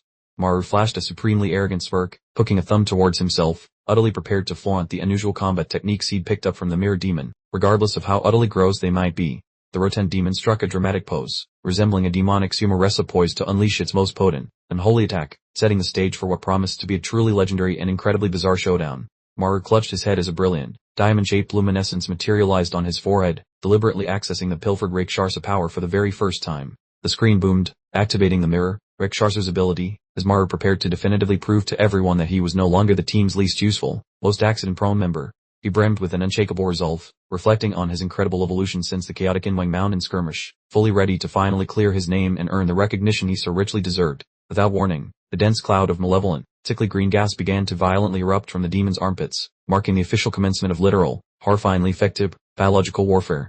The demon's visage twisted into a mask of pure, unadulterated evil as the putrid cloud enveloped it, letting loose a truly spine-chilling sound as the very air around them turned shockingly sour. Maru was directly assaulted by the overwhelming stench, his eyes immediately watering profusely, and he gagged uncontrollably, realizing with profound regret that he had dramatically misjudged the potency of the armpit assault. Maru descended into a chaotic fit of coughing and drooling, his entire complexion morphing into an alarming shade of green, struggling merely to remain upright against the absolute biological catastrophe emanating from this creature. He savagely bit his lip, compelling his body to move, defiantly roaring that he absolutely refused to be defeated by something so utterly repugnant, launching a punch through the toxic haze with sheer, stubborn willpower. He darted through the verdant mist, intending to strike the beast while constantly in motion, desperately trying to maintain mobility to avoid inhaling any more of the truly abominable, lung-searing air. Yashak, in the background, desperately clamped her hands over her nose, guiding violently, swearing she had never encountered an ability so fundamentally offensive in all her long, storied years of service. A close-up revealed Yashak looking utterly on the verge of collapsing, declaring this vile attack full-blown chemical warfare. Frankly, you could practically smell the panel from this very distance. Even Officer Kang swayed precariously on her feet, appearing visibly dizzy and nauseated, which, if a season level 7 was getting knocked off balance, confirmed that this particular scent was absolutely a certified war crime. Yashak shrieked at Kang to get a grip, utterly flabbergasted that her superior was actually being incapacitated by a mere smell, confirming the entire team was teetering on the edge of a total, humiliating wipeout. The corpulent demon stood in triumphant glory while Maru lay sprawled on the ground, desperately gasping for breath, confirming that the new and supposedly improved Maru had just decisively met his rather smelly match. Then, with a sudden, tear-streaked surge of pure, unadulterated rage, Maru grasped that his squad was utterly doomed unless he unleashed something truly epic immediately. Maru unleashed a new splitting, ancestral bellow, proclaiming loudly that no one should ever underestimate his lightning quickness, as his entire form pulsed with an unnatural, blazing golden luminescence. He began to zip around with such incredible velocity, becoming little more than a phantom streak, a high-pitched whirring sound accompanying his dizzying orbits around the thoroughly baffled behemoth. Maru generated a literal cyclone of chaotic movement, his lightning-fast trajectories etching invisible paths across the sylvan arena, leaving the bewildered fiend utterly incapable of pinpointing his exact location. The enormous creature twirled helplessly in frantic circles, its colossal head straining for even a fleeting sight of the young upstart, while Maru, like a cat with a very confused ball of yarn, bided his time. Without warning, Maru materialized directly before the hulking monstrosity. This feature set in an unnerving tableau of intense focus, then shrieked a dare for the beast to muster every ounce of its formidable power. He unleashed a gargantuan, bone-jarring punch, roaring something vaguely encouraging like a sports coach mid-swing, which landed squarely in the demon's gut with such earth-shattering force it sent seismic tremors rippling across the terrain. The noxious, verdant mist was violently scattered by the sheer energy of the assault, as the fiend emitted a truly humiliating, squeaky wail, abruptly crumpling into a bizarre, accordion-like posture. The portly monstrosity was catapulted majestically through the atmosphere, performing an involuntary aerial ballet before spectacularly face-planting into the soil with a colossal, brown-shaking thwack, proving Maru could solo a formidable foe with casual disregard. From a rear vantage, Maru appeared, hands resting on his knees, puffing like a steam engine. He was utterly drained, yet remained the lone figure still defiantly upright amidst the chaos. He slowly pivoted towards his female companions, clearly resembling a dish rag that had just run a marathon, but beaming with self-satisfaction. The women, however, really stood frozen, their jaws dangling like forgotten ornaments, completely flabbergasted. Maru flashed a slightly imbecilic, splattered smirk, muttering a rather faint declaration of triumph. Just like that, our beloved goofball returned, as if that spectacular, pulse-pounding battle had simply been a minor inconvenience. Kang and Yosak simply gazed at him, their faces completely devoid of any discernible emotion, as if their brains were undergoing a massive software update attempting to process the sheer absurdity of the spectacle they just endured. The sweeping panorama revealed the breathtaking vista of the Alpine River as the morning mist gradually dissipated. The meteor, tooth and claw peril had thankfully vanished, yet a whole fresh batch of perplexing inquiries was only just beginning to coalesce. Kang shot Maru a glacial, solemn glare, which instantly froze his celebratory annex mid-giddy dance. Her expression screamed, in no uncertain terms, a chilling summons for a very serious and imminent discussion. Maru knelt, vigorously scrubbing at his suddenly burning eyeballs, while Kang, with the serene composure of a seasoned lecturer, meticulously detailed the curious mechanics of his developing powers. Apparently, devouring a demon allowed one to pilfer its unique capabilities. A sudden, dawning comprehension washed over Maru, prompting him to confess that the previous fiend he consumed had possessed identical mirror image powers. He was slowly beginning to grasp the rather unnerving, Frankenstein-esque implications of his own evolution. He voiced his epiphany aloud, declaring with a dramatic flourish that this explained precisely how he managed to replicate the peculiar armpit-based defensive skill of the monster he'd just dispatched. It was undeniably potent, yet undeniably the strangest proficiency he'd ever encountered. Yosak, without warning, erupted into an uncontrollable paroxysm of gleeful, borderline insane cackling, enthusiastically jabbing a digit in his direction. She declared, for gasps and giggles, that the entire armpit odor assault was, without a shadow of a doubt, the comedic highlight of her existence. She was practically expiring from mirth, mercilessly ridiculing his utterly bizarre talent, while poor Maru simply stood rooted to the spot, a picture of absolute mortification. Indeed, this certainly wasn't a room full of easy laughs. Maru fidgeted, self-consciously scratching his cheek, his face burning a bright crimson with utter humiliation, as he sheepishly inquired if his newfound prowess was truly that peculiar. The poor chap merely craved a sliver of acceptance. Abruptly, Officer Kane extended a hand, bestowing a surprisingly tender, albeit slightly condescending, pat upon his head. She gently assured him that, no, it wasn't weird, and he had performed admirably and undeniably progressed, granting him the long-sword approval he so desperately craved. Maru's entire countenance instantly became a vibrant shade of pickled beet, a direct consequence of the sudden, the merited accolade. He appeared on the verge of shedding blissful tears, the man finally acknowledged by his superior after countless thankless endeavors. Yet, with the precision of her seasoned assassin, Khan leaned in, fixing him with a truly frigid, laser-beam gaze. Then, with a single, perfectly aimed syllable, she added, disgusting, utterly detonating the entire heartwarming scene into a million tiny, awkward pieces. Maru's very being instantly crumbled into a million infinitesimal pieces due to the gross declaration. This poor, fragile heart underwent a visible, cartoon-style implosion, registering an off-the-charts, comedic level of psychological trauma. Kang and Yoshioka then strolled off with infuriating nonchalance to inspect their equipment, utterly oblivious to the quivering emotional crater they had just created. Maru, it seemed, had been demoted to a mere smudge in the scenic backdrop. Maru collapsed onto the verdant turf, emitting a profound, mournful exhalation of absolute defeat. He began a rather dramatic internal monologue, bemoaning his terrible luck at encountering such an utterly peculiar fiend, which inevitably resulted in his own public humiliation. He buried his crimson face in his palm, still simmering with profound embarrassment. He'd naively imagined this was his golden opportunity to erase past blunders, but instead, he simply ended up reeking like a particularly enthusiastic gymnasium changing room. He reclined upon the soft grass, gazing skyward at the fluffy clouds with a weary, yet contented, grin. The profound, if slightly art, revelation dawned on him. Despite the utterly bizarre nature of his powers, he was genuinely advancing. Without warning, an enormous, looming silhouette eclipsed the sun above him. Then, a remarkably composed, resonant voice rumbled, querying if he was in need of a Maru, and the entire atmosphere immediately gained about 20 pounds of pure, unadulterated tension. Maru, jolted, squinted against the glaring sun, spotting a skyscraper of a man in a sleek black suit, a silhouette of impending doom or perhaps a very stylish tax collector.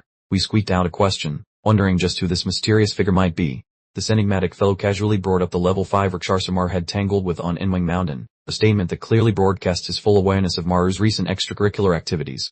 Our rookie hero suddenly felt like he was playing poker with a full house when he only had a pair of twos. As the mysterious figure's face finally emerged from the shadows, it was none other than Director Yahello, who fixed Maru with a stare so serenely authoritative it suggested he'd not only seen it all, but probably filed it, annexed it, and then written a best-selling memoir about it. Director Ildo bent just a fraction, observing Maru's desperate attempt to regain some semblance of uprightness, a gesture that amplified their already astronomical power imbalance to comedic levels. Maru, for his part, was vibrating like a leaf cord in a hurricane, or perhaps a cheap cell phone. Ildo's gaze remained thoughtful, but quiet pondering, as he internally processed the sheer improbability of her humble level 1 operative vanquishing a level 5 threat. He understood, Of course, that such an achievement simply defied conventional logic, implying Maru was either incredibly gifted, or had somehow accidentally pressed the win button. Maru, practically swallowed by his own tongue, could only manage a series of bewildered stammers, his mind struggling to compute the shocking reality that the very founder of the entire task force, essentially the CEO of monster hunting, was currently engaging him in conversation. A faint, enigmatic smile graced Ildo's lips as he casually declared his intention to recruit Maru for the prestigious Seoul headquarters, effectively detonating the biggest, most unexpected bombshell in Maru's relatively short, but certainly eventful, existence. Director Ildo, in a move worthy of a movie poster, theatrically extended his hand toward Maru, presenting an opportunity that felt like winning the cosmic lottery. It appeared our bewildered rookie was officially punching his ticket straight to the big leagues, where presumably the snacks were better. Maru's face was a perfect portrait of someone who had just encountered a spectral apparition, as he stayed in utter disbelief at Director Ildo's unbelievable proposal. He babbled incoherently about being scouted, his mind utterly failing to grasp why the big boss, the metaphorical head honcho, would ever care about a humble level 1 rookie such as himself. Director Ildo maintained his inflappable, smooth operator grin, as if merely inquiring about the day's meteorological conditions. He then inquired if Maru was familiar with the legendary Seoul headquarters team, subtly hinting that Maru's current operational status was about to receive a serious, probably life-altering, firmware update.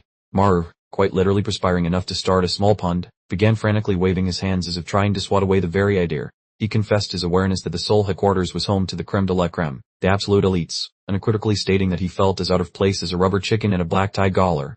Our bewildered protagonist, still clutching his satchel like a security blanket, fixed Ildo with a direct, utterly perplexed stare, questioning why he, of all people, was the target of such an outlandish offer. He likely braced himself for the inevitable moment when a crew would burst forth, yelling that he was on a hilarious hidden camera show. Ildo bestowed upon Maru the highest possible endorsement, accompanied by a soft, almost legendary, tear-filled smile, explaining his decision by stating he possessed a knack for discerning true potential in individuals. He was essentially informing Maru that despite all appearances, he harbored a profound, hidden wellspring of pure, unadulterated main character energy. The camera zoomed in on Maru, whose face was a tableau of utter stupefaction. He softly echoed the word, potential, his mind valiantly attempting to merge this grand declaration with his personal highlight reel of spectacular failures and frequent, inconvenient bouts of panic attacks.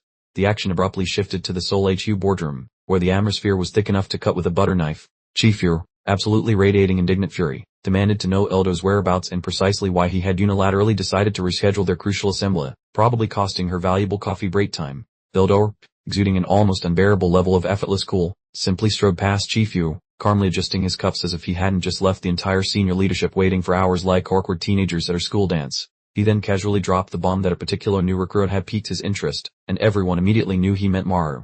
Ildo's gaze held a mischievous, all-knowing gleam, the silent declaration that he was engaged in an intricate game of 4D chess while his colleagues were still trying to figure out if their checkers pieces moved diagonally. It was abundantly clear he had an entire master plan brewing for our unwitting rookie hero.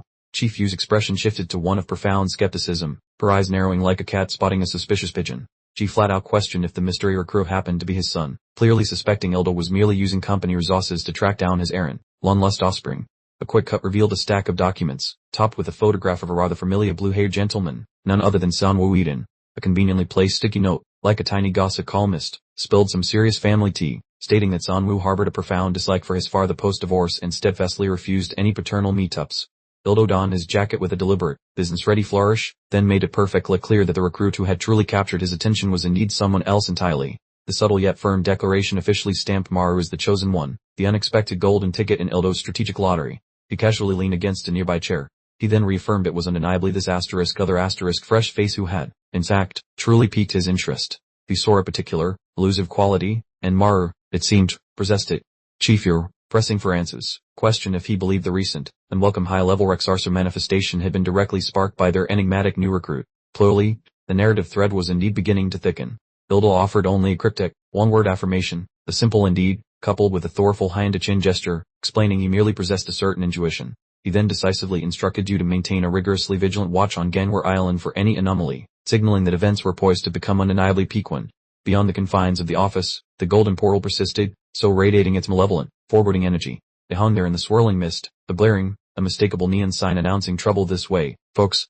Venturing inside a long-deserted dwelling, the pervasive, suffocating yellow dust blanketed everything, so thick it felt like trying to breathe a powder donut. The hallway, unsettlingly, resembled a meticulously crafted set piece from a classic haunted house horror flick. And now for your daily dose of pure nightmare fuel. The pallid, shriveled entity was discovered hunched over in the oppressive gloom of the kitchen. It truly appeared as though a literal zombie had simply decided to casually hang out by the sink, perhaps waiting for the water to boil. The tight shot of the creature's visage confirmed, unequivocally, that it was utterly repulsive. Its skin appeared a sickly, mottled gray and possessed the texture of worn leather, while its eyes seemed to carry the ancient, sun-deprived weariness of millennia spent exclusively in dimly lit basements. Back at the Radiant Gamma headquarters, the atmosphere was completely opposite. It felt like an ordinary, mind-numbing Tuesday at the office, or at least that was Maru's perception. Maru sat at his desk, turning pink and practically beaming, like he'd just won a lifetime supply of Tarkos. He kept replaying Director Ildo's scout offer in his head, riding that adrenaline high all day. He looked like a hyperactive squirrel, ready to spring out of his seat with pure excitement. The thought of potentially moving to Sol headquarters meant he could finally shed his reputation for incompetence. But then, reality crashed down on him like a sudden realization about a missed deadline, instantly wiping the smile off his face. He remembered the Sol elites only hunted the truly lethal Rakshasars, which was definitely a big change from his previous, slightly smelly encounters. Maru quickly reverted to his favorite safety mantra, attempting to reassure himself he was perfectly happy right where he was. The office was wonderfully peaceful, a place where people actually took naps at their workstations. He tried to play it cool, crossing his arms and reminding himself that he had been recognized by the absolute top-tier leadership. He was clearly trying to inflate his own ego, which was currently smaller than a golf ball. Suddenly, a familiar, gratingly arrogant voice completely shattered his peaceful daydreaming. Sunwoo was standing directly behind him, calling out the level 1 with its signature, infuriating smirk. Maru's face immediately contorted with annoyance and suspicion. He wondered why Sunwoo was smirking, instantly realizing a serious round of harassment was probably about to start. He was completely unprepared for the upcoming events. Sunwoo leaned over him menacingly, his face illuminated by a terrifying red aura. He asked Maru why he had been grinning so obnoxiously all day, basically accusing him of being an office weirdo. He continued his rant, calling Maru a pathetic coward who loved being lazy because he was terrified. He was obviously trying to push every one of Maru's buttons to provoke a reaction. Sunwoo directly accused Maru of being far too useless to ever get promoted to Seoul. Maru finally reached his breaking point, standing up and shouting to ask exactly who Sunwoo was calling incompetent. Maru was now completely livid, baring his teeth and glaring furiously. He had reached his absolute maximum tolerance for being the human punching bag of this blue-haired maniac. Sunwoo yelled back immediately, pushing himself into Maru's personal space. He looked fully prepared to start throwing punches right in the middle of the office cubicle farm. Maru landed the perfect verbal blow, reminding Sunwoo that his entire superpower was literally just armpit sweat. That insult truly left a scorching mark. Sunwoo's composure instantly evaporated, his face turning bright red as a tomato from the sheer embarrassment. Maru, against all odds, actually looked like he was winning this particular verbal battle. The two were now going at it like angry siblings, yelling at the top of their lungs about who absolutely wouldn't lose, while Yosuke sat at her desk watching, looking genuinely like she might fall asleep. Tucked away in the corner, team leader Deokmin was completely losing his mind, cackling hysterically at the sheer ridiculousness of the scene. There was pure, unadulterated office chaos. Deokmin was literally clutching his stomach, pointing and laughing about the armpit comment. Maru looked completely exasperated that even his boss was getting in on the public humiliation. The mess. Yoonjae-won finally stepped in, putting her hands out like a referee separating two schoolboys in a playground scuffle. She bellowed for everyone to shut up and leave poor hand Maru alone. Maru looked up at her with genuine, grateful sparkles in his eyes. He viewed MS, Yoon as his savior, feeling like he had finally found a guardian angel in the caves. But then Jae-won instantly turned on him, joining the teasing with an absolutely enormous grin. She brought up how Maru used to hide in the bathroom, and Maru's heart immediately broke into a million pieces. Maru completely collapsed, burying his face in his hands in total embarrassment. He let out a loud groan about how much he hated this situation, wishing the office floor would simply swallow him alive. Officer Kang remained in the background, calmly sipping her coffee and observing the complete disaster unfold. She quietly expressed her hatred for the spectacle, watching the team behave like absolute toddlers. Maru propped his chin up with his hand, looking utterly defeated and depressed. He truly grasped the fact that everyone in this office saw him as a completely incompetent joke. He closed his eyes, desperately trying to find a moment of inner serenity. He instructed himself to ignore this humiliating memory and focus on making a fresh start, specifically by concentrating on the Sol offer again. Suddenly, the emergency alarm blared through the office, causing Officer Kang to leap instantly to her feet. She announced a level 2 Rakshasar alert and started preparing to head out into the field. But Maru's hand shot out like a defensive tackle, grabbing Xianwu's arm tightly. He was not about to let this specific opportunity pass him by. Maru stood defiantly against Xianwu, announcing that he would be going on this mission. He was determined to finally prove his value, no matter what the cost. This bold decision would fundamentally change everything in his life. Xianwu instantly looked like a complete sociopath, his eyes practically shimmering with pure bloodlust. He hissed that he was so bored he couldn't possibly stand it, clearly itching for a truly challenging fight. Xianwu glanced over his shoulder, flashing a deeply unsettling grin, and told Maru they should actually try to get along as fellow new recruits. That was about the biggest red flag in history. Maru's face screamed, "I've made a terrible mistake," clearly wishing he'd chosen literally any other path than the one that landed him beside the company's resident chaotic individual, a partnership he fully expected to culminate in absolute mayhem. Suddenly, the vista shifted to an absolutely gorgeous, verdant mountain slope bathed in a brilliant sky, so tranquil you might just momentarily overlook the hull creatures that devour souls part of the local scenery. Maru and Xianwu lumbered up the winding path, already appearing as if they'd been traversing inclines since dawn, with Xianwu practically wheezing like an old accordion. The sight Maru found surprisingly, perhaps even deliciously, satisfying. The zoom-in view revealed Xianwu in full dying goldfish mode, desperately gasping for air. For someone supposedly packing level 7 power, his cardiovascular fitness was currently throwing up more red flags than a matador convention.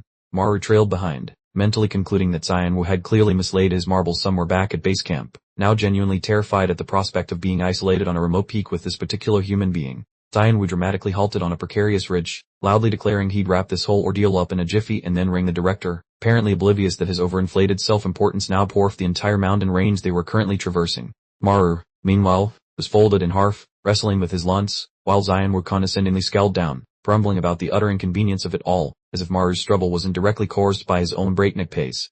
Xianwu's expression abruptly sharpened as he gestured vaguely towards the horizon, then snidely inquired if Maru's vision was somehow obstructed, perhaps by an inner demon or a real bad eye exam, which felt like an unnecessarily personal attack. Down in the valley, they spotted an ancient, decrepit house, which was frankly just aggressively barfing dense, sulfuric yellow vapor into the atmosphere, a spectacle that strongly suggested someone had forgotten to clean out their wood stove for a century or two. Maru's mouth unhinged itself as a chilling realization dawned. Perhaps actual living beings were inhaling that toxic cloud. They gasped, belatedly wondering if the peculiar structure was actually exhaling some particularly hazardous, vibrant particulate matter, finally grasping the true peril.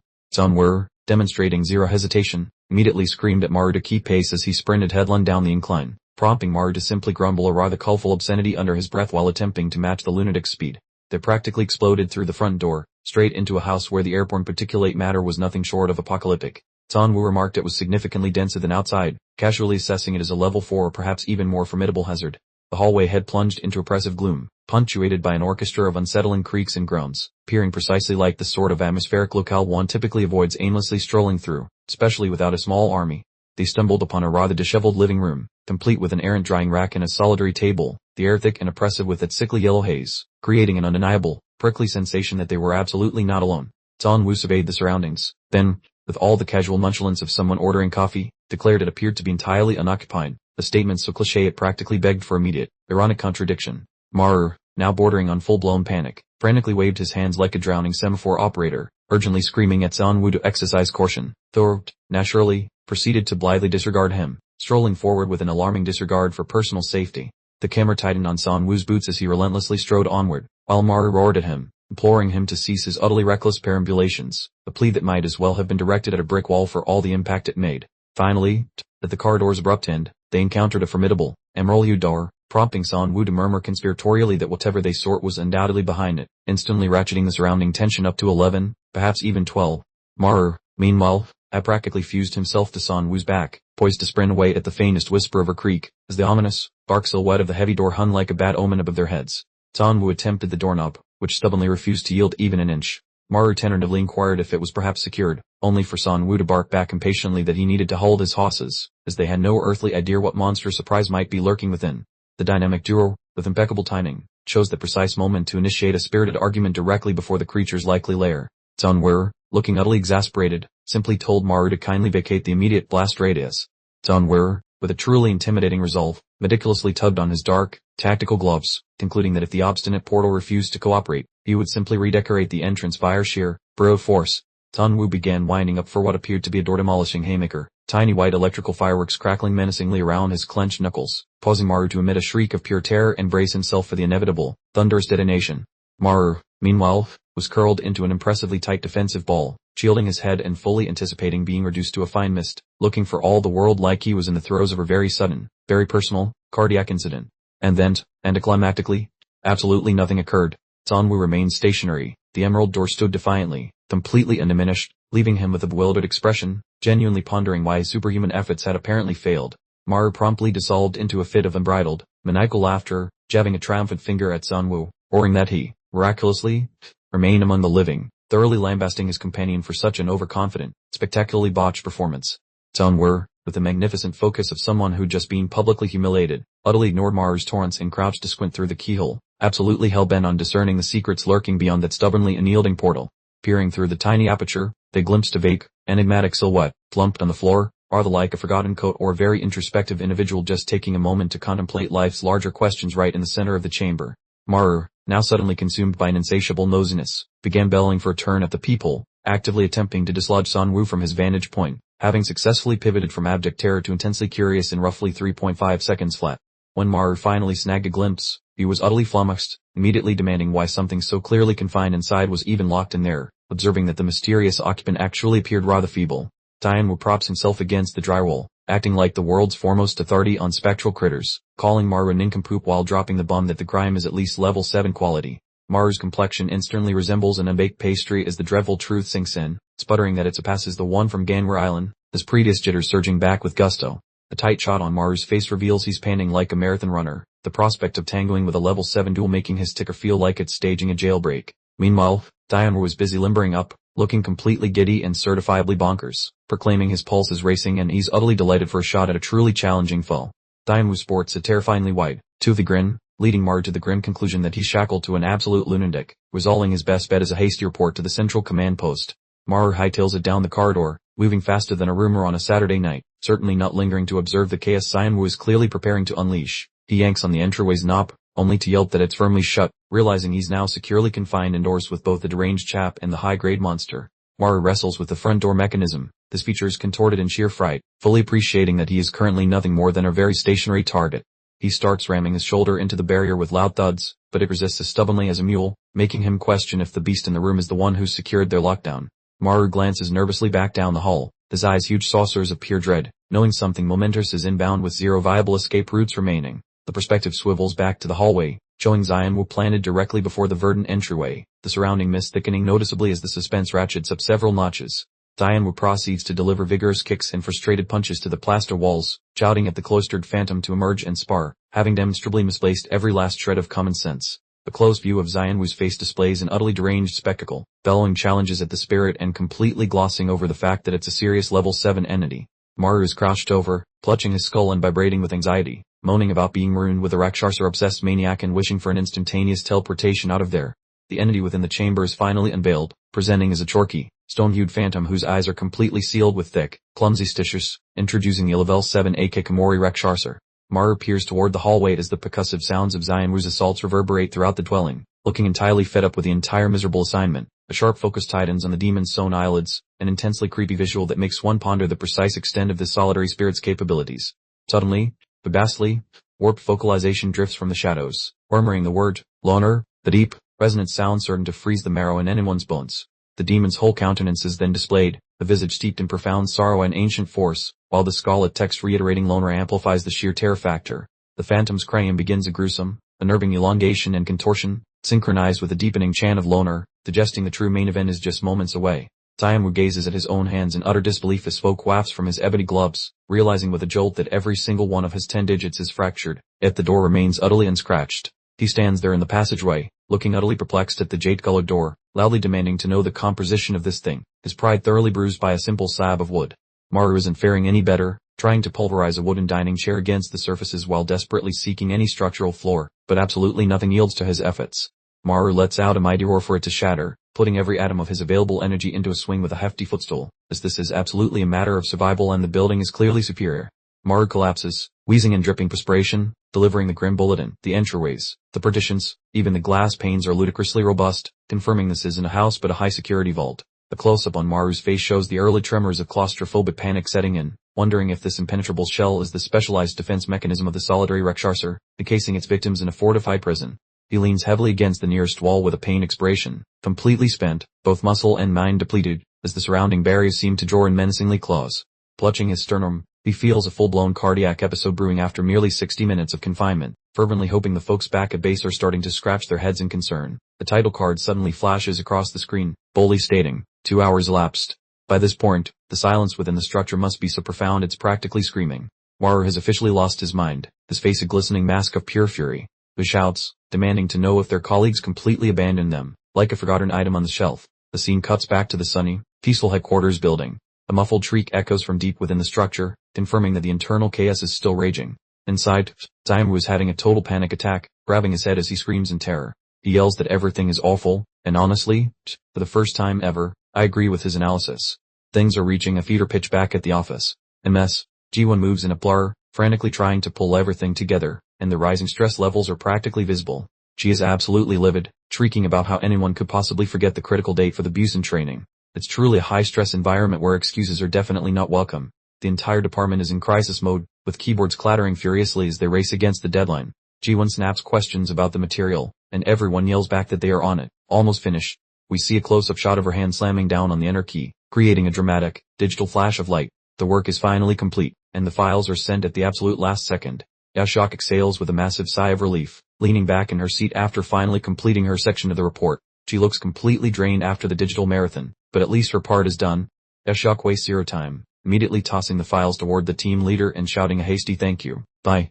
To everyone.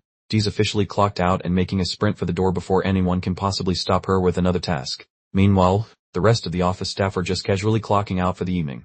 Someone shouts to see them all tomorrow morning, oblivious that Maru and Samu are literally fighting for their lives. Yoon-ji-won slumps onto the plush yellow couch with an enormous sigh of contentment. She looks forward to a perfectly relaxing night, completely unaware that her rookies are currently experiencing a real-life horror film. She takes a blissful sip of her coffee, her eyes closing in total peace. She murmurs that she's finally getting some quiet time, a statement that defines true dramatic irony given the circumstances. The whole team is just relaxing in the lounge area, enjoying the tranquility. It stands in total contrast to the desperate banging and shouting currently happening on the nearby mountain. Suddenly, Tuin's eyes spring open as the realization finally hits her. She asks what became of those two, noting that 3 hours have passed since they left. Better late than never, I suppose. The close-up shows the team on the couch as the atmosphere shifts dramatically from relaxed comfort to genuine worry. Yashak looks up slowly, recognizing they might actually have a huge problem on their hands. Ji-won starts to freak out, rubbing her forehead vigorously in frustration. She murmurs that this is exactly why she shouldn't have dispatched the rookies alone, finally feeling a strong surge of guilt. She quickly jumps into action, ordering Yashak to join her while everyone else stays behind. But Charna refuses to remain put, declaring that she's going to because something feels very wrong. Charna is already pulling on her black tactical shirt, looking like she's preparing for military combat. She has that intense, main character look that confirms things are about to get serious. Charna looks incredibly focused while preparing, her hair moving behind her with purpose. She's not wasting a single second, and the team quickly follows her decisive leadership. Yashak asks Charna if she is absolutely sure about this, pointing out that the site is close to the dangerous place. Charna responds with a cold, blank stare, appearing totally unconcerned. Charna pulls on her yellow jacket with a sharp, fluid motion. She tells Yashak not to worry and to keep moving, looking like a total boss as she leads the unexpected rescue mission. The scene transitions to the exterior of the old house, now completely enveloped by sinister yellow fog. It looks even more menacing as the sun begins to fade from view.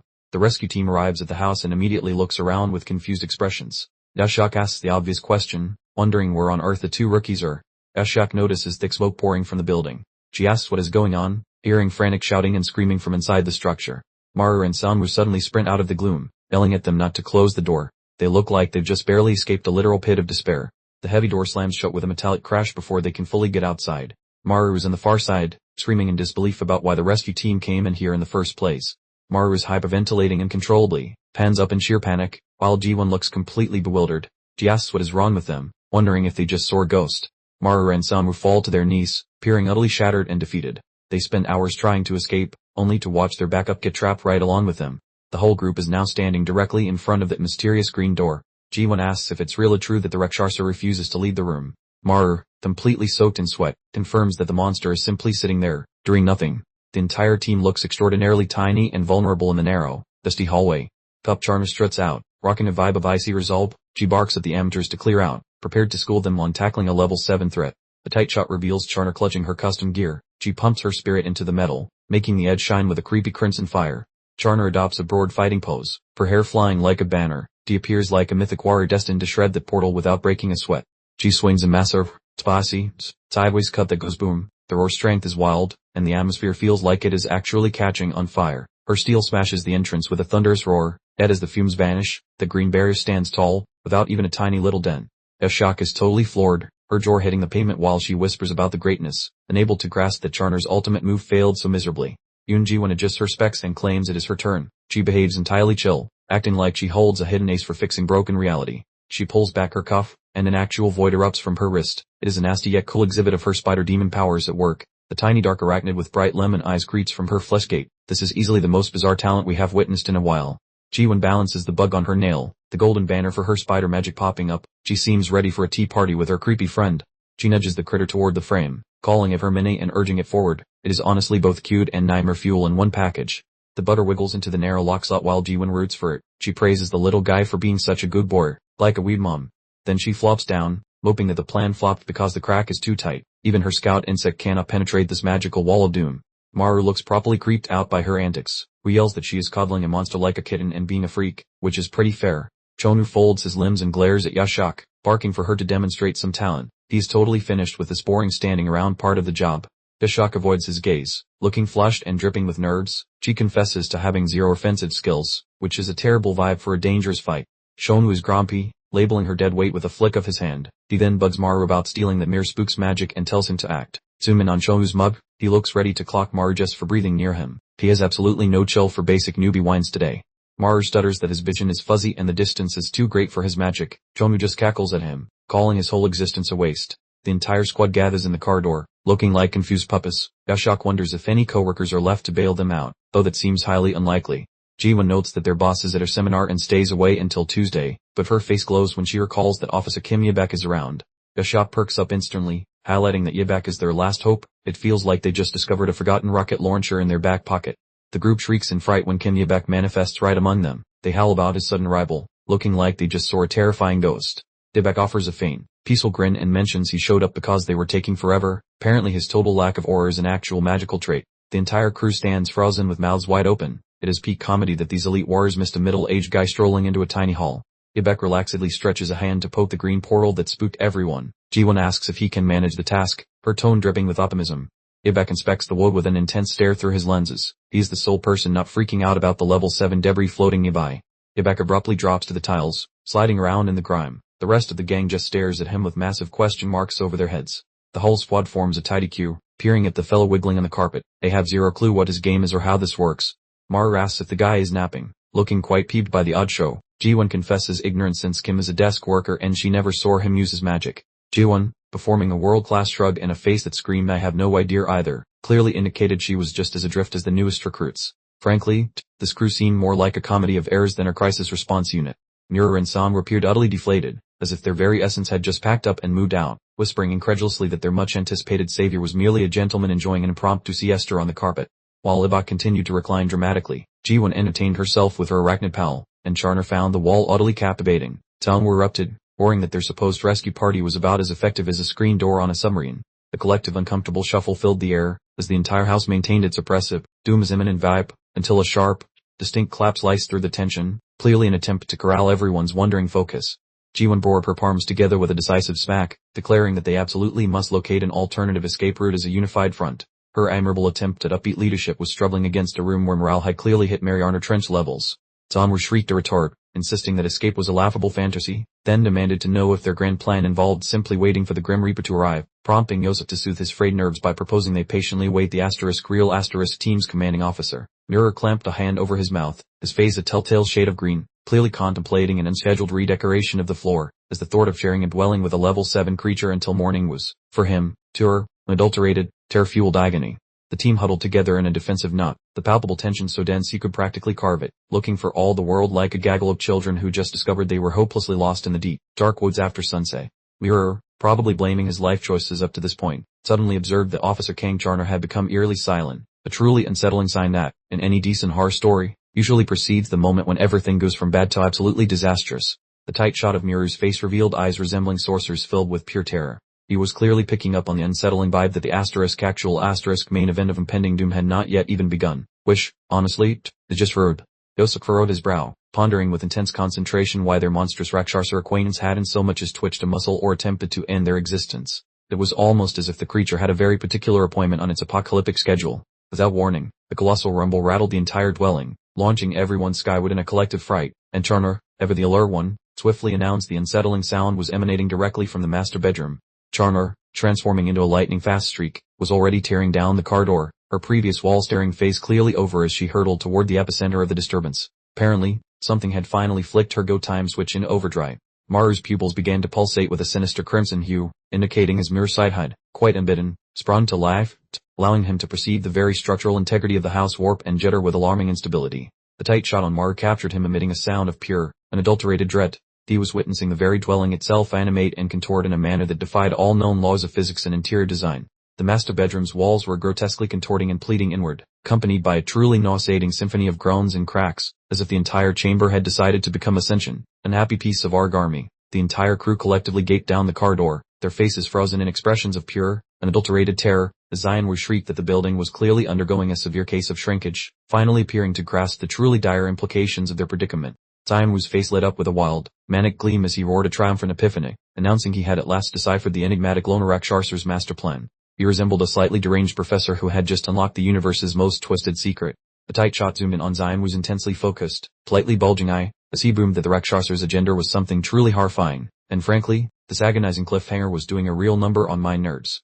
The solitary Rakshasa remained perfectly still within its shrinking sanctuary, its expression an impassive granite slab, and those eerie, stitched-up eyes appeared more disturbingly vacant than previously imagined. Clearly, this creature was the master planner of their imminent demise. The creature's withered, prayish appendage began a slow, deliberate ascent, its gnarled, talon digits flexing with a chilling, rhythmic **crick **, almost as if it were conducting an unseen symphony of structural collapse from afar. Disturbingly, the demon sported an unsettling array of miserable countenances across its chest and limbs, each one radiating pure despair, as its ultimate goal was now unveiled, to collapse the entire building into oblivion, leaving only the minuscule pocket of air it currently inhabited. The ominous rumbling swelled to a crescendo as the house continued its unsettling architectural self-assembly, and then, the narrative delivered its shocking punchline. The Rakshasar's sole desire was to be the undisputed, lonely king of the rubble in this soon-to-be compacted structure.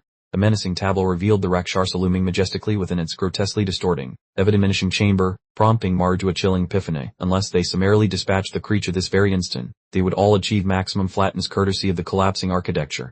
Maru's teeth ground together audibly, his face a slick canvas of sweaty panic, as he finally recognized his cherished safety-first life philosophy wouldn't be saving him today. It was now a stark choice, either fight like his life depended on it or become an extra-large, organic pancake. The entire ensemble was depicted standing utterly dumbfounded in the very center of their rapidly imploding abode, looking about as capable as a bag of wet mice, with the walls aggressively encroaching from every conceivable direction. The chapter dramatically concluded on Maru's wide-eyed, panic-stricken face, as he posed the ultimate, million-dollar query of what in the blazes do we do now, which, I must say, delivered a cliffhanger so epic it practically broke the internet. Honestly, I'm pretty sure everyone's destined to become architectural abstract art next time. The scene opens on a surprisingly idyllic farmhouse, peacefully nestled among golden crops, radiating the sort of calm that screams perfect retirement spot, though by this point, we're all savvy enough to smell the inevitable trouble brewing. The narrative now gracefully rewinds to a moment exactly 4 years prior. Behold, this is merely the serene quietude before the cataclysmic storm that irrevocably altered existence. Her entire reality morphed. A more youthful and bubbly version of Charna shows up at the entrance, hollering for grandma like a lunatic, and she seems blissfully unbothered, acting like every other student on a laundry run. Some tiny human zooms from the residence, yelling for Charna with enough hype to wake the dead, and he is obviously her favorite person, ensuring the future disaster will be absolutely brutal. The elder lady offers a cozy greeting while the small fry performs a professional wrestling tackle on Charna, and the homecoming energy is peak sweetness, enough to cause some serious cavities.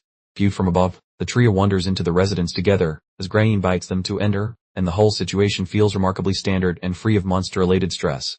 This group of three is snuggled onto their floor cushions, looking maximum comfy, while the matron wishes they could live in this loop forever, which is the ultimate omen of doom in comics. That sibling is essentially a ball of pure adrenaline, messing about while Charna giggles and swears to return during every school holiday, and the youngster squeaks his approval, living his best life. Charna's face looks curious as she inspects the wall, spotting some fresh doodles that were definitely not present during her last stay. A messy sketch of the family gang occupies the plaster, so the old woman threatens the brat with consequences for his graffiti, but he is already arguing for his artistic integrity. He brags to Charna that the old lady actually complimented his mural skills, as the little guy is clearly fishing for a high five from his favorite sibling, who glows with satisfaction, presenting his portrait of the cheerful clan, which is a scene so innocently precious that it hurts, mainly because the audience knows things are about to get spicy. Returning to the now, the structure is essentially disintegrating, with cracks spreading across the walls and debris dancing in the air because that solitary beast keeps compressing the architecture. Pop Charna keeps whispering negatives to herself, her pupils dinner plate wide from sheer terror, since the shack is not merely an assignment, it is the birthplace of her personal hell. She bellows her refusal while her high-tech forearm sword begins radiating a fierce golden light, as she refuses to allow this creature to pulverize the final remnant of her childhood. She executes a giant downward strike made of actual fire, and the collision is violent enough to rattle everyone's teeth, though she makes a sound like she stubbed her toe. Her steel meets the ghostly shield with a thunderous boom, as Charna is gambling every single bit of her biological battery on the single, desperate swing of her weapon. She gazes at her tool with a terrifying focus, deciding the blade is feeling a bit thirsty for some hemoglobin, so this lady has definitely stopped messing around and started business.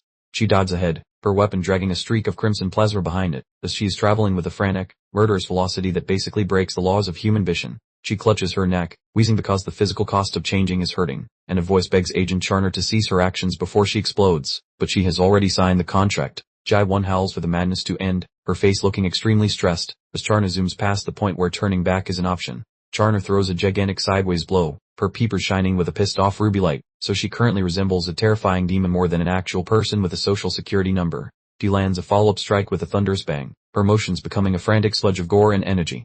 All at once, Charner eyes vanish into her skull and one lonely droplet of sadness escapes, while Maru shouts for the lieutenant, wondering about her health as her engine finally stalls.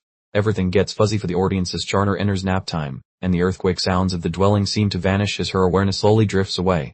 A giant thud reverberates through the structure, followed by total quiet, and a person mentions that the chaos has ceased while the squad hangs out in the weird stillness. Maru and his buddies glance about, looking like they forgot their passwords, as they are attempting to determine if Charner actually prevented the architectural collapse before she took her nap. Maru snatches Charner before she hits the deck, her limbs acting like cooked noodles, and he is freaking out, asking the unconscious cop if she is fine while she barely mumbles. Ji-won sprints to investigate her heartbeat, her face screaming anxiety, and she notes that the girl likely passed out because her internal plumbing ran too low on red liquid. Maru stares at the lady with a blend of respect and utter bewilderment, wondering why she pushed herself so aggressively, as his expression is basically a collection of question marks. Maru repeats his query, baffled by her intense commitment, as he starts to realize the situation is way more complex than her standard pest control gig. With a summer gaze, Ji-won delivered the ultimate plot twist, confessing that this entire spooky abode was actually Officer Khan Charner's very own grandmother's house. Maru's jaw unhinged itself and took a brief vacation to the floor, as the shocking truth finally explained why Charner had been so fanatically determined to preserve this very specific building. A shadowy echo of Charner's history emerged, depicting her solitary survival and newfound powers amidst an utter bloodbath, essentially marking this house as the catastrophic final chapter of her innocent world.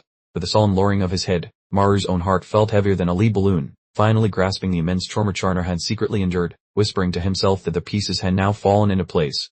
Maru gently laid a hand on Charner's resting head, developing a newfound admiration and profound empathy for his usually terrifying, no-nonsense boss.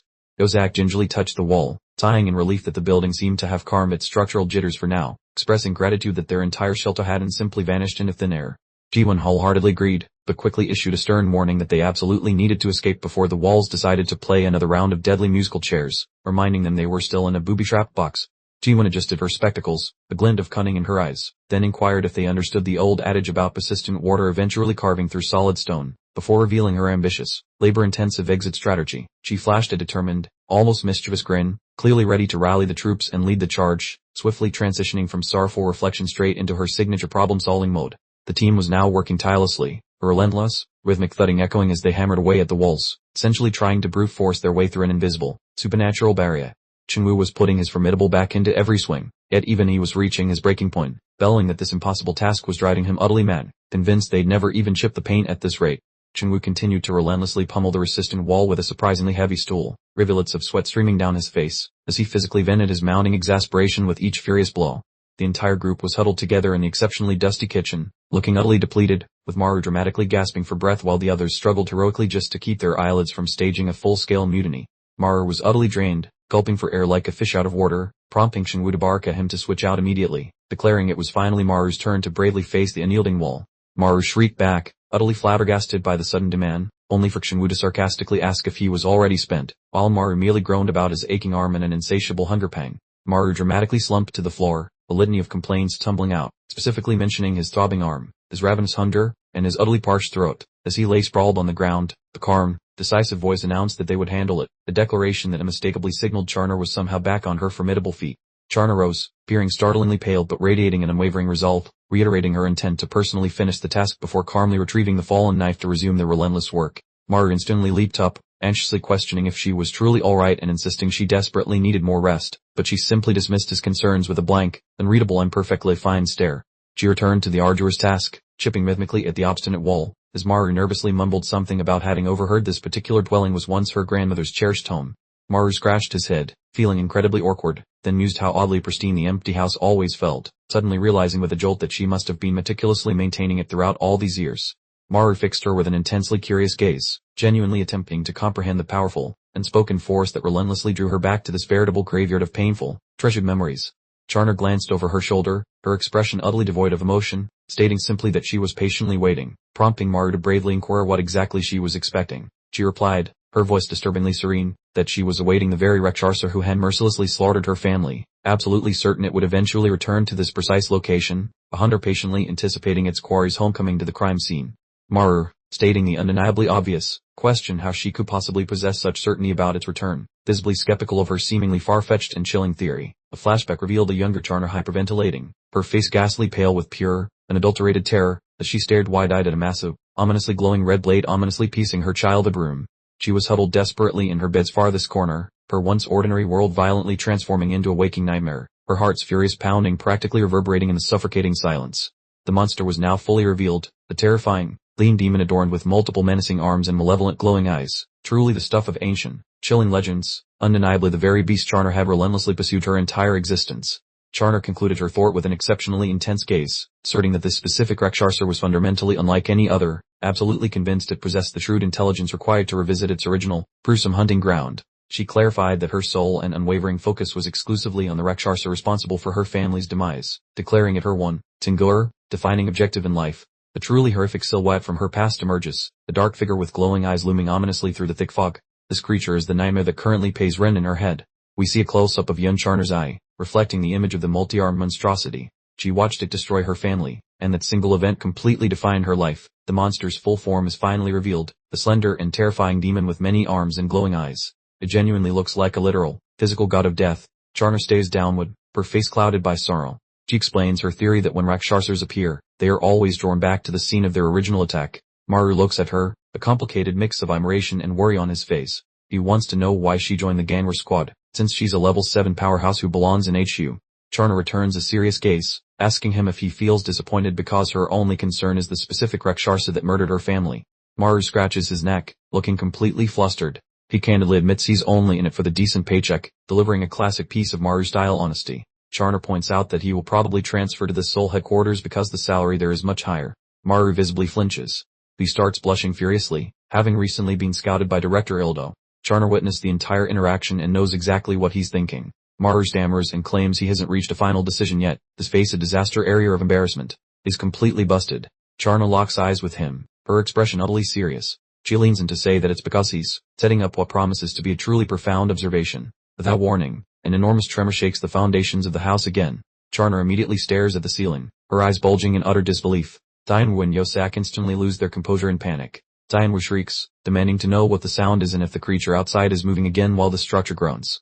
Dainwu yells that the situation is escalating, instructing everyone to immediately evacuate toward the hallway. The entire group scrambles through the house in a chaotic rush of pounding footsteps. Maru quickly snatches Charner and forces her forward as the building disintegrates around them under heavy impacts. They are in a desperate dash for survival. Maru struggles for breath, fixated on the profound sentence he missed. Even with the house falling down, the man's priority is still the cliffhanger. The perspective jumps forward to the next morning. The building is shown from the outside, encased in a lingering shroud of dense yellow dust. The team is crowded together in the hallway, visibly drained and completely demoralized. Yosak asks in a hoarse whisper if the attack has finally subsided. Dainwu lets out a deep sigh, noting that their only reliable savior now is the team leader. Unfortunately, he's stuck on a detour outside Yusen and won't be back for quite some time. The squad members are shown collapsed against the walls, seemingly having officially thrown in the towel. The pervasive yellow fog completely envelops their surroundings. Officer Kim Yivik is lying on the ground, seemingly in a deep slumber. Maru points out that Yivik has been out cold this whole time, completely ignoring the chaos around him. Maru looks absolutely finished, complaining bitterly that they risked everything to escape while Yivik just snoozed through it all. He's at the breaking point of frustration. Without warning, the entire group recoils as a loud sound, already present, fills the corridor. Something very strange is happening to the veteran who was just napping. Maru whips around to face Yebek again, shouting that they need to hold on and make sure they wake Officer Kim Yebek first. Maru unleashes a terrified shriek as Yebek slowly gets up. He immediately roars about what's wrong with Yebek's face, his own eyes bulging in genuine terror. Yebek pivots, revealing a disturbing smile, his face partially obscured by gross, fuzzy mold. He nonchalantly mentions that he decided this was a perfect moment, speaking in a deeply unnerving tone. The door explodes inward with a powerful crash, sending a massive cloud of yellow dust rolling through the opening. This is the very disaster they had been anticipating with terror. A shriveled and leathery demon, featuring a mouth stitch completely closed, lunges through the opening with a terrifying shriek. It's the infamous lone Rakshasa, clearly preparing for immediate slaughter. The entire group is in disbelief. Maru shouts, demanding to know what Yebek did and which power he utilized, while Yebek simply stands there looking totally calm. Yebek explains that he introduced mold spores through the crack in the door to flush the group out. It turns out he possesses the mold spore Rakshasa ability, and yes, it's exactly as unpleasant as you're imagining. The entire squad seemed genuinely impressed. Maru shouted a loud compliment for a job well done, while Jiwon noted that they should have been informed about his power much earlier. Someone immediately yelled at them to put the social hour on hold and look elsewhere. A truly awful, high-pitched screech filled the room as the monsters began to rally for another attack. The supposedly solitary Rakshasa was clutching its head, howling in agony from the mold spores. It was a gruesome sight, but it provided the team with a clear opening to strike. More hands reached from the darkness of the room, clawing at the walls with a sickening sound. The reclusive chant grew steadily louder and more horribly distorted. The monsters were literally flooding from the master bedroom, their faces contorted into grotesque masks of suffering. This encounter was rapidly transforming into a full-scale bloodbath. A multitude of faces belonging to the loner Rakshasa peered out from the room, their eyes glowing with an ominous light. It appeared as though the entire house was completely infested with them. The whole horde of the shriveled creatures charged down, performing a perfectly synchronized chant. This had just escalated from a one-on-one boss fight into a massive horde battle. Maru totally lost control, yelling that this was not a reclusive hikikomori loner Rakshasa, but an entire freaking pack. The creatures were everywhere, crawling on the walls and ceiling. Maru screamed, questioning how they were possibly expected to fight all these level 7 Rakshasas at once, as the team braced itself for certain annihilation. The immense swarm of level 7 recluses came flooding down the tight corridor like a tidal wave. The team prepared to absorb the blow, peering utterly minuscule next to the sheer number of creatures. Officer Kangcharna returned to her fighting stance, though she clearly resembled a car running on an empty gas tank. She instantly snapped at Yosak to conceal the group, volunteering to tackle the front line herself. Yosak responded without a second thought, bringing her hands together to activate her unique power. A golden, sparkling energy quickly burst forth from her palms, forming a defensive dome around them. The Zero Presence ability was now active, encasing Maru and the others inside a protective bubble. They effectively disappeared from view, hopefully rendering them completely undetectable to the approaching stampede. Charna let out a fierce battle cry as she hurtled headfirst into the mass of creatures. She moved with unbelievable velocity, her eyes burning with a truly frightening focus. She transformed into a veritable whirlwind of destruction, her blade whistling through the air with powerful, sweeping cuts. She took out multiple level 7 monsters at once, but the hallway was quickly becoming too narrow for comfort. A powerful horizontal strike tore through the air, hitting the wall and the creatures with a thunderous force. The blow was so immense that it completely pulverized the magically enhanced wood supporting the structure. Charna grit her teeth, understanding too late that the narrow corridor was ill-suited for her large weapon. She realized her blade was wedged in place as a monster suddenly sprang toward her neck. Charna's eyes grew large as a grayish, with a hand shot out toward her. She was completely defenseless, and the situation instantly degraded from awful to completely disastrous. Maru burst from the safety of the barrier to save her, slamming into a demon that was letting out a truly horrifying shriek. He risked his neck to ensure his captain remained unarmed. It instantly devolved into a chaotic pile-up as Maru was tackled by 3 or 4 demons simultaneously. They began scratching and biting at him relentlessly, filling the corridor with a cacophony of her savage brawl. A monster's hand rose through the settling dust, poised for a killing strike. The team was being overwhelmed by the physical force of the swarm. A massive fist hammered the floor, shaking the entire house to its foundation, as the building began to collapse under the sheer violence of the battle. Maru lay pinned to the floor, struggling for breath with a creature weighing on his spine. A voice shouted that they were finished, as the Rakshasa was actively trying to coerce the ceiling to cave in. Yoshioka began to panic, yelling no way, as she stared up at the rapidly cracking ceiling. They were moments away from being entombed inside this rapidly crumbling house. Maru looked up, blood trickling from his lips and his eyes glowing intensely. His face set in an expression of sheer resolve. He was sick of failing, and it was clear he was about to try something completely bonkers. Maru unleashed a guttural howl as his teeth fully elongated into sharp, pointed fangs. He had once again given into his inner craving, and the resulting increase in power was clearly reflected in his eyes. The guy was literally reenacting the story of Atlas, supporting the entire disintegrating ceiling with his bare hands. Yoshioka stood frozen behind him, utterly gobsmacked by the strength displayed by the level 1 novice. Yoshioka offered him a quick thumbs up, noting that while it looked pretty messy, he did a decent job. She was finally beginning to understand exactly why the director was so interested in him. The monster slunk up behind Maru, letting out a low growl, but Maru was completely immobile, occupied with preventing the house from collapsing on them. He was profusely sweating, yelling that he simply couldn't hold on any longer. Abruptly, the demon's head was cleanly detached from its body, its end tumbling through the air. The sharp, cracking sound resonated as someone arrived to provide some urgently needed assistance. There was someone more, appearing perfectly calm despite being covered in grime. He instructed Maru to get back inside the barrier, adding that he was completely obstructing the path, a classic Suwonwoo move, being rude even in a life-saving situation. Maru's eyes practically pop out of his skull as he screams for Suwonwoo to stop and look out. He instantly spotted something the arrogant rookie completely failed to see. A grotesque monster bites down hard on Suwonwoo's shoulder with a sickening crunch. Suwonwoo yells in pure frustration, realizing his grand entrance just became a huge, embarrassing mistake. Suwonwoo gets completely mobbed by the horde, screaming as they drag him down into the pile. It turns out the elite rookie got a quick lesson in humility the hard way. Suddenly, Sharp blasts of white energy pierce through the heads of the surrounding monsters. Someone else finally decided to join the party and save the day.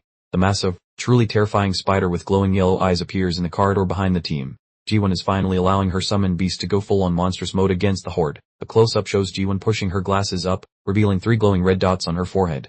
She instantly becomes a total powerhouse now that she's finally serious. Ji-won takes control of the fight, yelling at Sunwoo to help Captain Charner while she and the others protect the unexpectedly useful rookie, Arnmaru. The power structure in this hallway changes instantly. Charner fully returns to form, spinning through a group of demons and slicing them into thin ribbons. Her blade whistles through the atmosphere as she effortlessly carves a pathway through the hallway. The entire team is shown engaged in a beautiful, disorganized brawl. Maru is still clinging to the ceiling. G1 spiders are biting like crazy, and Charner is slicing non-stop. It's glorious pandemonium. Charner delivers a final, enormous overhead strike that sends blood spraying everywhere. She wants to be absolutely sure that none of these level 7 clones manage to get back up again. Maru and Yoshiko are just standing there, looking like they accidentally stumbled into the wrong action movie. Maru stares in pure amazement, while Yoshiko simply looks grateful to be alive. Maru admits that the veterans fight incredibly well, while Yoshiko laughs nervously and says they are actually just hiding out of terror. At least they are being perfectly honest about their fear. Ji-won remains completely focused, her eyes glowing as she monitors the spider mold spores filling the air. She is undoubtedly the most valuable player of this chaotic hallway fight. Maru continues to pan, but he notices something very strange. The demons keep coming endlessly out of that one room. Ji-won wonders aloud why the source of these monsters seems to be completely inexhaustible. Maru suddenly lets go of the ceiling and takes off running at full speed. Yoshiko shouts after him, demanding to know where he is going as he vanishes into the thick yellow vapor. Maru sprints directly toward the master bedroom, his mind completely made up. He has realized that the only solution is to locate and destroy the main body of the monster. He roars at everyone to let him through immediately as he charges through the remaining clones. He has officially given up on playing things cautiously. Charner and Sunwoo can only stare in disbelief as their weakest member charges headlong into the absolute heart of the nest. They cannot believe he is being this incredibly reckless. Maru leaps through the doorway with a ferocious yell and a rapid blur of movement. He displays a level of confidence and determination that hasn't been seen since the epic mountain battle. He skids to a stop in the dark room, his eyes scanning wildly for the intended target. He comes to a halt in the very middle of the living nightmare. Maru looks down with a horrified expression as he finally sees the true, awful form of the recluse Rakshasu's nest. A close-up of Maru's face shows an expression of absolute disgust. He's witnessing something so repulsive that even a veteran demon hunter shouldn't have to look at it. He discovers dozens of pale, intertwined bodies stacked up in the dark room, all of them whispering the word, loner, in a creepy, perfectly synchronized chant. This is genuinely high-level horror movie material. The main body is revealed to be a small, pathetic-looking figure cowering in the corner, enveloped by glowing red veins. This is the cowardly creature that has been attempting to defeat them. Maru stands over the monster, blood smeared on his cheek. He snarls, calling it a coward for hiding in the room and fighting with Kappas, clearly projecting all his own past fears onto the creature. The main body begins to twist and expand with a truly disgusting sound, its face distorting into a mask of pure, unadulterated hatred. It won't be defeated without pulling one final trick. Maru raises his arms high above his head, his dark silhouette visible against the glowing yellow dust. He says, well in that case, looking like he's about to drop the hammer on this situation. He slams both hands against the floor with a powerful impact and yells for the creature to stay exactly where it is. He's using his mirror ability to trap the monster inside its own spatial prison. Maru strains with every fiber of his being, his shirt shredding as waves of energy radiate from him. He is physically forcing the room to remain small while the rest of the house expands around it. We see a close-up shot of his hands glowing white hot as he struggles to maintain the spatial lock. The physical exertion is immense, and you can see the veins popping out in his arms. Maru hightails it toward the doorway as the whole place starts to go boom around him. His little feet churn like a cartoon character trying to outrun a collapsing spatial rift. He glances back over his shoulder for a final look, his face a sweaty mess of pure exhaustion. He actually managed to pull off the victory, neutralizing the terrifying monster. He lets out a loud groan as he hits the floor near the exit, the mirror power finally flickering out in his eyes. He's completely drained, like a battery hitting 0%. Through the tiny opening left in the wall, the others peer inside with wide eyes. They absolutely panic, yelling for Maru to hurry before the portal slams shut permanently. Maru stretches out a desperate hand toward the light, his eyes huge with panic. He's going to make it by only a fraction of a second before the entire space vanishes. He's screaming as he dives headfirst for the opening, the cheerful yellow hallway light calling his name. It's a true nail-biter of an escape. A hand shoots through the narrow opening and clamps tightly onto Maru's arm, yanking him out. The person pulling him has a firm grip, looking surprisingly intense and serious as their hands lock together. Seonwoo manages to yank Maru onto the hallway floor with a heavy thud. Both of them lie there for a moment, sucking in air while the room they just escaped vanishes completely into thin air. The two rookies stare at each other for a moment, both absolutely covered in blood and filth. The hallway silence finally feels incredibly peaceful after all the noise. Suddenly, the entire team erupts into cheers. They yell with pure joy, throwing their hands high as the yellow dust starts to settle down. They actually managed to survive the high-level monster pack. Ji-won and Yosef totally swarm Maru, towering him with praise about how his mirror abilities saved everyone. Maru just laughs awkwardly, scratching his head and trying to soak in all the compliments. Captain Charner watches the whole scene from the background, sporting a faint, very rare smile. She is clearly proud of her team, especially that rookie she decided to gamble on. The hallways shown from far away, looking perfectly normal and quiet once again. The mission can be officially marked down as a massive success. We quickly flash back to Charner's happy family dinner, a bittersweet reminder that she managed to save the actual house where those precious memories were created. Back in the present, Charner turns to look at Maru with a serious expression on her face. There is a new level of respect in her eyes now that certainly wasn't there before this. Maru touches his face, realizing the mirror ability vanished now that the big demons are dead. He's back to being just a regular level 1 character for the moment. Maru stands up and stretches out his limbs, looking incredibly determined. He figures that if that's the case, he has one final task to accomplish before they depart. Taeyeon yells out, demanding to know what Maru is doing right now as he watches Maru leaning over the pile of monster remains. Maru is literally taking a huge bite out of a piece of the level 7 demon. We zoom in on Maru as he swallows the piece with a sickening, wet sound. He's definitely not letting all the precious level 7 power go to waste. Maru stands in the hallway with his hands outstretched, sensing the lingering energy. He explains that there's still enough smoke left in the house for him to use, his eyes focused on the task. The walls begin to rumble with a deep, resonating sound. Maru is currently testing out the spatial manipulation ability he just took from the loner demon. He is literally moving the walls of the hallway just by waving his hand. The house seems to respond instantly to its new owner. Taeyeon was absolutely floored, his mouth hanging open wide as he watches the level 1 rookie somehow rearrange all the architecture. Maru puts his entire back into the effort, shouting as he tries to fix all the damage that he just caused. He leans against the wall, gasping that there isn't quite enough smoke, but he's determined to repair a little bit more. He actually wants to fix Captain Charner's grandmother's house for her. A hand reaches out and places a firm, stopping pressure on Maru's arm. The soft voice simply says, "Enough," and Maru immediately stops moving. It's Charner, and she looks directly into his eyes and quietly says, "Thank you." This is the first time she has truly acknowledged him as an equal. Maru is totally dazed, his face heating up as he looks at Charner's gentle expression. The main character energy in the hallway is currently off the charts. We get a wide shot of the two of them standing together in the repaired hallway as the morning sun shines through the windows. It's truly a beautiful and peaceful moment. The simple little drawing Charner's brother doodled on the wall is still hanging around. It's a testament to everything they went through, dividing the chaos like a true masterpiece. Now we pop back over to the Ganghwa Island headquarters. The place is glowing brightly, looking way too optimistic in the morning sun. The voice shouts out, announcing someone's arrival. Enter team leader Diopman, fresh off the boat from Busan, clutching a bag of that famous local bakery bread. He looks ridiculously cheerful for someone who just managed to dodge a global crisis. Diopman strolls into the office, completely bewildered. He stares at the deserted cubicles, questioning why absolutely nobody showed up for work. He pulls off his shades, his face a mask of confusion. As he moves toward the lounge, he's silently asking himself where his entire team disappeared to. He pauses in front of the night duty room door, carefully studying the nameplate. He inquires whether anyone might be hiding inside, then grabs the handle. The door clicks open, and his mouth immediately drops wide open, completely stunned by the sight before him. His cell phone suddenly blasts an alert from the desk. The caller ID reads direct to mobile phone, indicating a high-level summons from the big chief. Director Ildo answers, sounding suspiciously relaxed. He casually asks what all the fuss is about while gazing out his executive window. Back in Seoul, Chief Yu explains she offered Han Maru a prestigious role at the main headquarters, but he actually turned it down. She's completely flummoxed by his bizarre decision. A slight, knowing smirk appears on Ildo's face. He simply replies with a well, already having deduced the logical conclusion. Looking down from above, we observe the entire Ganghwa squad Charner, Diwon, Dosuk, Maru, and Seong piled together on mats, fast asleep on the floor. They look completely disheveled, but also like a real family unit.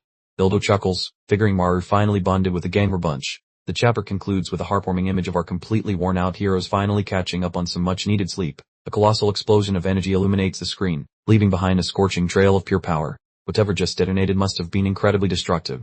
Maru stands his ground in his bright yellow uniform, looking laser-focused as he prepares for battle. The air around him practically hums with tension, indicated by the sound effects. The clock rewinds 7 hours, revealing Maru in his natural state, which is precisely the opposite of heroic. He lets out a huge yawn, clearly wishing he were anywhere else besides the office. Maru shuffles down the sidewalk in his suit, completely exhausted. He mutters to himself about how much he despises the soul-crushing daily routine, especially considering all the high-stakes drama he recently survived. A close-up shows his dress shoes hitting the pavement just as a car horn lets out a piercing blast nearby. It's a loud, irritating beginning to what promises to be a very bad morning. Maru slams on the brakes and glances over his shoulder, the mixture of rage and shock washing over his face. The shiny, white, luxury SUV pulls up directly beside him on the bridge. Maru stands there staring at the extravagant vehicle, likely calculating how many years of salary that thing costs. The driver's window rolls down, revealing none other than Zaimuru, looking exactly like a preposterously handsome K-drama star. He sports that smug, perfectly poised expression that screams, "I am vastly superior to you." We quickly flash back to the intense chaos of their house, where Maru and Charna barely escaped with their lives. This memory sharply contrasts with the peaceful, affluent energy Zion projects. Maru leans toward the car with a massive, clearly forced smile, asking if Zion might offer him a lift to work. He's shamelessly attempting to hitch a free ride in that ridiculously expensive vehicle. Zion doesn't pause for a second, shooting him a frigid glare and immediately telling him to scram. That's a truly harsh dismissal before the morning coffee even starts brewing. Zion peels away, leaving Maru choking on exhaust fumes. Maru stands there shaking his fist and shouting rascal, overwhelmed with intense envy for that imported automobile. Maru is now walking alongside team leader Go Diokman, who is sporting his trademark floral shirt. Diokman struts with complete confidence, totally unbothered by the morning chaos around them.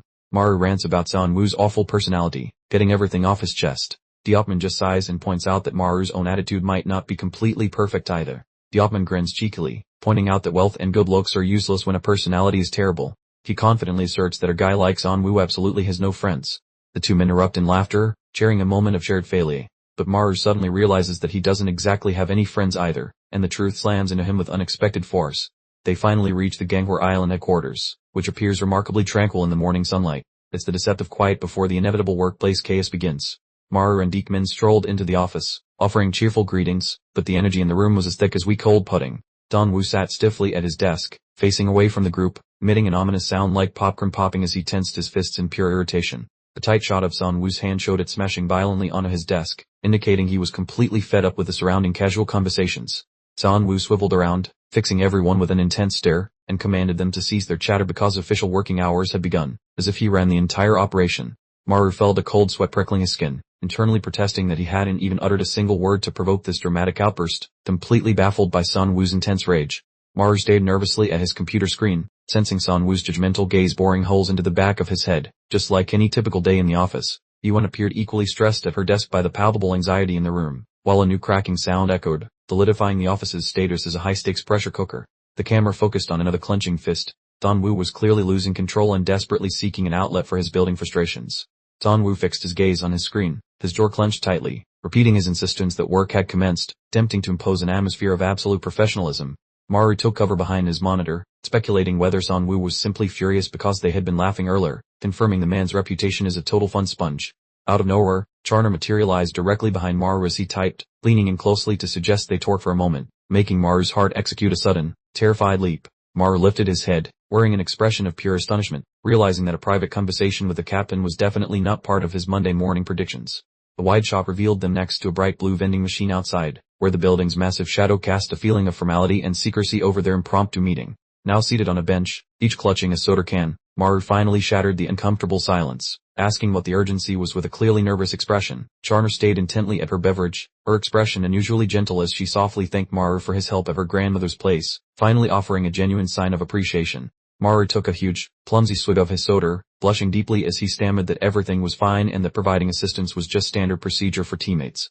Charner's face adopted an intensely serious expression as she declared that, following the incident, she had reached an absolute certainty about something important. She leaned in very closely, her eyes wide as she started to express her feelings toward him, causing Maru to panic internally, his eyes bulging as he questioned if this moment was truly unfolding. She flatly stated she didn't believe he was merely a level 1 ability user, delivering a blunt reality check that instantly annihilated Maru's budding romantic fantasies in a single swoop. Maru stood completely dazed, stammering incoherently about what she possibly meant, while Charner explained that his healing and consumption abilities were far too powerful for someone ranked so low. A brief flashback showed the unsettling level 1 demon Maru fought on his very first day, serving as a stark reminder that his journey began with an entity much weaker than his current self. Charner directly questioned whether he had encountered any Rakshasas before officially joining the civil service, attempting to pinpoint the origin of his significant power increase. Maru fell deep into contemplation, hand raised to his mouth as he desperately sifted through his recollections, but the immense trauma made the memories seem terrifyingly blurred. Charner glanced behind her, perhaps detecting Maru's growing discomfort, as the mood between them quickly changed from slightly awkward to intensely ominous and suffocating. Maru's face became suddenly enveloped in a shadowy red hue, his expression completely vacant, indicating he was experiencing a full mental collapse as deeply buried memories resurfaced. A horrifying vision of a dark, florid hand flashed through Maru's thoughts. The terrifying figure from his early life was attempting to force its way through his repressed recollections. The horrifying silhouette of the gluttony demon emerged from the darkness, its more full of needle-sharp teeth, representing the creature that genuinely activated his abilities.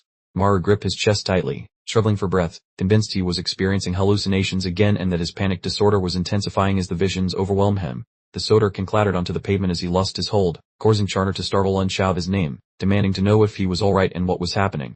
Maru was doubled over, practically dripping like a leaky faucet, attempting to pretend his brain simply enjoyed conjuring up nightmare fuel on occasion. With a pain grimace, Maru gripped his skull as if battling a rogue squirrel army staging a coup within his cranium. Out of nowhere, Charner's hand shot out, seizing Maru's wrist with an unyielding grasp, as if attempting to tether his wayward soul back to earth. She locked eyes with him, declaring he was perfectly safe, and she remained steadfastly beside him, a truly shocking display of warmth from the legendary Ice Queen.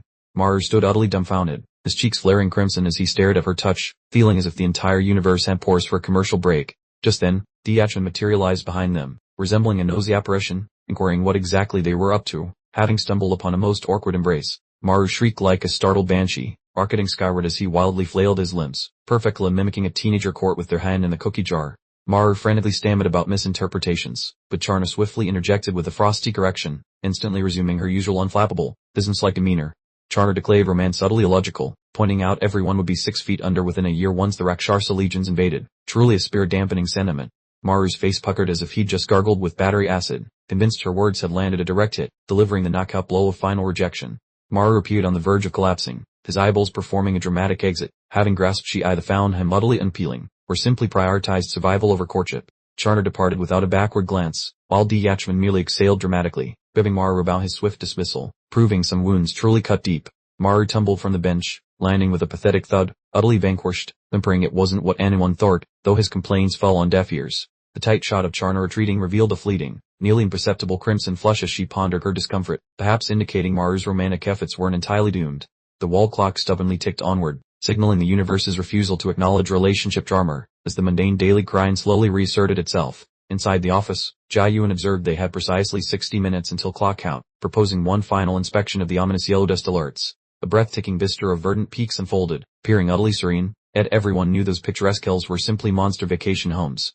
Charner and Maru found themselves trudging through the forest once more, bound for a surveillance outpost, with Maru still radiating an aura of profound, rosy-cheeked mortification. Maru wheezed and puffed, sending the path with great effort, grumbling under his breath about Team Leader Go's inexplicable talent for amplifying social discomfort. They arrived at a towering, gleaming monitoring pylon planted squarely in a clearing, where Charner began examining the gadget while Maru, still simmering with unease, stood watch. Charner remained absorbed by her tablet, meticulously sifting through endless charts and figures, while outwardly all appeared fine. Her instincts hunted for the faintest irregularity. Maru gnawed on his lower lip, contemplating their impending doom, convinced he lacked the luxury of distractions given the grim countdown initiated by the ancient prophecy. Staring at Charner's retreating form, Maru suddenly grasped his glaring ignorance regarding Rakshasas, realizing acquiring more data was paramount for surviving the next 12 months. Abruptly, a shrill phone blast shattered the forest's tranquility, causing both of them to leap skyward, startled by the unexpected sonic assault. Charner snatched the rugged field phone, declaring with an urgent cry that it was a backup demand, her expression immediately hardening into battle-ready intensity. The view switched to a shadowy, gore-spattered location as a voice on the line choked out that Team Leader Go had also fallen, indicating a truly catastrophic situation. Yosak appeared on the screen, her chest gushing profusely, just barely managing to wheeze that the monstrosity was actively making a beeline directly towards them. Charner shrieked desperately into the communication device. Her gaze was dilated with sheer dread, frantically craving further details, though it seemed Yosak had likely succumbed to unconsciousness.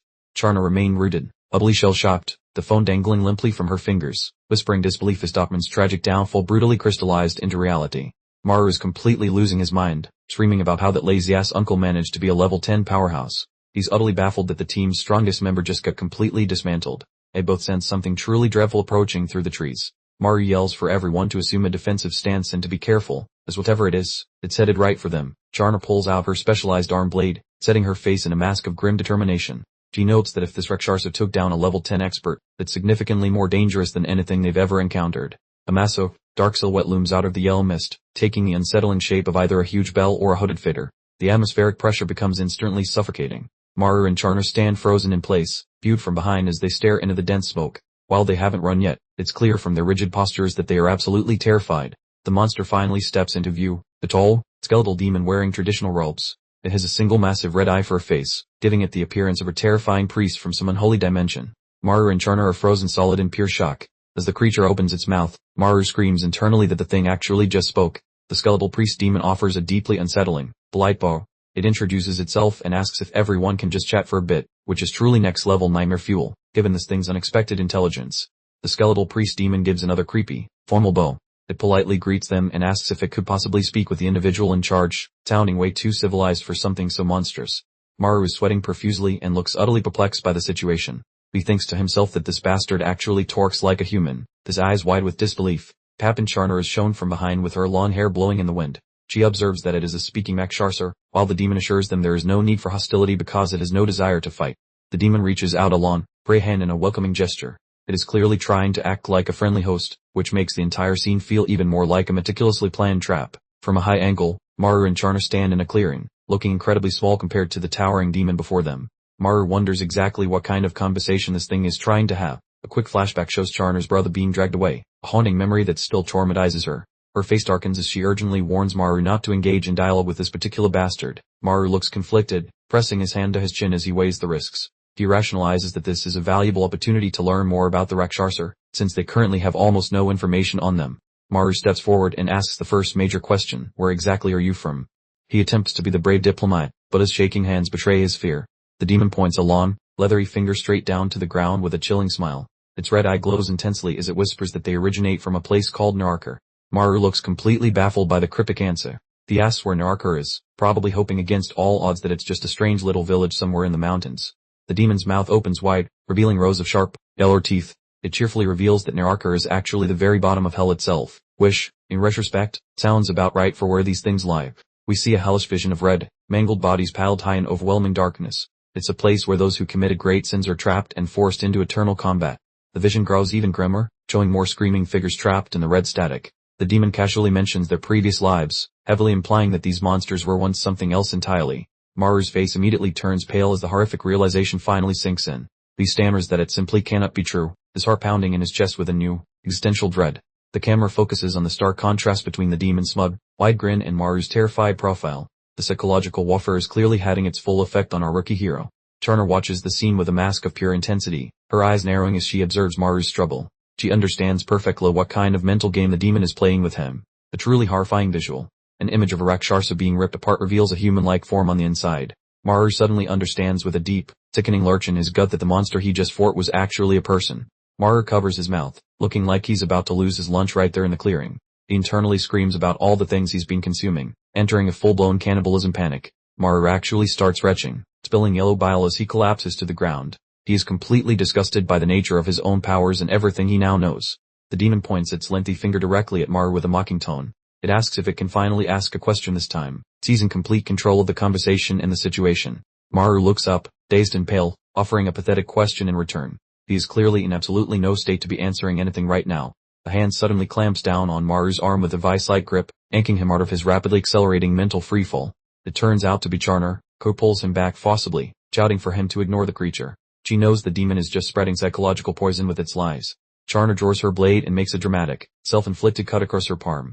She declares that even if they look friendly on the surface, these creatures are completely heartless monsters underneath. Charner is absolutely furious, reminding everyone that this is the same group responsible for attacking Chief Go and Officer Nam. She's shifting into full-on combat mode, ready to end this conversation immediately. Charner stands tall with her blade raised, radiating pure boss energy in her silhouette. The demon just holds its hands up in mock surrender, claiming it hates violence like a true master of sarcasm. A powerful shockwave of energy explodes outward. Charner has officially exhausted her patience, which, honestly, wasn't very high to begin with, and makes her move. Charner lunges forward like a blur, her hair flying and her blade glowing with a fiery red ore. She's moving too fast to track as she aims for the demon's throat.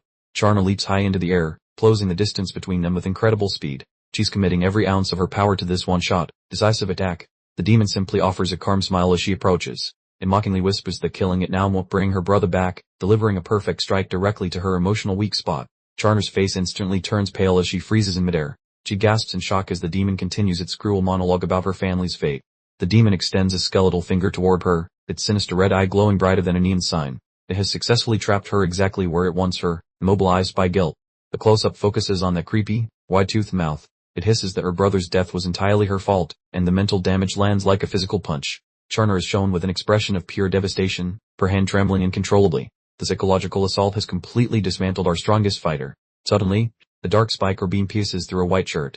Someone was just struck by an invisible attack while everyone was distracted by the demon's verbal sparring. A quick flash of memory shows a younger Charner standing between a terrifying monster and her brother. It's the moment from the night her family was torn apart. Charner's brother screams at his sister to run away, sacrificing himself to save her life. It's a genuinely heartbreaking flashback designed for maximum tragedy. The dark blade slices straight through the little boy's chest with a sickening, wet sound. The sheer brutality of this memory is absolute nightmare fuel. Charner is shown falling backward, her mouth agape in a silent scream of horror. She was forced to watch her only family member butchered right in front of her eyes. Charner is shown kneeling over her brother's bloody, lifeless body on the ground. The specific moment of tragedy created the cold, emotionally distant captain we know today. We zoom in on his fall, limp hand as it loses its grip completely. The life has officially left her brother, leaving Charner entirely isolated in the darkness. Back in the present, Charner lets out a blood-curdling scream of pure anguish, tears pouring down her face. The demon's emotional manipulation has successfully shattered her resolve. Charner's eyes are empty voids as she stares off into the distance, a small trickle of blood on her lip. She has completely abandoned the battle, drowning in the ocean of her grief. The demon continues its verbal assault, telling her that she should have died instead of her brother. This level of psychological warfare is genuinely despicable. Maru screams for Officer Kang as he watches her begin to collapse. He realizes he's the only remaining person capable of stopping the demon from delivering the final blow. Maru catches Charner in mid-fall, his expression contorted into a mask of pure terror. He clutches her tightly, treating her like the last valuable thing on earth. Maru suddenly notices a large, spreading stain of blood appearing on Charner's chest. He screams in shock, finally comprehending that she's been stabbed straight through the heart. The demon stands there calmly, finger pressed to its lips, looking extremely satisfied with its work. It boasts that the attack happened so fast Maru couldn't possibly have perceived it. The demon begins walking toward them with a slow, deliberate cadence. It mockingly suggests they continue their little chat, now that Charner has been effectively removed from the discussion. Maru hunches over Charner's body, his head bowed low in despair. He softly whispers no, revealing he is teetering right on the edge of a total breakdown. Maru suddenly tells the demon to silence itself, his face completely shadowed by dark, surging energy. He has finally reached the breaking point with the psychological manipulation. Maru hollers at the demon to keep its trap shut about Officer Kang Charner's suffering, finally getting to his feet and flexing his muscles. Maru throws a massive, desperate punch directly at the demon's ugly mug, channeling every ounce of his fury into this wild swing. The fist connects with a gross squishy noise, proving that Maru actually managed to land a solid hit on the Major League monster. The demon stares blankly at Maru, completely unfazed, then mockingly asks who's talking, suggesting Maru was dumped by his crush. Maru tries to throw another haymaker, but he suddenly freezes solid, realizing his arms are locked in place mid-swing. A thin, invisible laser beam slices through the air, making a ridiculous little pinging sound as it strikes. The demon resorts to using its sturdy invisible tricks again.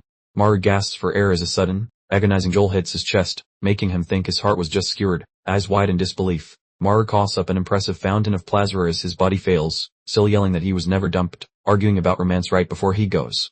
Maru doubles over as his vision starts to fade, trying to convince himself that he never actually liked her romantically, even though his subconscious is giving him away. Charner lies motionless on the ground nearby, and Maru realizes he failed to protect the single person he genuinely respected. Maru subs, apologizing to Charner's lifeless form, feeling just as useless as he did when he failed those darn civil service exams all over again. Maru stares blankly ahead, blood dribbling from his chin, as his brain completely shuts down from a catastrophic overload of grief and trauma. Maru takes a sharp inhale as another wave of mental agony washes over him, realizing the psychological damage is far worse than the bleeding wounds. A massive puddle of blood expands around him as the demon coolly observes that emotions just make people weak, which is a truly cold-blooded philosophy. Maru desperately tries to claw his way through the dirt, muttering that he's never felt so helpless, the strength fading into the red fuzziness in his vision. The demon looms over Maru, a dark silhouette against the toxic yell haze, and Maru realizes he is completely immobilized, no matter how hard he tries. The demon gets right up in his face, screaming about why he won't answer and asking if he swallowed his tongue, clearly reveling in every second of his pain. Maru gives a look of utter defeat, realizing that as long as humans have emotions, they are just puppets for this psycho monster. The demon picks up a massive boulder with its bony claws, announcing that it's time to finish this little game and bring everything to an end. Maru lies in his own blood, just waiting for the inevitable end, wishing for some heartless jerk, immune to psychological attacks, to save them all. The boulder is raised high, casting a dark shadow over Maru, and this truly looks like the end of Maru's chapter. The demon suddenly stiffens as its arms begin to tremble, repeating that its voice box is tough as nails, even though something is clearly going wrong. We zoom in on a black-gloved hand catching the boulder, as someone stops the execution with absolute nonchalance. It's Sunwoo, standing there looking totally unbothered while casually supporting the massive rock, asking Maru why he's lying around like a. Maru looks up with a dazed, bloody grin, saying he's glad he showed up, you complete sociopath, sounding truly happy to see his rival. Sunwoo grabs Maru by the collar and yells about what he's grinning at, calling him a total disgrace, clearly not feeling the heroic vibe whatsoever. Sunwoo gives Maru a sharp head flick, causing Maru to yell ouch, then mutters about him not being dead yet with pure clinical disdain, confirming the rescue has officially arrived. The monster holds its head, giggling like a psychopath, bragging that its vocal cords are strong and won't break easily, making bone-chilling cracking noises as it resets its body. completely unbothered by Sun Wu's arrival. Sun Wu stands tall, glaring down at the demon with utter disgust, while Maru is still curled up on the ground like a crumpled paper bag, stunned that Sun Wu called the level 10 threat low level, while Sun Wu just wants the mouthy idiot to shut up. The whole mood flips as Sun Wu gives the demon priest a frosty glare, clearly itching for a massive beatdown, while Miru is still coughing up vital fluids amidst a backdrop of erupting orange inferno, signaling the true brawl is imminent. Miru and Sun Wu, sporting matching canary-colored uniforms, stand shoulder to shoulder, peering through the thick, yellow haze at the priest demon, a truly tense standoff against a fiend that managed to hand their bosses lunch. Miru shouts a desperate heads up to Sun Wu, cautioning him about the foe's mind-reading tricks and psychological warfare, having witnessed the absolute mess this beast made of Chiner and determined to spare Sun Wu the same unpleasantness. Sun Wu merely tosses a look of utter boredom and supreme confidence his way while fiddling with his gloves, retorting that he needs no advice from someone so pedestrian, instructing the other fellow to just remain silent and observe his masterful control. Miru's teeth clench in silent fury over the constant impertinence, concluding that the youngster's arrogant tone mirrors that of the Rakshasa, realizing his competitive peer is just as irritating as the main monster. Sun Wu loosens up his limbs, looking thoroughly prepared for combat, announcing it's time to get on with the slugfest as his focus locks onto the infernal adversary, marking the true commencement of their violent exchange. Sun Wu rockets forward with blinding velocity, aiming to conclude this engagement swiftly using sheer pace and brute force dynamics. The demonic priest remains utterly motionless, offering only a spine-chilling smirk from behind its facial covering, condescendingly telling Sun Wu that his dad will never give him props if he keeps failing like this. We see Sun Wu from the rear continuing his advance, yet the fiend's barbed words have clearly struck a chord, evidenced by a faint, rhythmic tapping indicating a subtle change in his measured steps. The demon erupts into maniacal laughter, its more unhinging widely, querying if Sun Wu is also a hollow shell devoid of feeling, pushing further into the depths of his psyche. A close-up highlights Sun Wu's obscured features as the fiend drags into the open the messy details about being the offspring of her mother driven insane by abandonment, leading to her tragic end by her suicide, truly illuminating his core torment. We are subjected to a ghastly flashback of young Sun Wu standing beneath a dangling silhouette, pure distilled horror that perfectly explains his current icy demeanor. Maru watches slack-jawed from the periphery, processing the shock, realizing he never suspected such a harrowing history for the fellow, finally glimpsing the human beneath the cold exterior of the office sociopath. Maru feels a twinge of remorse for his prior harsh assessments, understanding now that he had simply pictured Sun Wu as an entitled rich boy, while the truth is vastly more grim and shadowed. Maru adopts a grave expression, struggling to assimilate this fresh data while the demon relentlessly pursues its mental battering ram, making the cumulative burden of everyone's past suffering crush the atmosphere. Sun Wu maintains his determined march toward the fiend, the steps now measured and weighty, the ensuing silence thick enough to cut as he marshals his reply. The demon invades his personal space aggressively, sneeringly demanding a response, convinced it has already secured victory in the war for his mind. Sun Wu raws that his mother's frailty wasn't her own failing, simultaneously unleashing a colossal, flaming fist directly into the demon's grinning visage, channeling pure fury to overcome the mental block. Sun Wu locks his incandescent gaze onto the demon, proclaiming with wild intensity that ultimately, only the robust manage to persist, peering as if he's finally lost his composure entirely. The monster simply chortles, its facial orifice distorting grotesquely, firing back that he certainly won't make it to the finish line either, suggesting a grim forecast for his immediate future. The creature leans in conspiratorially near Sun Wu's ear to whisper the ultimate verbal humiliation, declaring him less capable than Maru, which is arguably the lowest possible cut to Sun Wu's pride. Sun Wu freezes entirely, as wide and unfocused as the devastating remark sinks in, recognizing that being ranked beneath the mere level 1 operative is the absolute worst possible barb the demon could deploy.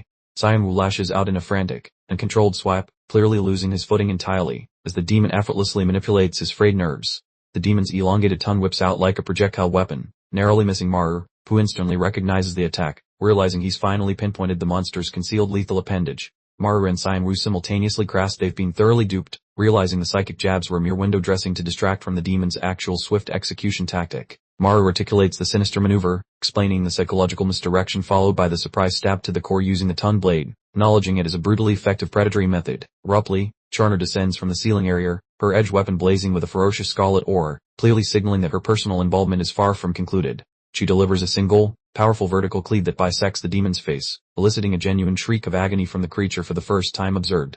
Charna lands lightly and immediately pivots to check on her companions, asking if they sustained any damage, looking as though she'd just finished a light jog rather than battling a fiend sprung from the underworld. Maru gazes upon Charna with undisguised adoration, thinking what an absolute paragon of coolness she is, once again devolving into an admirer of his commanding officer. The protagonist rattles a brain like some spray paint can, tossing away spicy fantasies, screaming at the inner monologue to hush while turning bright crimson. Maru seizes those rival shoulders, providing a vigorous human mark of treatment, while howling for the companion to quit daydreaming and rejoin the living. The rival has basically vacated the premises, pupils rolling like slot machines while his memory loops the horror, since demonic psychological damage exceeded all expectations. A precise tactical shin kick gets delivered to reclaim wondering attention, as Maru roars for his companion to snap awake and ignore whatever trash that villain spoke. The orange-haired boy adopts a gutsy facade while claiming he is decent, yet his nemesis Cyanwu remains remarkably superior, offering peak inspiration from a lifelong foe. The arrogant swordsman twitches at last, muttering a classic, "Tush, Uramifer," implying that signature pride returned as some fantastic omen regarding mental health. Cyanwu grins like a total jerk, labeling his helper a complete dunce, though it remains obvious he truly enjoyed receiving that bit of emotional backup. The duo resolves to flatten that creep before heading back home, finally functioning as a legitimate combat team instead of a complete dumpster fire. The squad huddles together while their enemy catches its breath, wondering how to advance when a razor-sharp tongue makes social distancing mandatory. Maru stares at Charner, hoping she has some scheme, as those woods grow darker and make this murder scenario significantly more stressful. Charner develops a terrifyingly intense gaze, announcing her intention to brawl since the monster is currently silent and ripe for a brutal rematch. Cyanwu looks incredibly doubtful, questioning if she can scrap while leaking fluid, clearly concerned about the giant ventilation shaft currently located in her torso. The girl inspects her injury and her pupils dilate with pure panic, shrieking about what went wrong and why her healing factor is currently on vacation. Cyanwu stumbles upon a grim reality, cursing, if they do not butcher the beast, the mental hex prevents recovery and time is definitely running out. Maru begins a frantic dash through the foliage with a face of resolve, realizing he must act by bypassing that lethal mouth sword to finish the job. That noisy invitation distracting the monster away from Charner works perfectly. All Maru's partner mocks such stupidity regarding the choice to play target. The creature falls for the trick, soaring through the sky toward its target at frightening velocity, its talons drumming a frantic rhythm during the approach. The leader barks orders while sprinting, telling Eden to save her at Officer Kang, hollering about testing fresh talents against this freakish nightmare. Charner stretches out a hand, crying for someone to rescue Officer Han Maru immediately, legitimately scared that the poor kid might get liquidated. The target is booking it at top speed, leaving a dust cloud behind during this game of tag, gambling everything on his legs and fresh talents. A lens focus captures those boots as the runner hauls tail, the soles hitting dirt in a frantic tempo, stretching stamina to a breaking point. The runner peeks forward and observes a monster sniffing his heels, mouth sword poised for impact, concluding that finding sturdy cover is now mandatory. A frantic scan of the horizon reveals a distinct lack of real estate, leaving Maru stuck in the boonies with a level 10 beast wanting his soul. The boy's internal monologue is just one long scream of confusion, hitting a psychological limit while the nightmare creature inches closer to his back. Maru wears an expression of sheer agony as the beast's hot breath tickles his neck, suggesting this is the final chapter for our unlucky hero. Out of nowhere, a deafening honk echoes through the timber, causing Maru to skid to a halt, baffled by the sudden appearance of automotive noises. That elegant porcelain vehicle plows across a perimeter boundary, acting as some genuine miracle amidst this terrifying hellscape. Sun Wu yells from the window for Maru to enter the vehicle, having finally returned to stop a messy funeral. Maru notices the transport, instantly feeling green with envy, screaming about how the jerk ruins a pricey ride while death approaches. The protagonist clears a barrier with a thunderous thud, diving toward the transport, propelled by survival instinct plus saltiness over such an expensive ride. Maru crash-landed onto the SUV's roof, shouting about his jealousy for some rich young guy. This individual clearly had his priorities completely backwards. The SUV door slammed shut with a sharp, reassuring click, signaling they were finally secure inside the vehicle.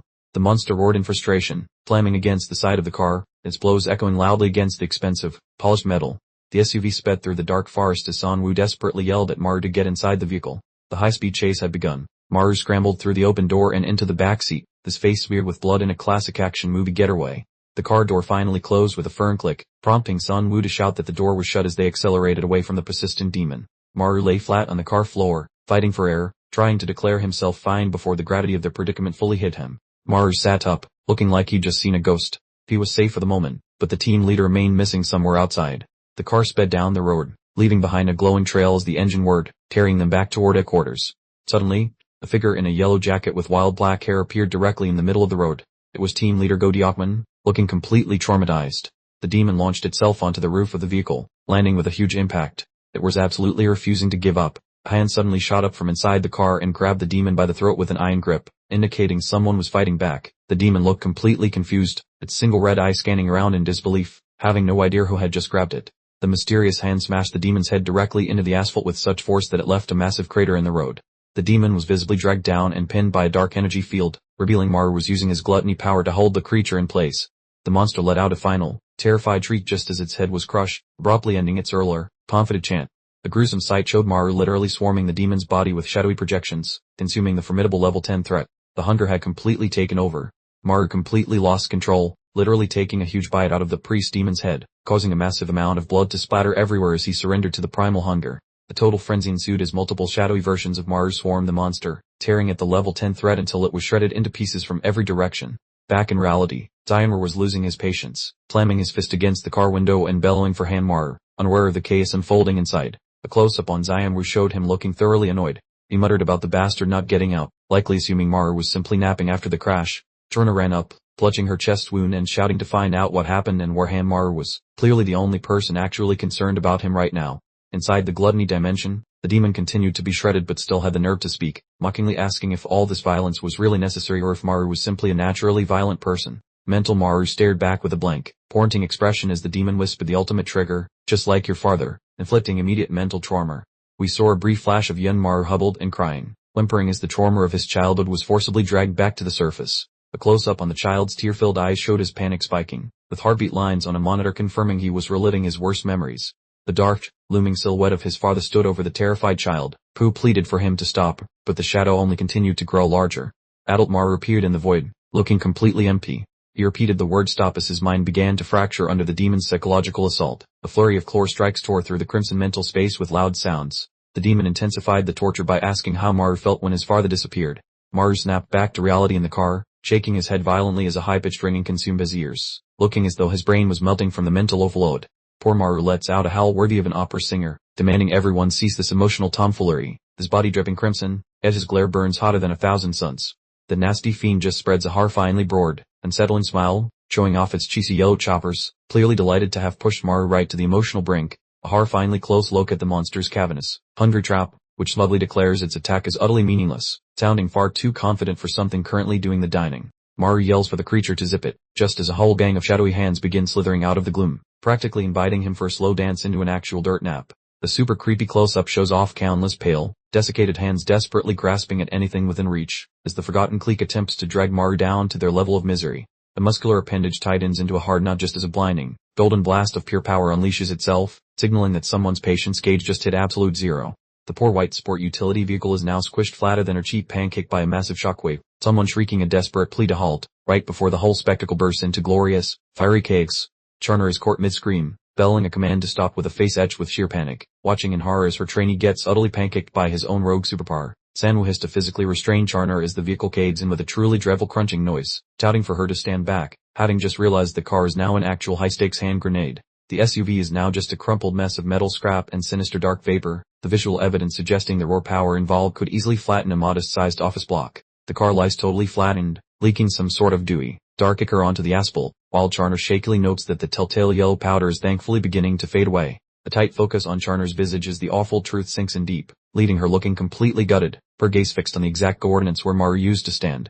Dronzer shuffles toward the heap of ruined steel with an empty, distant expression, while Manhwa looms behind her, the mountain-top air thick and heavy with unspoken sorrow. A sweeping view of the annihilated vehicle sitting lonely on the deserted mountain road, looking exactly like a fresh roadside memorial following that insane energy discharge. Dronzer collapses onto her poor knees beside the wreck, wailing that they absolutely must extract Manhwa this instant, refusing to accept that his story is already concluded. Manhwa gives her the kind of cold, surgical stare usually reserved for dissecting frogs, flatly stating that it's far past saving time and that the poor chap must be utterly deceased, sounding remarkably unfeeling. Dronzer whips around to face him, her iris is now glowing a vibrant, furious red, thundering that if they can just get him out before that last bit of dust vanishes, there's still a chance to patch him up. Dronzer begins viciously tearing at the twisted chassis with her bare hands, crimson splashing everywhere as she risks her very own well-being just to reach the man inside. She keeps yanking the car apart with a consistent, metallic tearing sound, her face set in an unshakable expression of grim resolve mixed with deep pain. A hand clad in a sleek black mitt finally reaches out to assist, as Manhwa grumbles about how easily he could just crush the whole idiot and calls him utterly daft for his efforts. Manhwa and Dronzer team up to rip the car door clean off with a tremendous, unified heave, shredding the supposedly robust material as easily as ripping up tissue paper. The scene shifts abruptly to Manhwa's spirit, adrift in a pitch-black, desolate expanse, curled into a small ball, looking utterly bewildered and completely broken inside. Manhwa is depicted as a faint blue glow in the gloom, clutching his chest, privately questioning the strange odd place and why his physical form feels entirely absent, maybe concluding this is the big sleep. He scans the featureless void, noticing the demon has vanished from sight, making him wonder if he finally managed to banish that annoying entity. Suddenly, the demon's awful mouth materializes right there in the emptiness, its leathery edges curling back into a truly unsettling, triumphant leer as it starts to speak. The gaping hole grows wider, revealing a deep red gullet, as the thing drones on about the endless drop, its voice reverberating through the surrounding darkness. The colossal shadow shaped like the priestly demon towers over the minuscule Manhwa, hissing that the great big void is eagerly waiting his arrival and reminding him to recall his intended path. Maru tilts his head up with a vacant expression, pondering what a calling even means as the perceived reality around him starts to wobble and distort once more. The disembodied voice bellows a command for him to wake up, accompanied by a violent eruption of crimson energy that smacks the demon's face, suggesting Maru is being forcefully yanked back to the living. Maru's eyelids fly open with a gasp that sounds like a seal barking, drenched in cold sweat, looking precisely like someone who just barely dodged a truly spectacular, terrifying accident. Our hero lay sprawled, a human pancake gazing at the crimson sky, letting out a pitiful sound as his body remembered every single boo-boo simultaneously. Abruptly, he found himself levitating by his neck where, a sharp, angry crack indicating someone believed his naptime had truly overstayed its welcome. The gargantuan, shadowy, clawed appendage shot forth, seizing Maru's windpipe with a jarring snap, before squashing him against a flickering, ruby-hued barrier. This shadowy monstrosity got uncomfortably close, its luminous gaze drilling into Maru, who found himself gasping for air, his expression a masterpiece of absolute dread as he remained clamped. The tight shot revealed the creature, an inkai fiend with multiple rows of razor-sharp fangs, leaving Maru readily frozen, pondering the identity of this inner demon now fully externalized. Maru appeared thoroughly terrified, his features glistening with perspiration as he peered into the gloom, trapped in a recursive thought spiral, wondering about his existence as reality bled crimson. The shadowy monstrosity was nose to nose with Maru, its vivid amber eyes and pointed canines of vision from the darkest corners of sleep, murmuring a question about recognition, clearly the architect of his deepest woes. The gargantuan creature hung over Maru within a nightmarish vista of crimson hues, distorted static, and deep gloom, possessing an enormous, brawny physique and wicked talons poised to shred our young protagonist. The tight shot of Maru's gaze revealed a dawning, terrible comprehension, the ominous scarlet glow bathing him in a way that suggested he was already halfway through the checkout line for the underworld. The quick memory flickered, showing a younger, wild-eyed Maru, utterly disoriented and frightened, truly a child who had endured countless tribulations before mastering basic footwear. A shadowy, lupine demon slunk through a peculiar wood of ruby-colored foliage. Plurally, this was the primal terror Maru's father had intended for him to confront eons ago. The fiend emitted an unheard growl, its elongated tongue and jagged canines oozing pure malevolence. Truly, a textbook example of a particularly potent antagonist. Little Maru clutched frantically at his father's trousers, imploring him to flee, screaming about a monster and their urgent need to escape, yet his dad remained steadfastly rooted. Abruptly, his father seized him by the neck of his shirt, lifting him sharply, leaving Maru looking utterly horrified as he was compelled to stare their predicament directly in its terrifying face. Maru's father wore an intimidatingly stern expression, his eyes obscured by deep shadow, declaring that from this moment forward, they would engage in combat, sounding less like a guardian and more like a hardened military instructor. The unfortunate youngster was practically gasping for breath, questioning the purpose and logic, simply yearning for the comfort of home. Yet his father harbored significantly different intentions for their day. His father then unveiled the startling truth: they absolutely required that creatures distinct per source of power, evidently exploiting his own offspring as a means or implement for achieving greater influence. The father physically began pulling Maru towards the lurking beast, yelling about venturing into the void, while Maru shrieked in sheer terror, frantically attempting to escape his father's relentless hold. From afar, the diminutive silhouette of the youngster being dragged into the encroaching gloom appeared, a sorrowful image that starkly illustrated the cruel theft of Maru's early years. The monstrous entity surged ahead with a thunderous bell, its maw gaping wide, as Maru found himself propelled directly into the path of the ravenous creature by his very own paternal guardian. Returning to the current moment, Tunwu appeared weary but resolutely focused, observing that her small quantity of golden particulate remained, thus permitting him to utilize his powers for a decisive conclusion. Without warning, an enormous geyser of either sanguine fluid or power exploded audibly, leaving Sunwoo utterly dumbfounded as something began to stir amidst the crumpled remains. Sunwoo was either physically thrown backward or recoiled in astonishment as the force field pulsed, finding it impossible to process the sight emerging from the mangled automobile. Maru lay crumpled in the soil, appearing utterly devastated, caked in gore and filth, giving the distinct impression that his very existence was quite literally seeping away. Charner and Zion Wu hovered above him, their expressions etched with profound despair. They had anticipated a savior, only to discover a man thoroughly shattered. Charner highlighted the dreadful truth: the essential golden restorative powder had completely disappeared, leaving Maru without any means to mend his catastrophic injuries. Charner knelt beside Maru, her hands suspended above his inert form, peering utterly bewildered about her next course of action. Charner frantically jostled him, yelling his name and querying his awareness, pleading for him to regain consciousness, but he remained entirely inert. Charner gazed at her crimson-stained hands in utter disbelief, stammering questions about this impossibility, comprehending that Maru's current state was deeply and fundamentally amiss. Zion Wu and Charner stood rigidly, fixed in their positions, peering at Maru, as the air grew heavy with an inexplicable, novel energy that absolutely did not belong. Maru's face gets a high-definition close-up, and let's just say his expression looks less hero and more exorcism needed. Charner, doing a mental double-take, realizes this guy can produce yellow dust all on his own, basically making him a DIY Rakshasa. A mysterious yellow haze starts to plume dramatically from Maru's body, complete with an unsettling crackling effect. The ultimate irony: he's turning into the very monsters he once dedicated his life to exterminating. Maru is absolutely covered in gore, his pupils are shining a menacing yellow, and he gives off strong "I'm here to destroy everything" vibes. Congratulations, Maru has unlocked the official monster achievement.